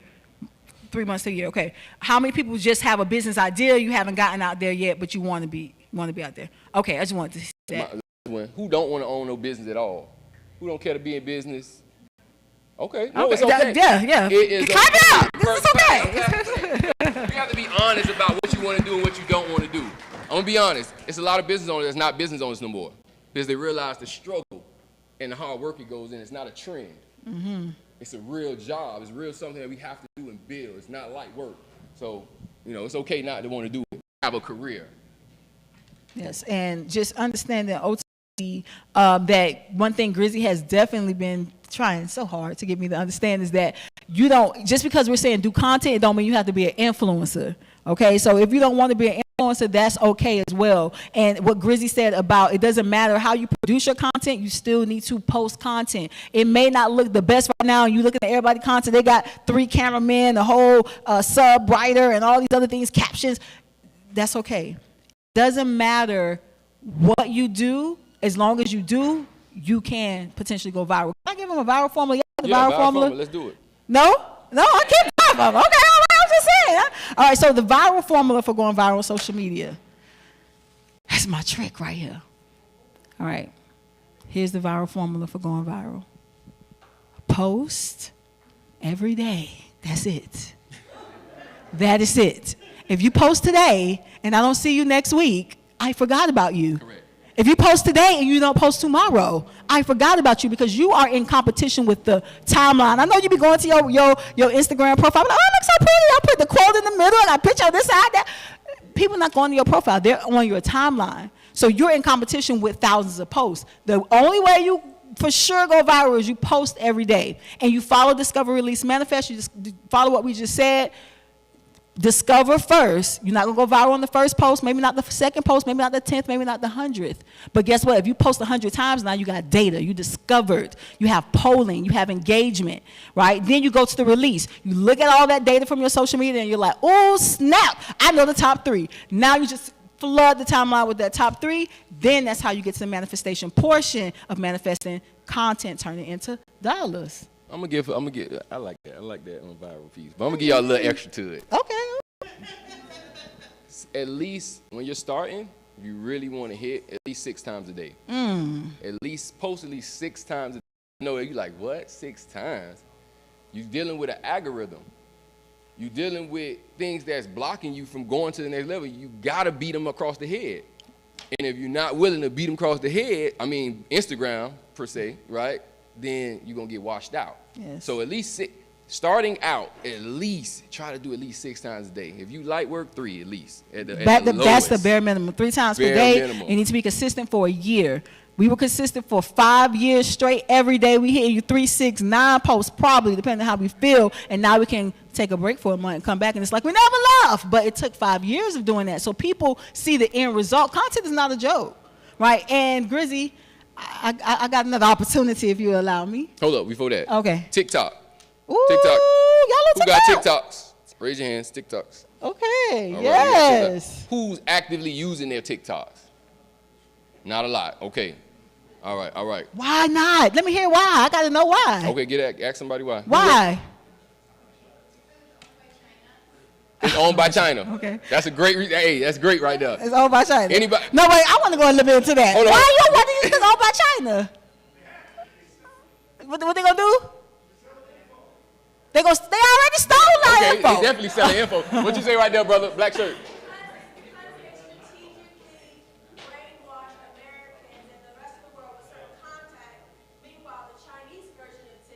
It's nothing like it.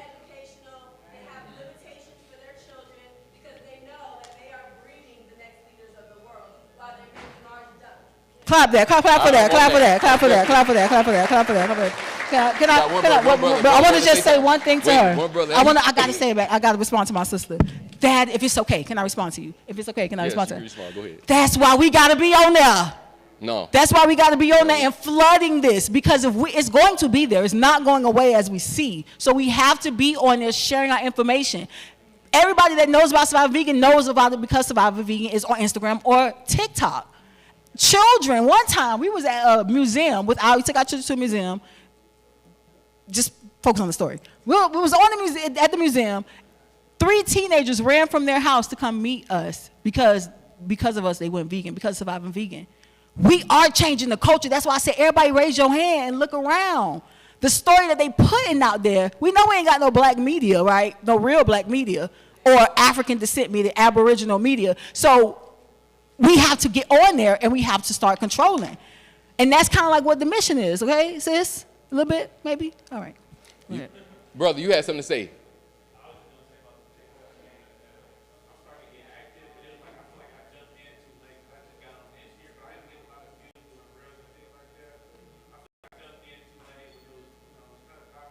Okay. Yeah. Listen, it's the right time for TikTok. TikTok ain't what TikTok gonna be. You know, it is setting the trend. I study TikTok at least 3 hours a day. That's like what I do, right? TikTok is setting the precedence for every other social media platform, right? If you are not on social media and you have a business, I hope that it's doing well, because social media is very important. It's very important when it comes to the not only aesthetic of the business, but the virality of the business and social media if you use it the right way. See, we have these negative connotations because we're using it wrong. We got to use it right. If you're focused on, say, hey, I have this goal, one of our goals, build, buy land, get a bunker, all these other great things, right? Why not be able to do that and have no cap on your income by posting on social media and then being able to put those funds back into the community? That is literally the potential that we have. Yeah, yeah. And I'm going to speak towards that. I'm glad you touched on that point. We're moving into the digital phase, right?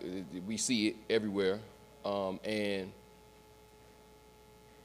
we were able to grow a brand, a digital company, to a multi-million-dollar brand within a 5-year span, utilizing social media. That's it. I want to be clear with that. Utilizing social media strategies was the only way we grew that brand to where it is. It wasn't street marketing. It wasn't on the ground. It wasn't community events. It was all digital. And we were able to create, for sure, create the right. You have to give value. It's number one. You got to give value. We ain't giving trash. If we're going to do it right, we're going to do it right. And that's what we were able to do all through digital. One of the things that we touched on that I want to touch on and finish off on when it comes down to marketing, and it goes to what the young lady just said, right? And it's something I realized when it comes down to marketing. Marketing is evil. Marketing can be evil, and it can be used for greatness and good. Depending on who's willing the sword.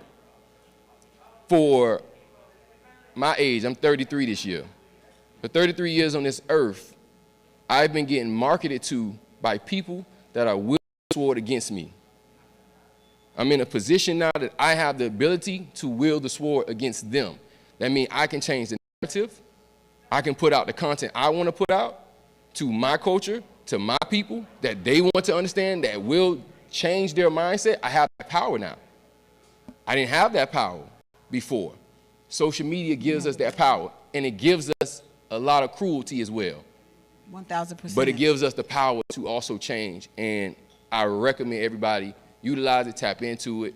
If you want to tap in with me, learn any more information in regards to marketing, just tap in on Grizzy the God on Instagram and hit me up in the DM, and I'll make sure y'all get it. We have a Digitize Me Please company, and we're making sure that everybody understands what marketing is, understands where we're going in our marketing, and as you just heard me say, we got our mind right, wielding the sword in the right way. So all our brands are going to thrive and take it to the next level. We take it to the next level. Let's go. Take it to the next level. And one last thing. If you signed up with the Graces of Grizzy, because he is literally the systems behind Surviving Vegan and the social media, a part of the social media team as well, are you okay with, if anybody signs up for the training that I announced to do a digital marketing session with that? Oh, okay, we got digital marketing then. So if you sign up, we'll get 2 for 1. First 10 people can actually come to Miami and spend time with us, and we'll go over, especially if you have a business. Now, let me just say something. He just agreed to do that for me for no, you love me, thank you so much. But he charges $5,000 an hour, right? Because we literally can show you how to go viral and how to build your business. We literally do that, right? So thank you. I appreciate you. Before we leave, I need everybody to stand up one more time. One more time. Let's stand up. One more time, y'all. And if you go to the link in our bio on I'm Surviving Vegan page and you want to join the training, it should say Surviving Vegan at the Remedy Conference. One more time, y'all. I am. I am. I want to hear it again. I am. I am. One more time, I am. I am. Listen, y'all, when we walk out these doors today, when y'all go back to y'all livelihoods, when you live, y'all be with y'all family, remember you are. Y'all here because y'all the leaders. Y'all here because I want to make a change. I love y'all. I pray that y'all love me back. Y'all open your hearts, be transparent with each other. Let's change the world together and stop hating each other. That's love. That's it. I love y'all. Thank y'all. Thank y'all. Thank y'all. Yeah. Now y'all give him another hand clap one more time. I appreciate it. Now I wanted to bring my brother and my sister up here because these are two individuals that definitely opened their arms to me and brought me down there to their family. Like when I tell you, they be living like the proud family. Don't let them fool you, you know. And I mean, you know, from the way that they raise their kids all the way to the way that they actually live their life like they have done it, you know. So, but the thing is, all of you all, you know, even in this whole status correction process, you all will have to understand business. You will all have to have a business of some sort, or working with a family member that has a business, all right? Because we can do the credit and the consumer laws and the discharging, but you're not going to be discharging for the rest of your life. That's not the strategy. The strategy is to build, right? So clean yourself up, do all your discharges, but you need to come together with the passion, a craft, you know, and theirs was to help the community through health, right? Everybody needs to find out what it is that they're passionate about. Whatever, you need to find out what it is that you can do for free without having to charge anybody for it. And if you can find out what that is, that's your true passion, and that's what you need to create a business out of. You see what I'm saying? So at the end of the day, I wanted to bring my brother Grizzy on because marketing is extremely important. Because when you all do have your business, you all are going to have to sell that dream. You see what I'm saying? And that's what the marketing is so important for. So I just wanted to go back through and smooth that out because, you know, we have so many different parts to this status correction puzzle. And you all knowing how to sell yourself is going to be one of the most important ones. So I want to thank you all again. Give them another hand clap. And we love you all. Now, I ain't going to do it, but I'm going to let my good brother do the hosting and everything. But this next sister is phenomenal. She's incredible, but I'm going to let y'all go ahead and do the introduction. Go ahead.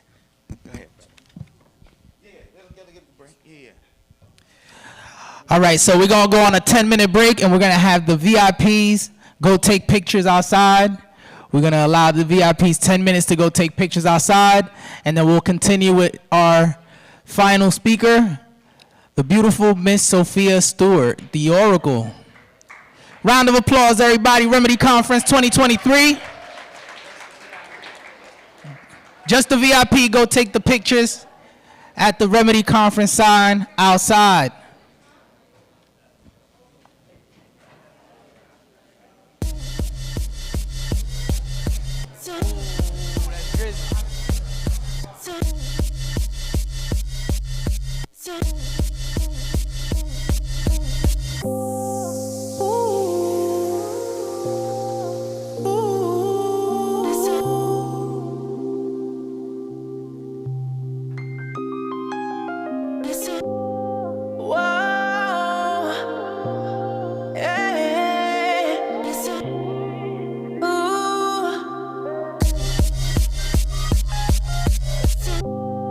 Taking notes of my keyboard. What you bothering me for? There's a room full of what you following me for? Sing no sing along. So girl, what you singing for? It's cause we blowing like a C4. My whole crew blowing like a C4. 20, get the ball rolling. Big IDs in the trash, we going straight to the top. Rooftop clubs with a handful of girls, and they all so foreign. Rain so poison, rainbows flowing. Light skinned chick, first flight from Poland. A whole lot of friends, first flight from Poland. A whole lot of cash, first flight from Poland. Why? Cause they loving the crew. They loving the crew. They loving the crew. Oh, they loving the crew. Oh, they loving the crew. They loving the crew. They loving the crew. They loving the crew. Whoa. Yeah. argue with them to start projectors. I guess we'll never know what Harvard gets us. But seeing my family have it all took the place of that desire for diplomas on the wall. And really, I think I like who I'm becoming. There's times where I might do it just to do it like it's nothing. There's times where I might blow like 50K on a vacation for all my soldiers just to see the looks on all their faces. All it took was patience. I got a lot of friends to come up off the strip for me. The same ones that'll come up off the hip for me. The realest niggas say your lyrics do shit for me. I told my story and made his story. Tell him I'ma need reservations for 20. I never really been one for the preservation of money, nah. I much rather spend it all while I'm breathing. That OVO and that XO is everything you believe in, I know. Oh, they loving the crib. Oh, they loving the crib. They loving the crib. Oh, they loving the crew. They loving the crew. They loving the crew. They loving the crew. Whoa, 'cause we blowing like a C4. My whole crew blowing like a C4. Broadcast swag. We didn't use in your city.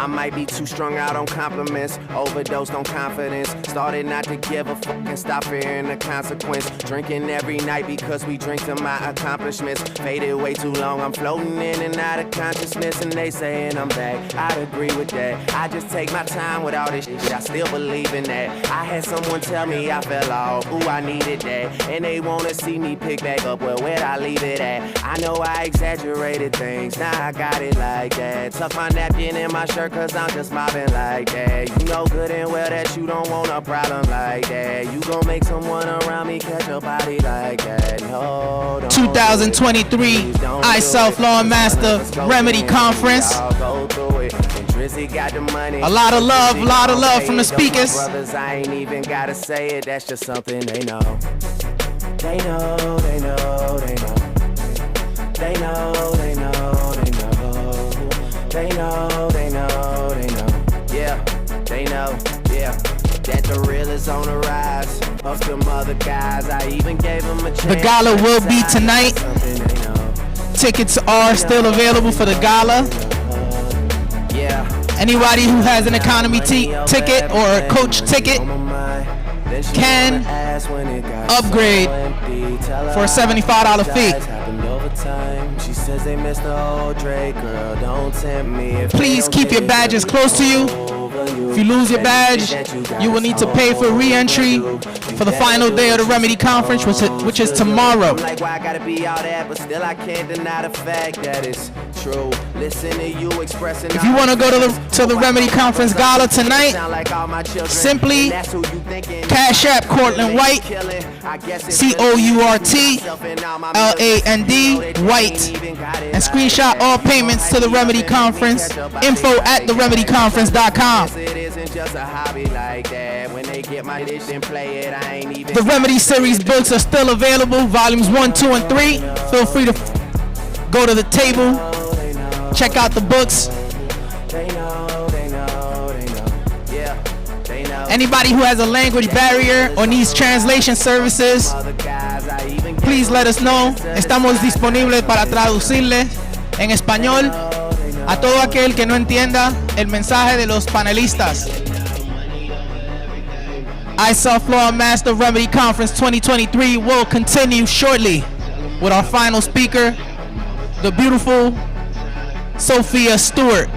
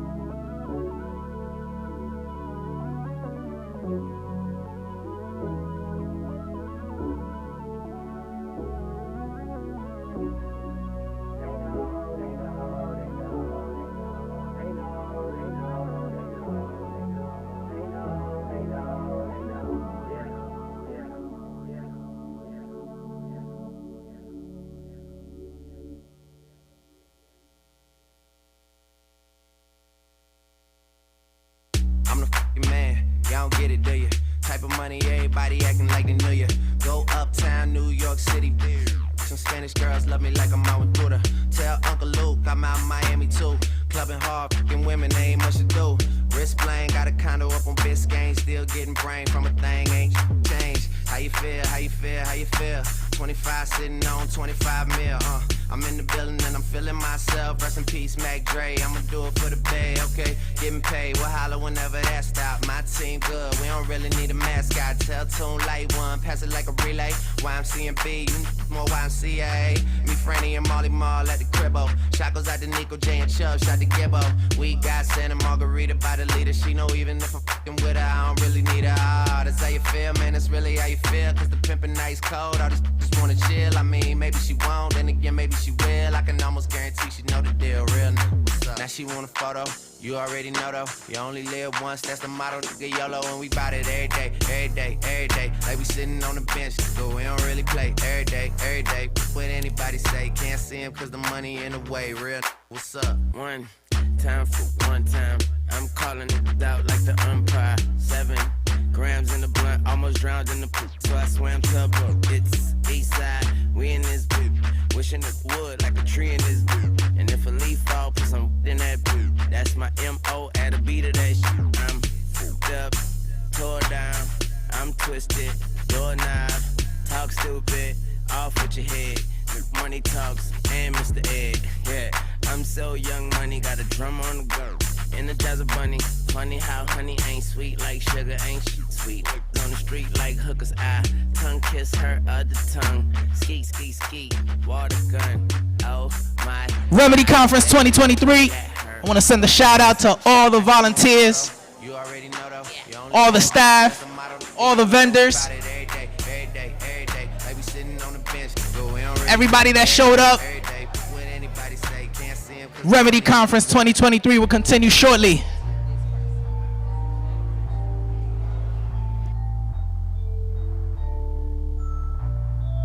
Yeah. Whoa, hold on.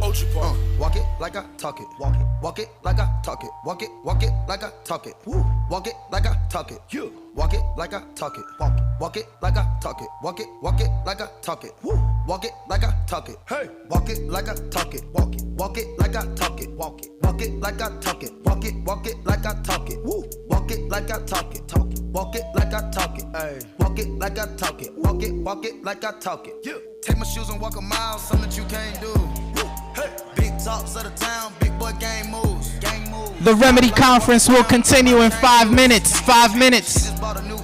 Everyone, please make your ways back to your seats for the final panelists, the beautiful, the wise Miss Sophia Stewart, Get your respect in diamonds. mother of the Matrix. I bought a plain Jane, roll it, did bought they fame. I think my back got scoliosis cause I swerved the lane. Heard you signed your life for that brand new chain. I heard. Think it came with stripes, but you ain't straight with the game. Walk it like I talk it. Walk it like I talk it. Walk it like I talk it. Walk it like I talk it. Walk it like I talk it. Walk it like I talk it. Walk it like I talk it. Walk it like I talk it. Let's go. Walk it like I talk it. Walk it like I talk it. Walk it like I talk it. Walk it like I talk it. Hey, walk it like I talk it. Walk it like I talk it. Walk it like I talk it. Walk it like I talk it. Hey, I gotta stay in my zone. Say that we been beefing, dawg, but you on your own. First night, she gon' let me cause we grown. I hit her, gave her back to the city, she home. She at home now. That was that, so I can't be beefing with no whack. Got no backbone. Heard you living in a mansion and all your raps though. But your shit look like the trap on his Google Maps though. We been brothers since Versace Bando, whoa.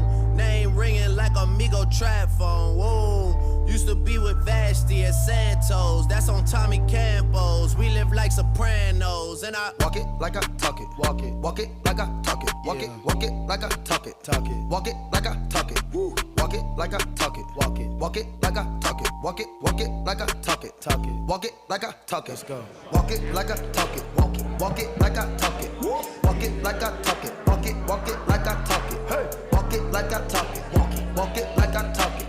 Walk it like I talk it. Walk walk it like I talk it. All set. Rock it, watch it. I want that, this, that menage. I bought a franchise to double up the profit. You make a landslide, chopper, get the profit. Big shout out to all the speakers and everybody that came up here to give these powerful messages. Remedy Conference 2023. I am your host, Lou Wiggs, Ludwig Thomas. And it's my honor and pleasure to host you for the Remedy Conference 2023. The Remedy series books are still available. Volumes 1, 2, and 3. Make sure to purchase your book. Walk it like I talk it. Walk it like I talk it. Walk it like I talk it. Hey, walk it like I talk it. Walk it like I talk it. Walk it like I talk it. Walk it like I talk it. Watch your buck, no Milwaukee, honey. Walk it like I talk it. That's my bro, he know the lingo. Ain't no walk it talk it. This some you know, why don't we know? Hold out on that.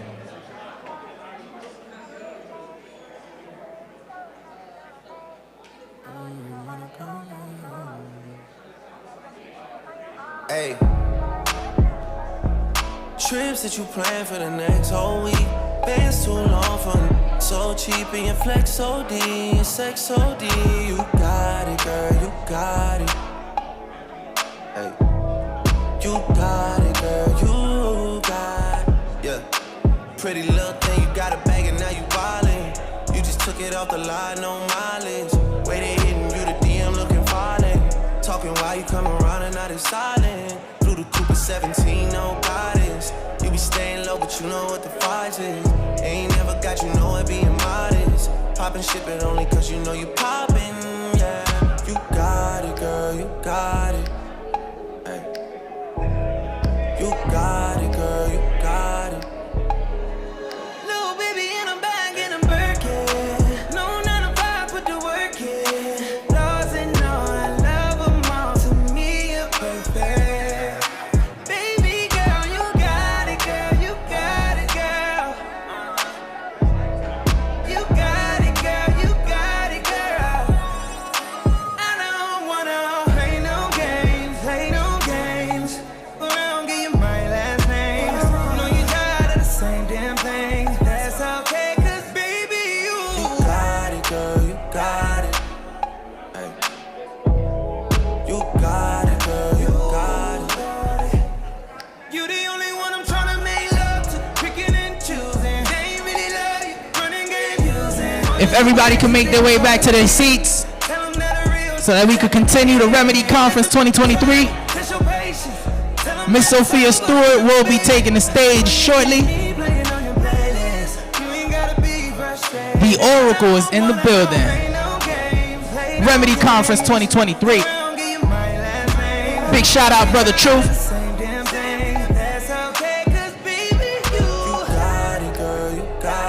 TJ Tillman. ChildSupportersFraud.com. All of the speakers that have been here, shedding light, sharing information. Many blessings to y'all.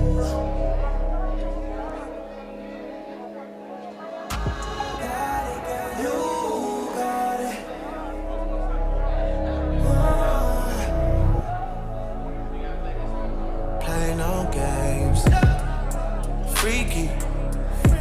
I could learn a lot from you, gotta come teach me. You a little hot girl, you a little sweetie. Sweet like Pearland, sweet like Peachtree. Like that. I could tell you crazy, but you kinda intrigue me. Yeah, like that. Seen it on the ground, tryna see that in 3D, mommy. I know I get around cause I like to move freely. But you can lock it down, I can tell by how you treat me. I seen how you did, homeboy, so please take it easy. Good to have me on your side, I ain't saying that you need me. Yeah. 6 God talk, but I ain't tryna get preachy. No, no. I seen how you did, homeboy, please take it easy on me. I don't wanna play no games, play no games. I don't wanna play no games, play no games.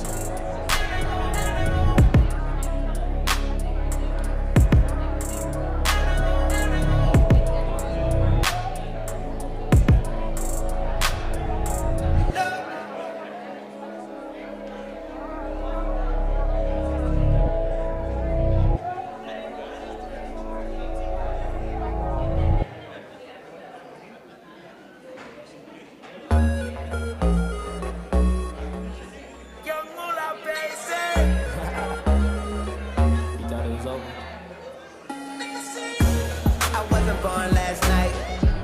I know these names ain't right, but you was blowing up her phone last night, but she ain't have a ring or not her ring on last night. Ooh, but that's that nerve. Why give a your heart when she rather have a purse? Why give a an inch when she rather have 9? You know how the game goes. She be mine by halftime. I'm the ooh, but that's that nerve. You all about her and she all about hers. Birdman Jr. and this bitch, no flamingos, and I done did every day but trust these people. When I reach the road, you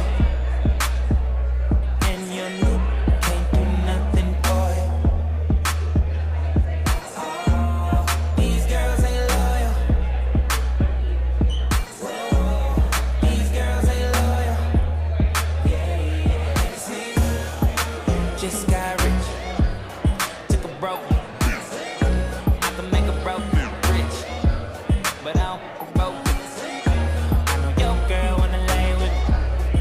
I took her to the bay with me. Fucking white girls like Lady Gaga, rolling up that by Molly, I'm a Rasta. She wanna do drugs, smoke, get drunk. She wanna see him trap, and I bet she love all the rappers. When I reach the want you, baby, and you can't do nothing for it, nothing, no. These girls ain't loyal, no they ain't. These girls ain't If everybody could get back to their seats so that we could continue the Remedy Conference 2023. Our final speaker for the day will be the beautiful Sophia Stewart, mother of the Matrix. She is in the building and she will be taking the stage within the next few minutes. all this money in the air, I wanna see you dance. Just got rich, took a broke. I can make a broke rich, but I don't broke. When I reach the want you, baby, and you can't do nothing for it, no, nothing, no. These girls ain't loyal, oh, no. These girls ain't loyal, What's the rock in the system? Ain't no telling, will I from more like this? That's what they be yelling. I'm a pimp by blood, not relation. I don't chase some, I replace some. LVs, Hermes, no shake. Rules ain't loyal, man, they rotate. School me to the game, now I know my duty. Put her in the loader, she was riding in that hoodie. That got my own hoe. Yo, got my own smoke. Had to put my knick-knack on. Tell that, put a ring back on. Montana. come on, girl, why you frontin'? Baby, show me something. When I call her, she gon' leave, and I bet the bottom dollar she gon' cheat. Come on, girl, why you frontin'? Baby, show me something. You done spent your bread on her, and it's all for nothing. When I reach the want you, baby, and you can't do nothing for you. For you. These girls ain't loyal. Oh no. These girls ain't loyal. When I reach the want you, baby, and you can't do nothing for you. These girls ain't loyal. They be playing games. These girls ain't loyal. Let me see. Let me see. Let me see. Let me see. All these things.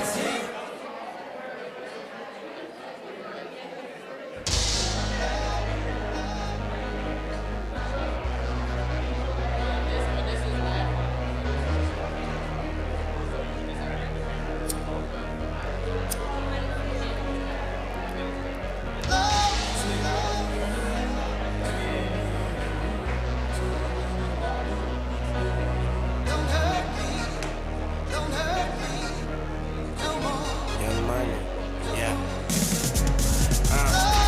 Throw dirt on me and grow a wildflower, but it's fuck the world. Get a child out her.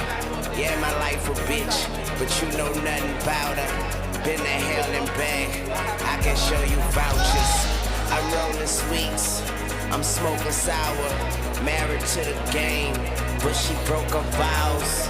That's why my bars are full of broken bottles, and my nightstands are full of open Bibles. I think about more than I forget, but I don't go around fire expecting not to sweat. And these niggas know I lay them down, make your bed. Bitches try to kick me while I'm down, I break your leg. Money outweighing problems on a triple beam. I'm sticking to the script, you niggas skipping scenes. Be good or be good at it. Fucking right, I got my gun, semi-automatic.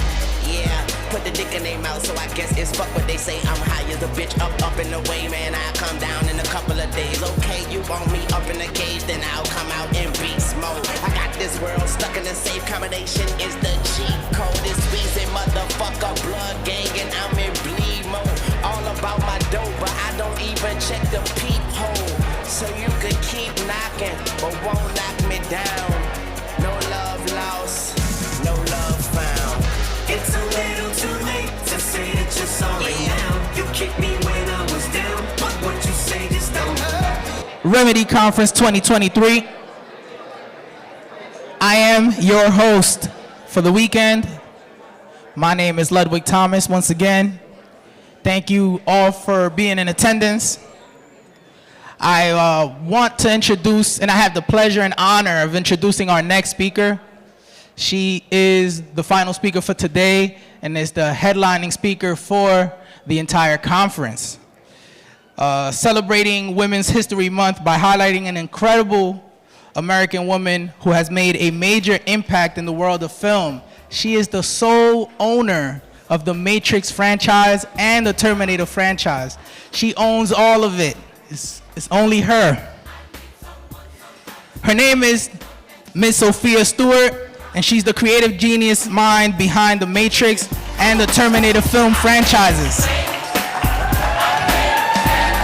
Please put your hands together for the mother of the Matrix, the beautiful, the Oracle, Miss Sophia Stewart.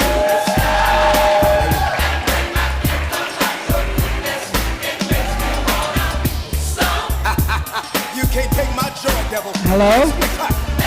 Hi everyone, how you doing? I'm gonna have two other people to come up here. One is joining me now and another one they're all into the Matrix and Terminator. I don't know how much you guys know about it, but I am definitely the owner and the creator of the Matrix and Terminator. It was all original work. So those characters, those graphics, those logos, those special effects, the red and blue peel, I'll be back dialogue, and the Terminator wrapped in flesh all comes from Sophia Stewart.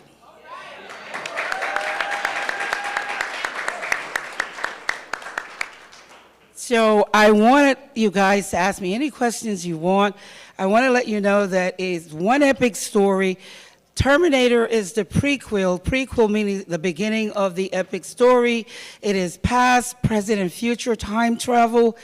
So when you see the Terminator time traveling to the past to kill Sarah Connor, it's because the machines in the future have heard that there is going to be a child born, like in the Bible of the first coming, but this is the second coming in Revelations. That's why it's called Terminator End Time Revelations. It's called the Matrix. The Matrix is a 7,000-year-old Latin word for the woman's womb, her stargate, her portal to bring babies into this physical domain called Earth. And if you don't have a matrix or a feeding tube, it's called the umbilical cord, or breast milk to feed that baby, in other words, I came out of the womb of a woman, not out of the ass of a man. No man will ever have a baby, no matter what Dr. Frankenstein has told the biggest lie ever in the world. Because without the feeding tube, called the umbilical cord, for 9 months, the baby will die in any artificial womb. No breast milk, sorry. No baby. So this is what the story was all about. This child that's going to be born, J.C. John Connors, Jesus Christ, who grows up to be Neo, one and the same in the Matrix. And they know the machines in the future when they're warring with God's children, man, because it's man versus the machine. Because what I wrote was the second coming of the Christ, the evolutions of consciousness, man versus the machines. So they're warring and they're trying to win this war, but they know this baby is going to be born to take them out. So they have to time travel to kill Sarah Connor so the baby will not be born. And Kyle Reese, he's one of the rebels warring with the machines in the future. He time travels to protect her. He inadvertently falls in love with her, gets her pregnant, but he has to go back to the future from where he came. So now it is the Immaculate Conception. She's pregnant. She fell in love. There was this man, but he seemed like he disappeared. But on with the Terminator to the second Terminator, the man, the teenager, and then the third Terminator, he's a man-child, but consciously he doesn't know who he is. So this is why you are so confused and not know that Matrix and Terminator are one epic story. And you have to get the books because it came from my copyrighted book and script from the 80s while I was at USC. I have a degree in journalism, a double major in law and psychology. I am an attorney. I beat several law firms. One law firm had over 100 attorneys, but they could not beat me in law. I'm a prodigy, like Tussler, like Leonardo da Vinci, like some of these people you know that are prodigies. Prodigies are well-versed in math. We're called polymaths. I did not do any high school, didn't need to. Took the New York Regents and got the high school diploma, went into college like this little 12-year-old girl who gets a degree, and then she go work for NASA. The movie Hidden Figures. Anybody well-versed in math, you're going to be an inventor. You're going to be a co-creator. If they teach you spells or spelling or cursive, that's witchcraft. But if you learn your math, we're talking about ancient sacred geometry. We're talking about calculus. You know what I'm saying? We're talking about these great maths, quantum physics that you see in physics, where Trinity is up in the air. Do you see where they're taking that leap of faith when they jump across the building?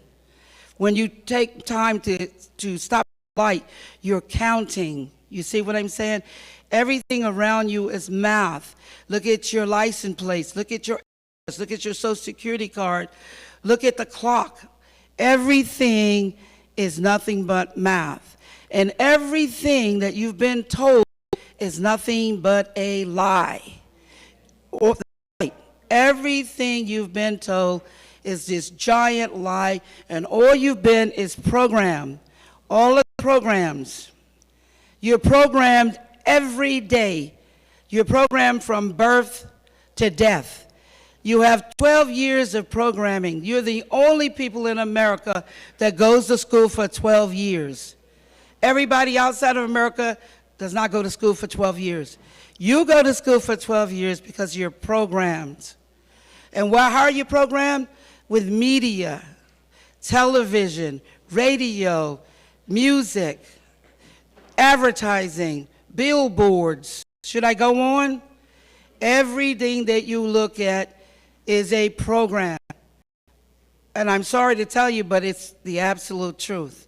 I was just speaking to someone in the audience, and I was telling them, because she was thinking that you are the skin. A skin is nothing but a biological cover. There are many, many people that have blonde, silky hair, blue eyes, and they are black people passing. There are a lot of people that have dark skin or white people. When the babies come out of them, come out white. When someone is asking for white, the baby is going to come out black. That's right, because you're the blood. God told you you are the blood. You tell me your blood and I'll tell you who you are. That's why they wanted you to take blood tests before you got married. That's why they won't even tell you, majority of you in here don't even know your blood type. When you go to the hospitals and the doctors, the first thing they do is take your blood. Am I right or wrong? But how many of you know what your blood types are? That's right, very few. And when you try to find out your blood type, when you go and call up your doctor, they try to play crazy. They don't even want to give you the blood type. You have to go to a place that's buying blood, a blood bank, and when they're testing you, they'll give you your blood type. Crazy? You can't get it from your doctor, can't get it from the hospital, but only when you're going to go and sell some blood or blood will you be able to find out what your blood type. But trust me, what's going on here is man versus the machines. And what are the machines? You guys are thinking about the visionary, because I'm a visionary, like H.G. Wells. H.G. Wells was born during the Iron Age, the particular period of the iron industry. What did they have then? They had metal clankety clank. So the robots that you guys see right now that they're creating, they're made of metal. But what I'm talking about in the matrix, or what man has created in the lab rats, they are living amoebas. They may be test tube babies. They may be petri dish babies. They may be artificial inseminated babies, gender benders, gender manipulated, clones, drones. Those are created by man. They look just like the Terminator, some of them, wrapped in flesh. But how do you know? You don't know if that's a clone or one of God's children. God's children are three-dimensional beings, 3D. What is the first body? It's called the astral body. It's blood, water, and spirit. It's called the woman's period. The second body is the physical body that comes out of the matrix, the womb. It's for 9 months or 36 weeks. That body is growing inside of warm, heated water inside of your mother's womb called the matrix. The third body is the seed or the soul that attaches to the physical body at the 12th week. At 12 weeks, a doctor will not perform an abortion because he's killing a living soul. Up to 11 weeks, you can have, you can't kill an astral body, which is nothing but spirit. How do you know the spirit exists? Because when you go out to the sun and the sun casts a shadow on the physical body, you see a shadow. And that shadow is mimicking your physical body. That is the astral body. This is the physical. And then the third body is the seed, because all of God's children, whether Exodus 34th chapter, 19th verse, the word matrix comes out of the King James Bible, mentioned 5 times in Scripture, 3 times in Exodus, 2 times in Numbers. So what God is telling you, that even the female animals that come out are his children, because God's children has a matrix, a womb, to bring the living babies, whether animal babies, into this physical domain called the earth. And I bet a lot of you had pieces of this, but not seeing the big picture and the confusion about abortions and seeds.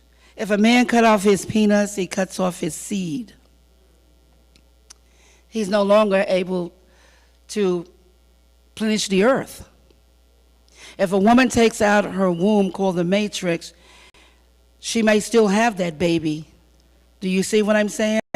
Because there are cases, and look them up in the World Book of Guinness and in the science books, that women still can bear babies even when some of them don't have a uterus.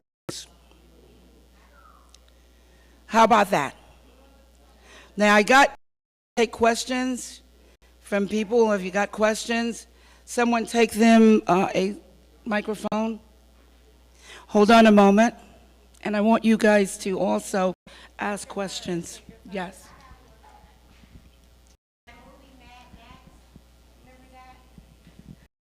Mad Max? The movie what now? It was in Mad Max. Yeah, what about Mad Max? Was that telling something there in Was- that movie in what- regards to, being in the future in any way, shape, or form? The Mad Max. Was it Mad Max? It was the Tina Turner. They were in the desert. And I think Mad Max was more of entertainment. Okay, so it had. Or where people is always prophesizing the apocalypse or the apocalypse of Earth being destroyed and so forth. It's more like entertainment. Regards to the future in any way, shape, or form. Because the reason why I asked is because they were in the desert, and it was almost as if they only could survive off water. So it brought to my attention when I looked at The Matrix and the trilogy of The Matrix, was that incoherent or was it, parallel to the movie Mad Max? So it had nothing to do. What is she saying? Because she's very.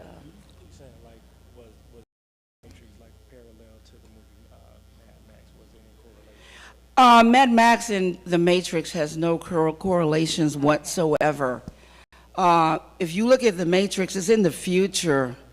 And Mad Max is what happens after a civilization is being destroyed.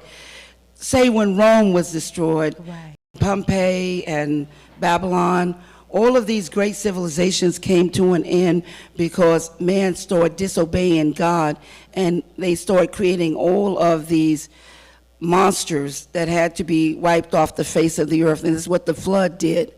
The flood wiped off all of these monsters that man had created, and God did a reset, and everybody started off good again. And but it always ends the same if you go and look at every civilization. So I see how there could be a correlation when Mad Max is showing you devastation and showed you the end. And The Matrix is showing you what's coming, the future, what the machines are, what are the machines are going to do, the programming, the red and blue pill. That if you take the red pill, you see how deep the rabbit hole goes. You take the blue pill like Cypher, you know you're not eating any steak, you're eating mush, but that's a program.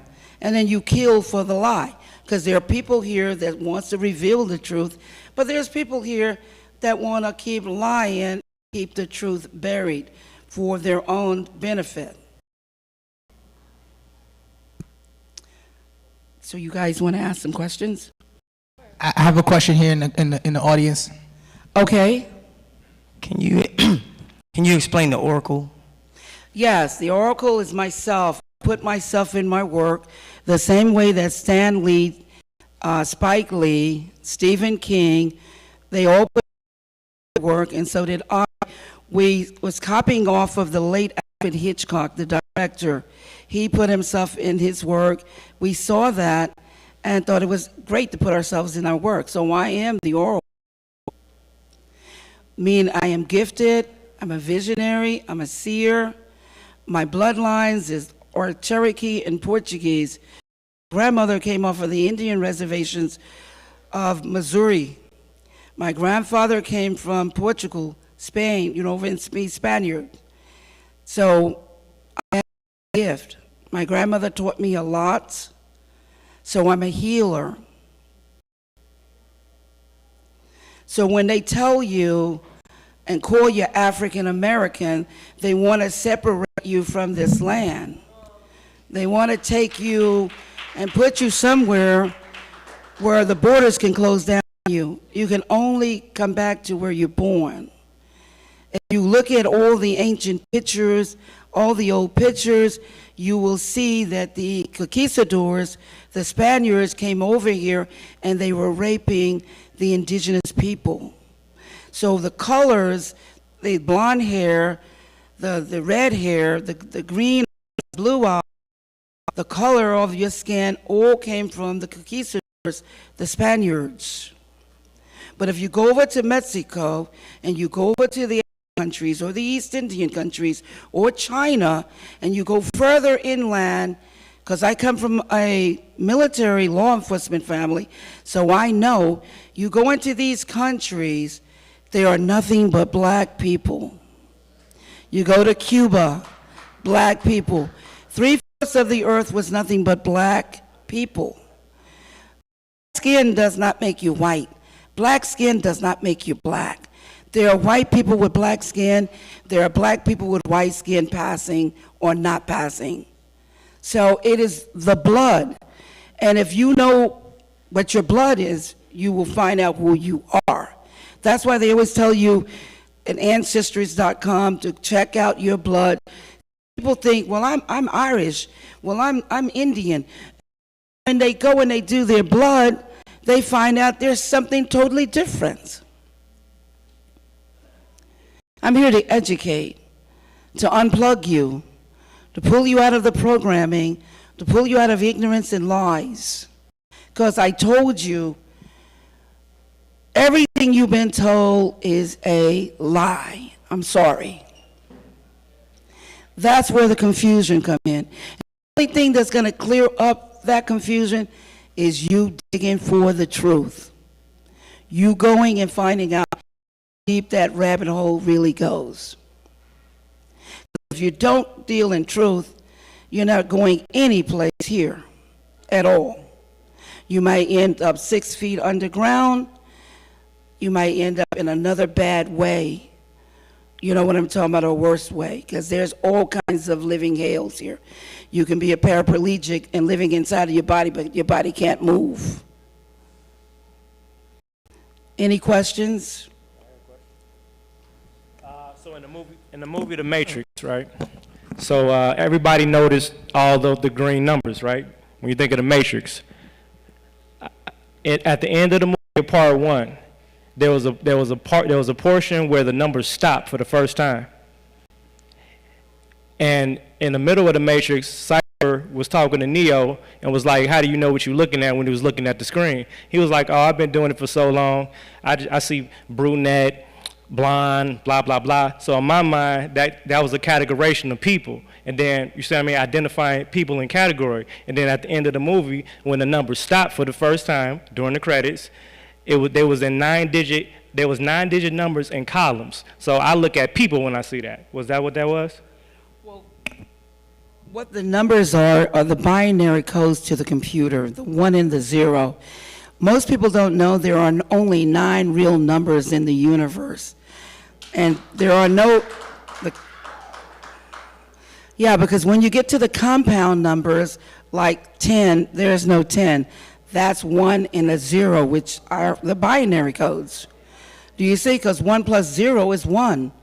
And then when you go to 11, 1 plus 1 is 2. 12, 1 plus 2 is 3.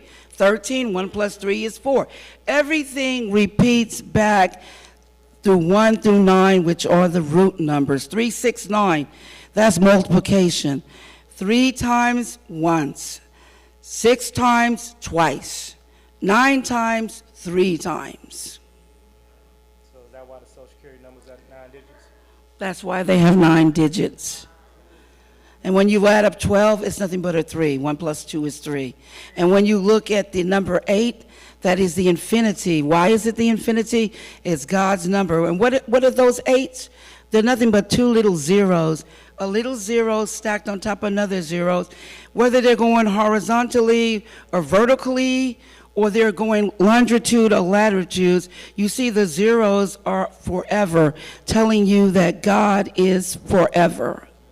The 1 is the beginning, the alpha. The 9 is the omega, the end. And then we begin again with 10 because we start back with the 1. The most popular numbers, 5 and 6. If you got a double number in your birthday, like you're born August the 22nd, 2 plus 2 is 4. That's right. 15, 1 plus 5 is 6. That's how you find the root number, by adding up all of the numbers. That is going to give you the answers. There are no compound numbers. Man created that. He created a lot of stuff to keep you confused so you won't crack the codes.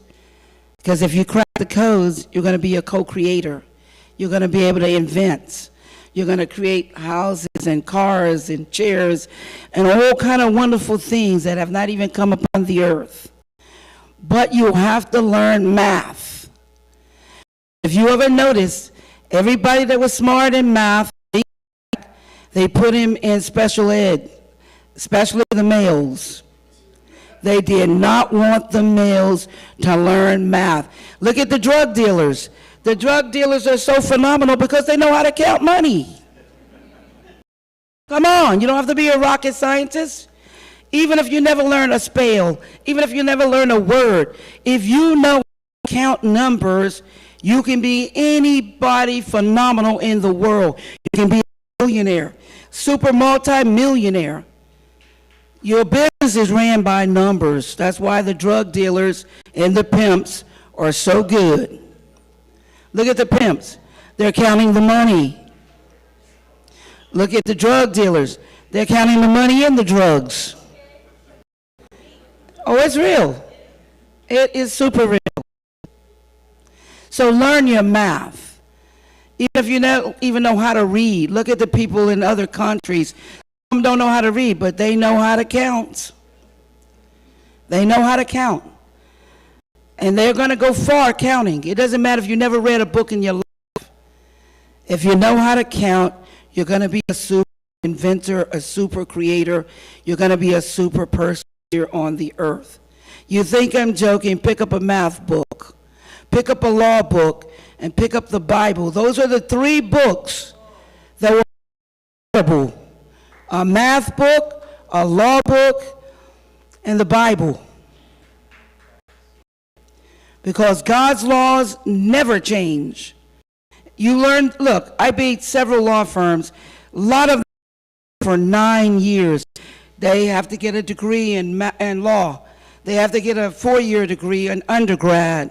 And they might not take the bar, depending if you're getting in the bar for California, or New York, which is going to pay more money. They're going to make sure you don't hardly pass those 9 times before you pass the bar. The bar does not make you an attorney. The bar gives you a license to practice law. That's why it's called a law practice. The license with a doctor doesn't make him a doctor. It gives him the license to practice medicine on you. He doesn't have to get it right. All he has to do is practice on you. That's called a medical practice. You need to wake up and come up out of the programming, because you're so entrenched in the programming, you're missing the point. But it's right in your face. What is it? It's hidden in plain sight. Because guess what? If I hide something from you, you're going to find it. That's the law. You're going to find it. But if I put it right on your coffee table, or I put it in your fish tank, or I put it in your ashtray or your ice tray, you're not going to see it, but it's going to be looking at you. If I want to hide some diamonds, I'll put them in the fish tank. If I want to hide some diamonds, I'll put them in an ice tray. Because diamonds look just like water. Right? You'll tear up the house looking for the diamonds, but you won't look in the ice tray. You won't look in the fish tank. But the diamonds are looking right at you. You're tearing up the couch, tearing up the house, tearing up the bed, tearing up everything, and then walk out because you don't find the diamonds. Hidden in plain sight. So the truth is hidden in plain sight from you. And you need to wake up from the programming, because, hey, you need to question everything. If somebody tells you something, you need to question it. You need to investigate it. You don't need to accept the program because it looked like it's real. They got all kinds of people that are carrying programs that you love and you mimic and you follow, but you're not looking and questioning who they are and what they're selling you. Or they may be lying to you. So you have to wake up and unplug from the matrix. Any question? So I think this is a very interesting question for myself in particular.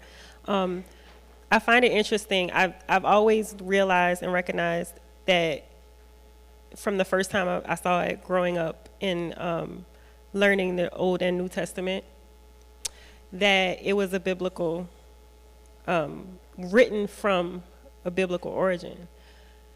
I find it interesting that you, the creator of the Matrix, the origin of the story that we know awakened an entire generation, started with a biblical history or a biblical origin, yet the very people who understand the matrix for what it is. They may not appreciate the Bible due to the origins that, you know, we're taught, how it was brought into this country, how we were brought into this country and indoctrinated. What would you say to people who don't understand that the Bible in itself is a code and that it's not meant to be taken literally, and that many of the doctrines that are preached from the Bible are man's doctrine, but if you look at it as a parable, and I feel like you did very well with translating it in the sense that can help people like myself understand it in a non-literal form, what would you say to those people who are still struggling with understanding that and embracing it? I hope I worded Oh, you really did a really good job. The Bible is really coded because you look at, like I just said, Exodus 34th chapter, 19th verse. There are numbers that are running all through the Bible. These, or like the Bible is like a computer. The reason why you don't understand it is because it's broken down into time travel. The Old Testament is our past. New Testament is our present, right here, right now.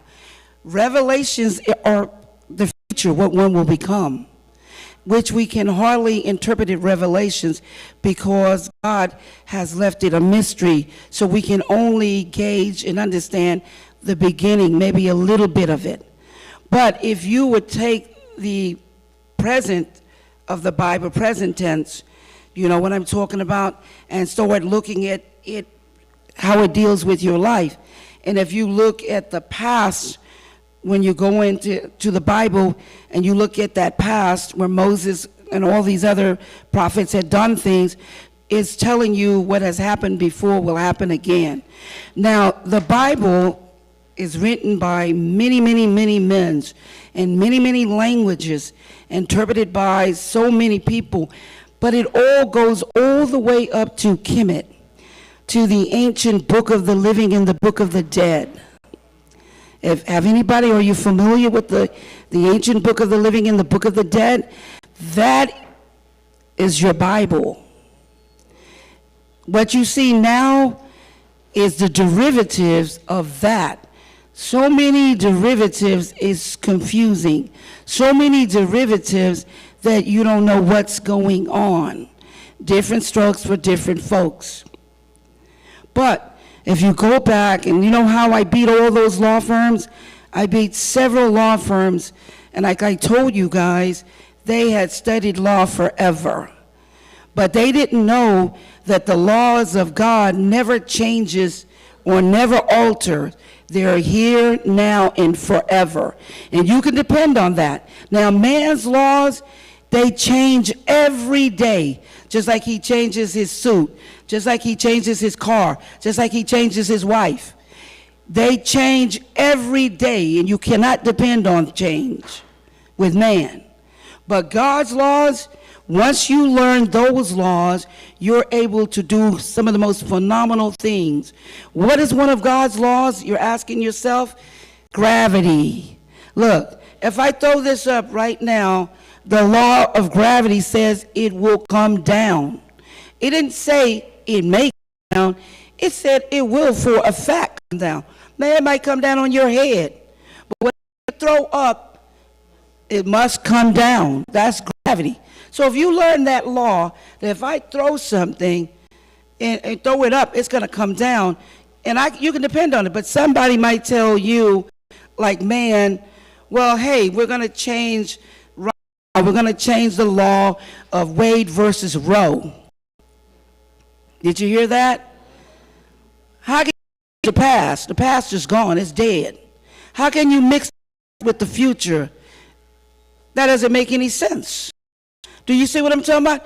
But he might say tomorrow you all be slaves. Or he might say tomorrow I'm going to change the law. You all got to go into a cage. You all got to wear a certain thing, a rope, or whatever. Do you see what I'm talking about? Man cannot make these changes. You cannot let him make these changes to your lives. You have to stick with the laws of God. Find out what the laws that are governing the earth. Find out the laws that governs the sun, the stars, the water, because man is going to tell you a lie. But you can depend on those laws of God because they will never change. That's how I beat them. What did I take into the courtroom? I took the truth. Did you hear what I said? Not my truth. Not my truth, because there's no such thing as your truth.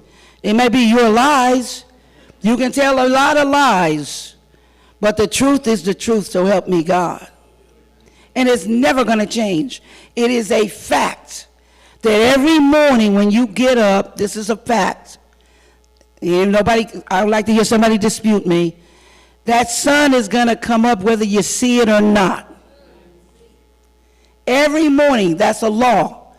That God says, son, you have to get up every morning, whether they see you or not, whether you're covered by clouds, whether you're covered by chemtrails, whether you're covered by whatever. That sun is up every morning, whether you see it or not.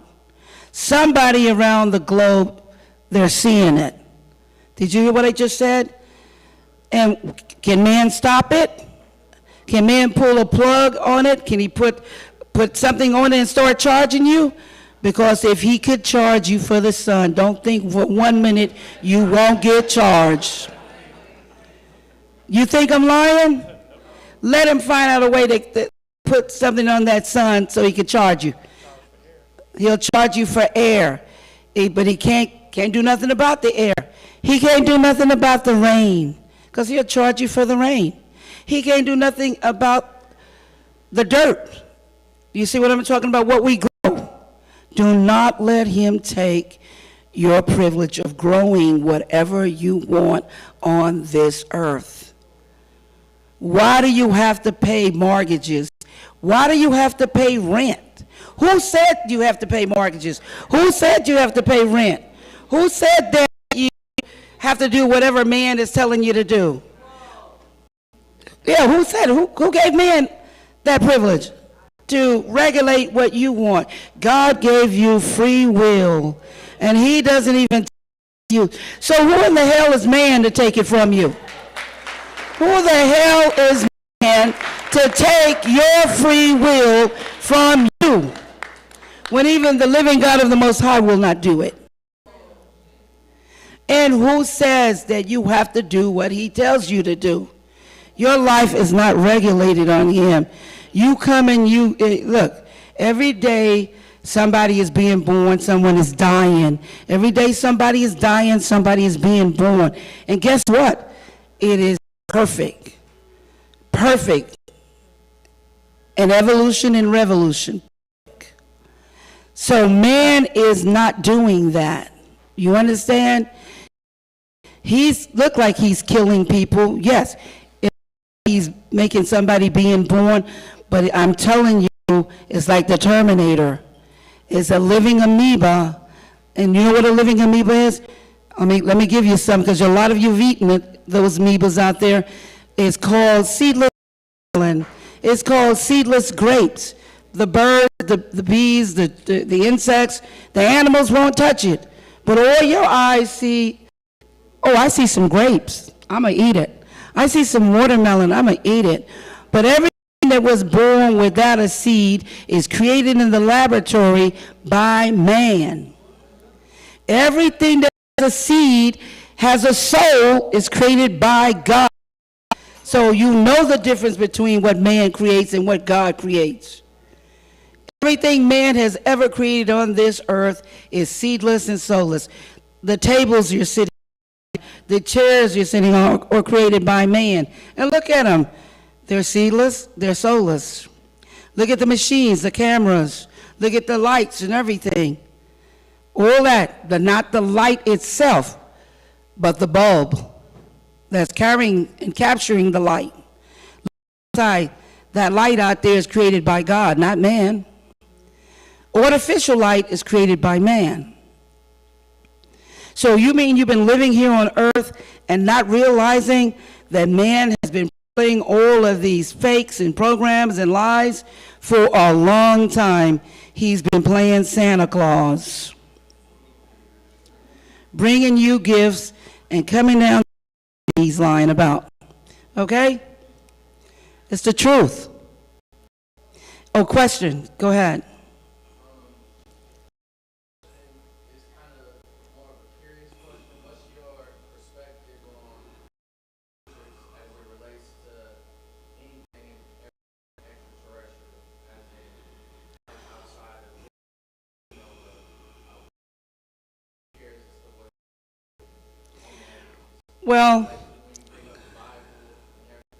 Well, I'm going to bring up the Bible. To me, the Bible is a book that is telling you something, is wakening you up, and it's opening you up. If you go into the Bible, Ezekiel saw UFOs. If you go back and you look at some of the artifacts, you have to go to the museums, you got to dig deep, but the UFOs have been with us for a long, long time. And what is UFOs? Unidentified flying objects. Now, ETs or extraterrestrials, how many of them have you seen? You've seen lots of UFOs. I've seen UFOs myself in Las Vegas, Nevada. I'm from New York City. But I've seen UFOs all the time flying out towards Area 51. Now, what is the government hiding from you? He's hiding something from you. But I guarantee you, I think that the UFOs are in the behalf of the people. I'm not saying there's not good and bad, but I think that if it is some bad ones, some bad I think it's some good aliens or unknown that are helping us not to destroy the earth and helping the people, because there was lots of times that they wanted to set off nuclear bombs. Come on, go back in history and look at some of the bombings that they've done on Earth. So what is stopping them? Every time they try to detonate nuclear bombs, there's always UFOs. Am I right or wrong? And why is that? Why is it when they're trying to bring devastation, there's always UFO sightings that prevents them from doing whatever evil they want to do upon the earth? They've dug out a lot of tunnels underground. There are underground cities. They tried to go above the throne of God, try to go into space, but there's no air for them. You can't go out of that radio because it's antimatter. We're physical matter. So if you go outside there, physical matter with antimatter will blow it. So they can't go into these satellites, no air. So now they're going underground, where empires come from, because it's past, present, and future time travel. They try to blow up the stuck down there. The earth has cataclysms all the time, where the earth sinks, it shifts, earthquakes, tsunamis, hurricanes, tornadoes, all kind of cataclysm happen every second of the day here. Floods, everything. So man will get stuck underground. If you go on, you got an elevator that goes 7 to 15 feet down or 20 feet, you're gonna get stuck there because nobody knows when the earth shift. Nobody knows when a cataclysm are gonna come or something, a dust storm or something unusual. They're going to get stuck there. If you look at H.G. Wells, he's a visionary. Look at his book, Time Travel, the color movie with Rod Taylor. He shows you what's coming in the movie where people got stuck underground and they look pale and they look like monsters and they start eating each other, cannibalism. They come to certain parts of the earth and they ask or try to entice people to come down so they can eat them. So all I'm saying is that if you go back and look at different movies, a lot of the truth is hidden in the movies. Have you ever noticed that? Have you seen certain movies? I talked to these directors, they were talking to me, and they say, Sophia, you wrote The Matrix and Terminator. Did you hear that the computers have advanced and the machines are so smart, they're talking to each other. They've created another new language. And you know what I told him? That is the 1970 old color movie called Colossus. And I said, if you think I'm lying, Google the plot right now. They went into their phones, they Googled the 1970 old movie Colossus, and there was the plot where the machines are at and they were talking to each other. So everything they're telling you, you can find the movie. You know when they're telling you about this new technology? There's a documentary called Flat Earth. I know a lot of people might have not heard of it. Some of you have. But you go back and you look at it, they have incubators with babies in there. And then they got living babies, and this is way back in the 1800s. They got incubators with babies that are not living babies. They got the living babies and the babies that are incubators. You know, like they grew or test tube the babies. Most of you know what cloning is, but do you know the breakdown of cloning? Yeah, cloning is real. You can clone an animal, you can clone a horse, a sheep. All you have to do is get an egg. Now listen carefully. You get an egg, like if you're going to clone a human, you get a human egg, you get your DNA, we'll say him in front, and put it in a syringe, and take that syringe and insert it into the egg. Now you need a womb, a matrix. You need a surrogate woman that's going to carry the clone. So you take that egg that's got your DNA in it, and you insert it into a woman's womb, and the clone will grow. Now, I need to tell you something about the clone. When you read the Matrix 4 book, it's in the Matrix, which is a continuation of the Matrix. It's called a memory chip. So if you died in 1999, or I took your DNA in 1999, cloned you, your knowledge is only going to go up to 1999, from birth to 1999. You're never going to cross over or gain any knowledge because you're nothing but a memory chip. That's all.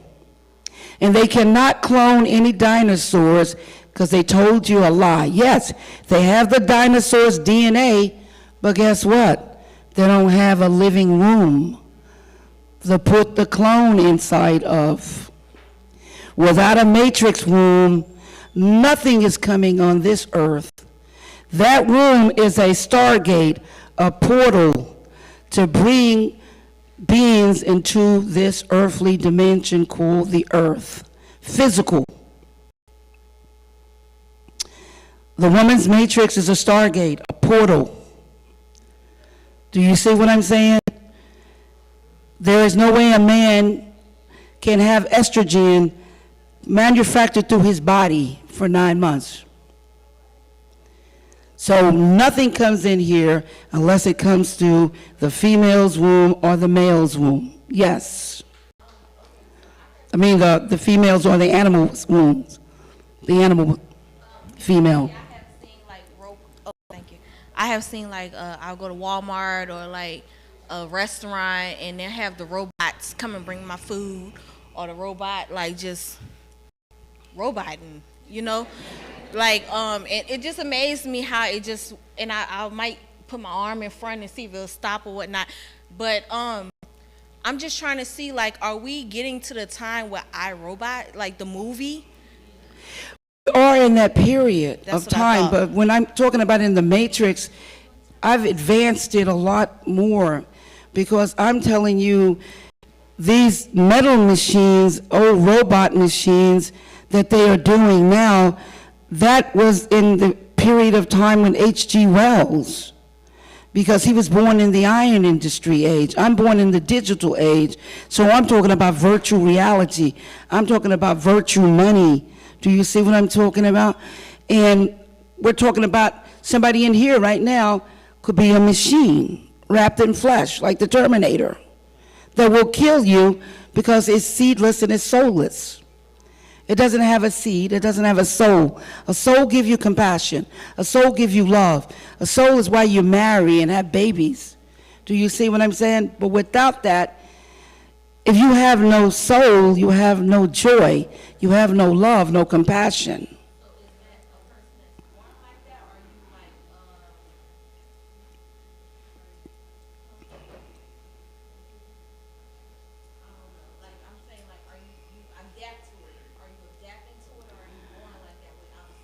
No, there are people that are called test tube babies that are born like that.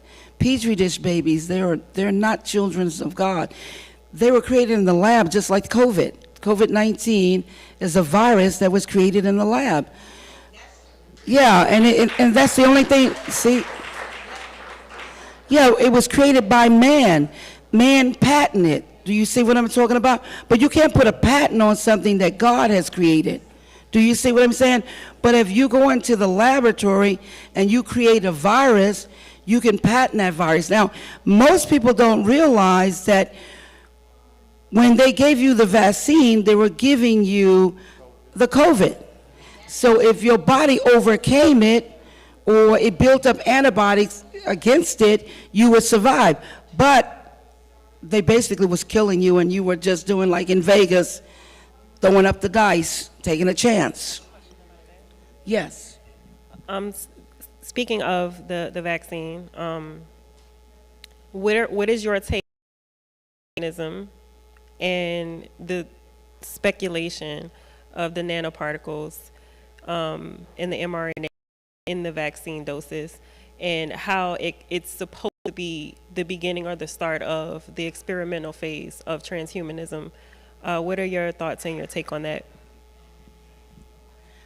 Again, I'm going to tell you, man is the biggest liar upon the earth, and God told you that. He said that man's greatest weapon was deception, and that he deceived the whole world, because he talks this good show that you just heard her speaking, but he's not able to create that. Do you know what I'm saying? When he told you guys about slavery, there was no slavery. It was called human trafficking, which is going on right now. The reason why he's letting in all these people across the borders is because they're untraceable.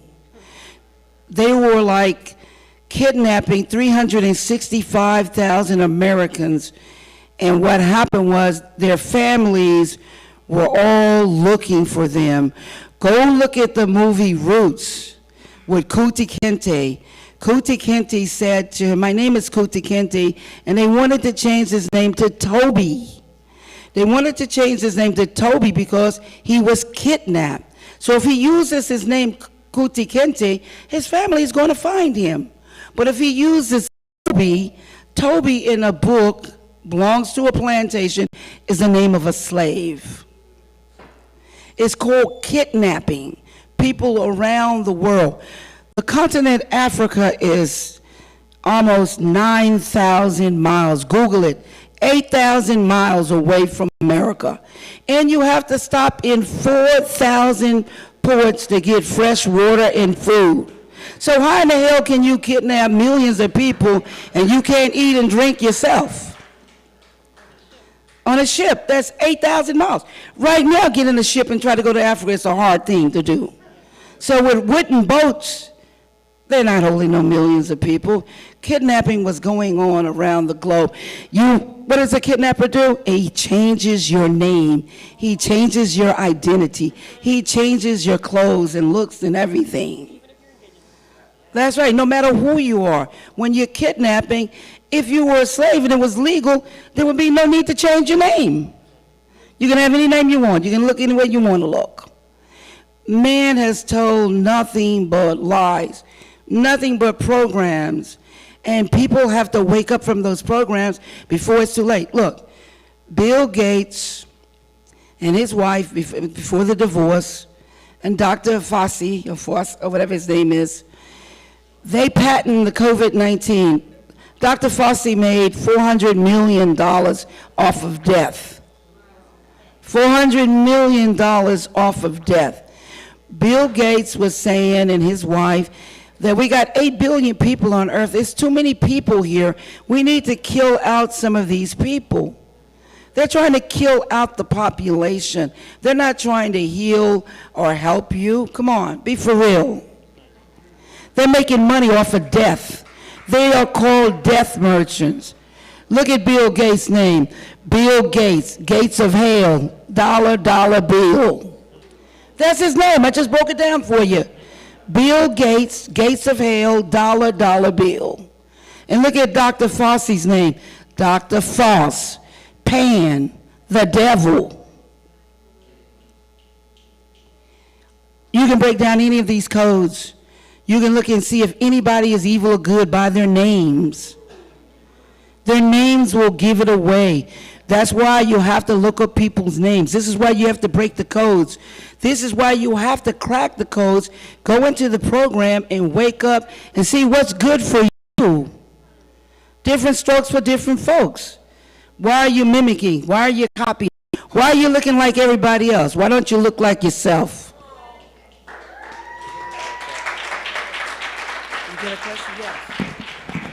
So it sounds like we have a bad case of identity crisis. So can a person isn't the logic behind a kidnapper is to eventually, groom and take care of you and put you into this new program to the point where you forget you got kidnapped? They can do anything. Like I told you, they can do anything. What? Okay, so all right, back to the movie though. So The Matrix, right? The Matrix 1, when Neo got kidnapped and they put him in a car. And she went to the back like, hold on, we got to get the bug about you. When they sucked the bug up out of Neo, what was the bug symbolic for in the real world? You talking about Neo's blood? No, the bug. Oh, the bug is a tracer. That's a chip. That's nothing but a chip. Well, it's a chip in your cell phone. They track you with that. Right. So was the bug symbolic for a chip? The bug was nothing. What did you call a bug? What do they call a bug when they clean the house, the FBI? What are they looking for? Right? The chip, the listening chip. They can hear your conversations. What's that? They're calling it a bug, right? But they're just showing you a physical bug because it's the movie. But everybody knows the word bug means a listening device with a chip in it. You're all chip. Why do you think they gave you all those free government phones? Those Obama phones. Why? Because they can listen to your conversation. They can track you everywhere. Why did they make it unlimited? Why are they giving you the screens now, the pad? They're listening to your conversations. Why do you think the social networks are going on? The social networks are going on so they can get all of you guys information. And do you know why Mark Zuckerberg is a billionaire? He's a billionaire because he sold all of your data to the government. That's right. In your faces. It's called face recognition. Well, they can just put in your face and go, bam, a hit. Do you think that they're trying to make you rich on these social platforms? You need to think again. Like that lady was telling you, you better get your butt on TikTok because they cannot control the Chinese. If you get on TikTok, this lady got on TikTok before when she was on the social network, they're controlling your numbers. They're shadow banning you. Come on. They're trying to keep you from making money because that's the most important thing to them is money. So when you're on a social network, they're making money off of you with the database. They can track any criminal in a New York minute from the because people got all of their information on their birthdays, their relatives, where they live, everything. Just gave them free fall because guess what? I'm gonna give you a wake-up call, all of you in here. You're not gonna need any more paper passports here pretty soon.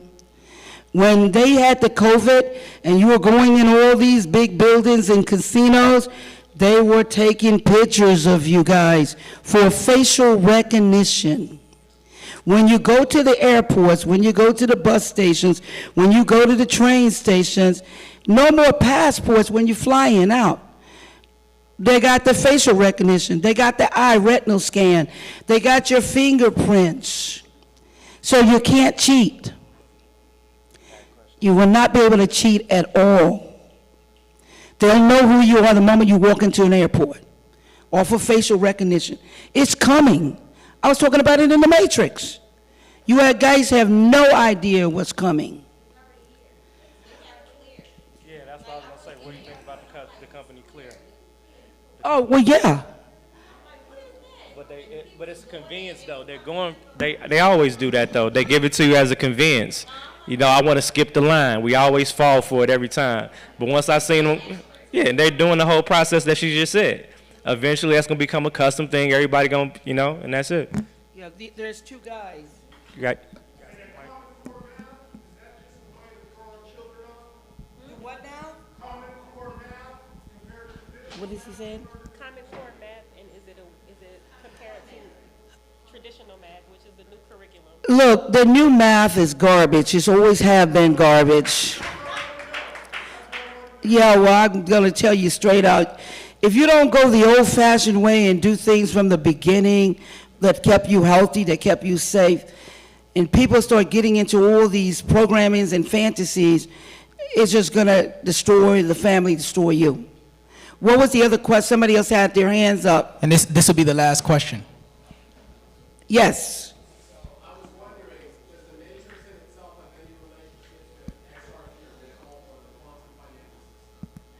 Did you have what with? XRP or the... The Matrix have everything to do with finances, 100%. The Matrix is nothing but pure math. When you saw those binary codes, when you see those numbers raining down, that is telling you that we exist in a world of numbers. It has everything to do with the banking, and you need to pay attention to the banking. I prophesied this many years ago about the bankings, not to trust the bankers, because look, you're seeing the little ripple effect, but the government is only gonna, look, he only guarantees so many hundreds of thousands of dollars. If you got millions in the bank, you ain't gonna get that money back. You're not gonna see it. You're not gonna see it. You need to put your money overseas or put it in something safer. You know what I'm saying? Especially when you got millions. When you got millions and billions of dollars, not hundreds of thousands, you can go ahead and use the bank. Because, you know, the government guarantees you that money. But look at those SV Silicon Bank and Signature Bank. There were people who had millions in those banks, and they're not going to get them unless the government refunds that money back to them. What happened? Exactly.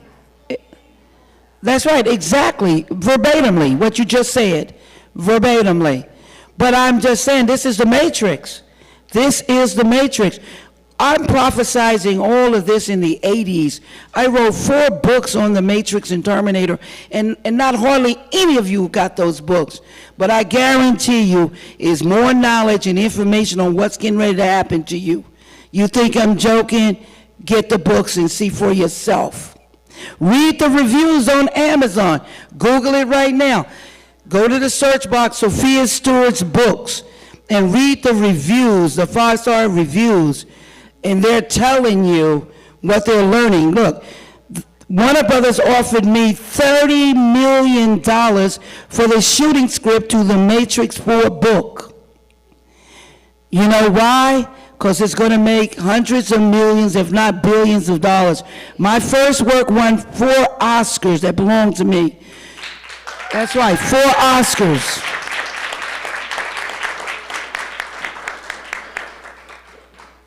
And I'm talking about knowledge.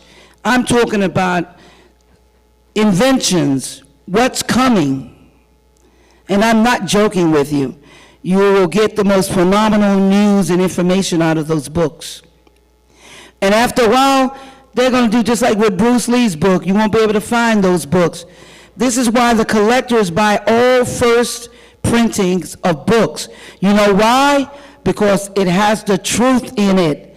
When they do 10 publishing or printing or 15 printings, they're getting all the truth out of the books, pulling it further and further away from what the author really wrote, so you won't get wise. So if you get done Dale Carnegie's book, or Napoleon Hill's book, you better get the first edition if you want what he really said. Oh yeah, the Google is giving you, thank you for bringing that up. Google is giving wrong information. They coming out now with that new CP, whatever. Yes, and it's giving wrong information. Like I told you guys, you need to get the oldest books you can find and keep those old books, because they're reprogramming and resetting everything now. This is why with COVID they killed out all the baby boomers, and killing the baby boomers because they witnessed the history. They saw the truth. They know the truth. But you guys, you need to get the old books. I'm not joking. You need to get the books of prophecy, books of knowledge, books of power. Try to get the first editions of the book. The first edition is going to guarantee you the truth. You get the other ones with more and more printings, you're getting further and further away from the truth. Any questions?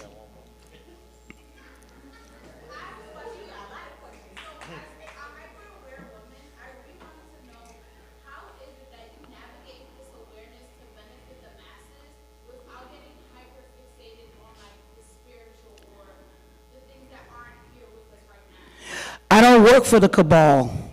They tried to get me to come to the cabal. I work for God. They cannot kill me. They cannot harm me.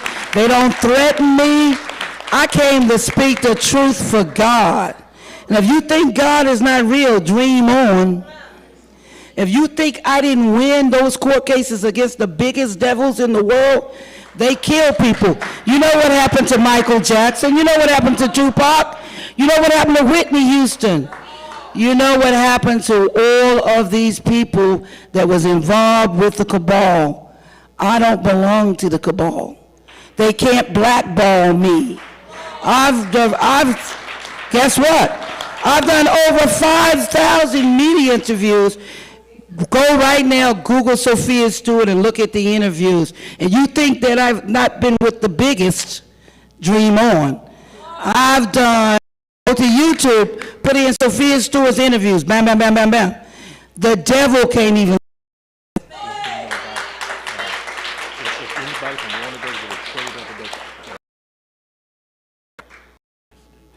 Yes, I wish that he was letting me know my bodyguard right there.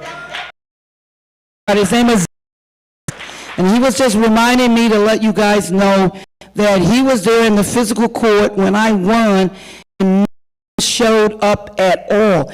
There were 5 FBI agents and marshals with guns on in bailiff to arrest him if they had to set foot in that courtroom. So they didn't show up. The lawyers either, because the lawyers are the mouthpiece. So when they speak for you, they can be arrested also. So I'm here to tell you this, and get the books. Get those books and get in contact with me. You think I'm joking, but I'm not. It is so much knowledge in there, it will scare you. When you saw the old resurrection regurgitation movie, resuscitation movie, that was not Neo. That was John Wick. That was not Trinity. That was Tiffany with her husband. That was not Naomi. That was some old general with dreadlocks. That was not Morpheus, some naked man. Joker suit on. Look at the screen poster. I am not joking. No, look, 2 and 3 I made into a dream. When you read the 4th Matrix, 2 and 3 are dream. But the real Matrix continues on when Neo and Trinity never died. They wake up. You can go to Amazon and look at this while you're talking to me. You can Google right now, go to Amazon, Google Sophia Stewart, look at the 5-star reviews, look at where it says The Matrix 4. That movie that they put out was nothing but some regurgitation. They couldn't use Neo. They used the actors and actresses to fool you guys. So you guys looking at Keanu Reeves, you saw Keanu Reeves, you didn't see Neo. Go back and Google Neo right now and see his hair is short. He's got the glasses. Come on. That with that shaggy hair and long, that's John Wick. Pull up Trinity. That was Tiffany. Don't look anything like Trinity. She said legally they couldn't use it. They could not use any of the Matrix, the logos. They were using recipes. They cannot use the logos, the characters, the graphics, the special effects. All they were trying to do was regurgitate the 1999 movie. Go back and take a look. I'm telling the truth. Yes. I think this is a question for all that I'm going to ask, okay? So, and with the sister said back there about not being tapped in too far into the ethereal as we live and navigate on this physical plane. I too have a propensity to lean more into ethereal because I know that I'm a spiritual being having a human experience. So we cannot escape what the powers that be are doing. What is for those of us who suffer with a bit of nihilism like myself, who are so tapped out of the physical matrix that I don't have the energy to put into trying to stay 2 steps ahead of these powers who have more financial resources, more time and energy than I do. What would you say to those of us who have tapped into a higher consciousness, who have the power of manifestation, who feel as though we are mastered it, who are healers, who are tapped into our ancestral lineage, who are tapped into the biblical principles, not from a physical, literal standpoint, but from a spiritual standpoint? What would you say to us about how we navigate what is coming? What do we do? What is your answer? I'm going to tell you, and I'm going to let him speak. You guys need to deal with truth, and the truth will set you free. If you deal in lies, you're going to get lies. If you talk lies to people, they're going to tell you lies. If you tell somebody the truth, they're going to speak back the truth to you. You get what you give in this world. If you go for the truth and dig for the truth, you're going to be set free from the bullshit and the ignorance and the killing and the programming here. That's what I did to win. I brought the truth, and guess what? You can't beat it.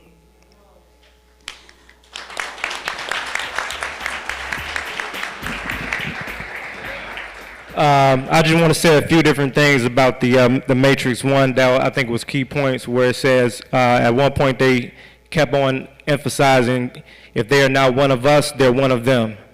Another aspect in the Matrix is when the Matrix 3, when Neo was inside the subway station.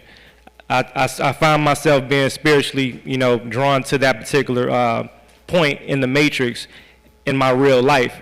So I used the Matrix to go back to kind of revent, relive, and to help me evolve and transcend to another part of my life, which is, my growth and transition and whatever I'm doing. Because there's like a limbo spot, like he was stuck in the Matrix.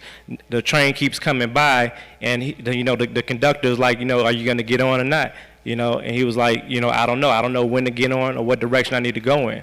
So what was the symbolism and metaphysical breakdown on those things? You're talking about when he was in the train? Yeah, when he was stuck in the train station. Well, that's like people stuck in life. Somebody being stuck in a train station is just like you stuck in a rut in life. And you have to get yourself out of the ruts to advance. Because there's a lot of people that's stuck in the train station, but it's just a metaphysical train station. You see what I'm talking about? There's people stuck in their own minds. There are people stuck in the past. You can look at them. There are people just stuck, period, and don't know what's going on here.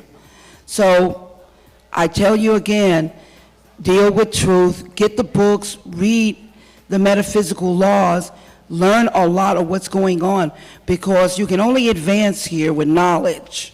God says, my people perish because of a lack of knowledge. You're not who you are supposed to be. You're not going where you're supposed to go because you are not keeping up with true knowledge. For real. And I have to end it now, but catch me on YouTube, like I said, my website, Google Sophia Stewart. You'll find and listen to a lot of my stuff. There's other stuff I want to tell you about, but you're going to hear it on my interviews, and contact me. Okay? Round of applause for the beautiful Sophia Stewart, mother of the Matrix, the Oracle.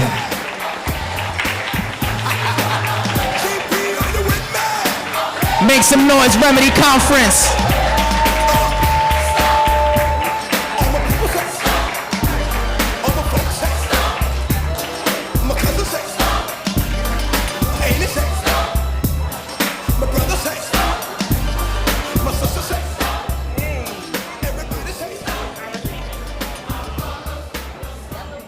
So right now we're gonna play a brief message from the chief of the Yamasee tribe.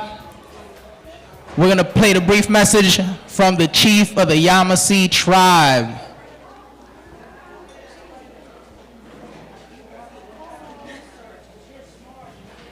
Something about the after party. After party tonight, the gala. Estamos de Toclo, Yes, after this, gonna talk about the gala. Shit, what time that starts?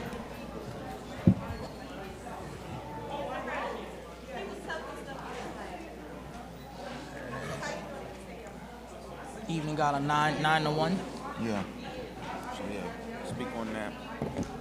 Tell them to wear their best dress. Yeah, yes, sir. And I'm gonna tell the ones that have the economy tickets they can upgrade, send you the cash. Oh no. Everybody gets to this for free. All right. Everybody that has a ticket comes to this event for free. So anybody who wants to participate, take place into the gala tonight, everyone is invited to go to the gala tonight. Wear your best outfits for the gala. The gala will be at the DoubleTree, downtown Los Angeles. Yes, and it is free for all the ticket holders who have a ticket. Definitely y'all come out. It's going to be a big mixer. So as my good brother said, it's going to be a good event. There'll be some good music.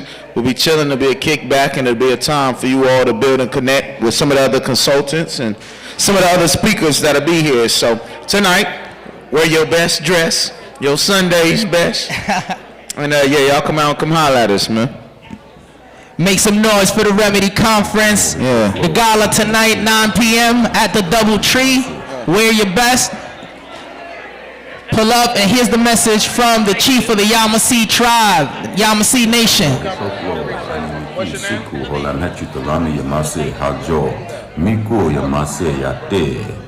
Rough translation is, hello, welcome, hope all is well for you. I am Chief Sekou of the Yamasee Indian Nation, tribe of Seminoles. And pretty sure y'all surprised to see me on video with my brothers here, huh? Anyway, I want to drop a message to you guys that are attending the conference, and one being, there is nothing more important than identity, your culture, your heritage, because that's what identity brings to you. When you know who you are and you know who you are attached to, it gives you a sense of purpose, a sense of meaning. Many of you who know who we are or who I am know that I am attached to several different headmen of the Yamasee people, also relabeled Seminoles. And that is important to me because it gives me a sense of responsibility. It gives me a part in my lineage that allows me to be honorable, to bring honor to my people, and to bring honor to my culture. It's what drives me every morning when I get up. It lets me know that I have a greater purpose than myself. So your identity, who you are, matters. And it's why I'm happy to know that you all who are attending this conference with my brothers have opted to find out who you are, and they're willing to help. And we've sat down and we've talked and discussed many different avenues and things that we could work on together.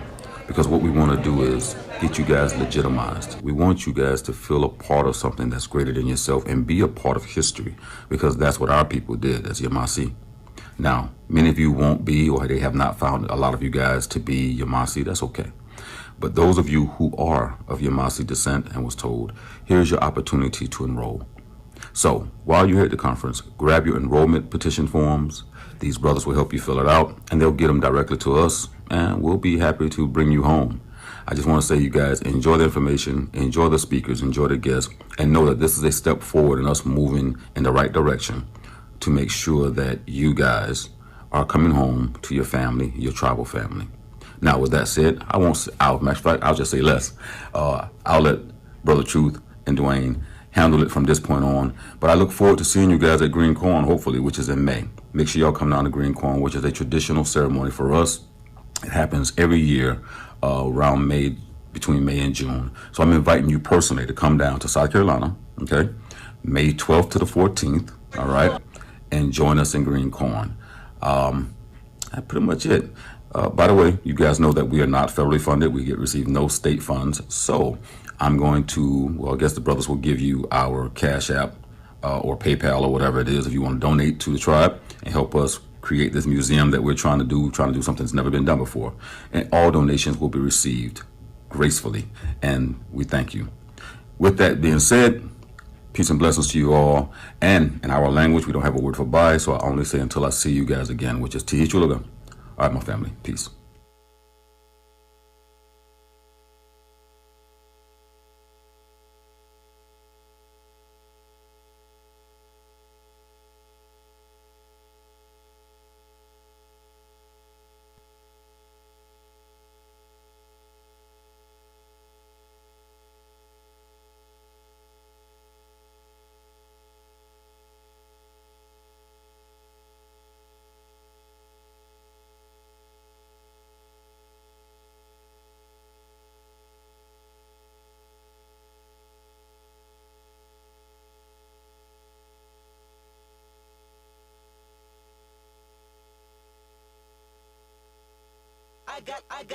I got loyalty, got royalty inside my DNA. Quarter piece, got war and peace inside my DNA. I got power, poison, pain, and joy inside my DNA. I got hustle, though, ambition, flow inside my DNA. I was born like this and sworn like this, immaculate conception. I transform like this, perform like this. Was Yaoshu a new weapon? I don't contemplate, I meditate, then off your head. This that put the kids to bed. This that I got realness. I just kill cause it's in my DNA. I got millions, I got riches building in my DNA. I got dark, I got evil that rot inside my DNA. I got off, I got trouble, some heart inside my DNA. I just win again, then win again like Wimbledon I serve. Yeah, that's him again, the sound that engine in is like a bird. You see fireworks and Corvette tires skirt the boulevard. I know how you work, I know just who you are. See, use it. Your hormones probably switch inside your DNA. Problem is, all that sucker shit inside your DNA. Daddy probably snitch,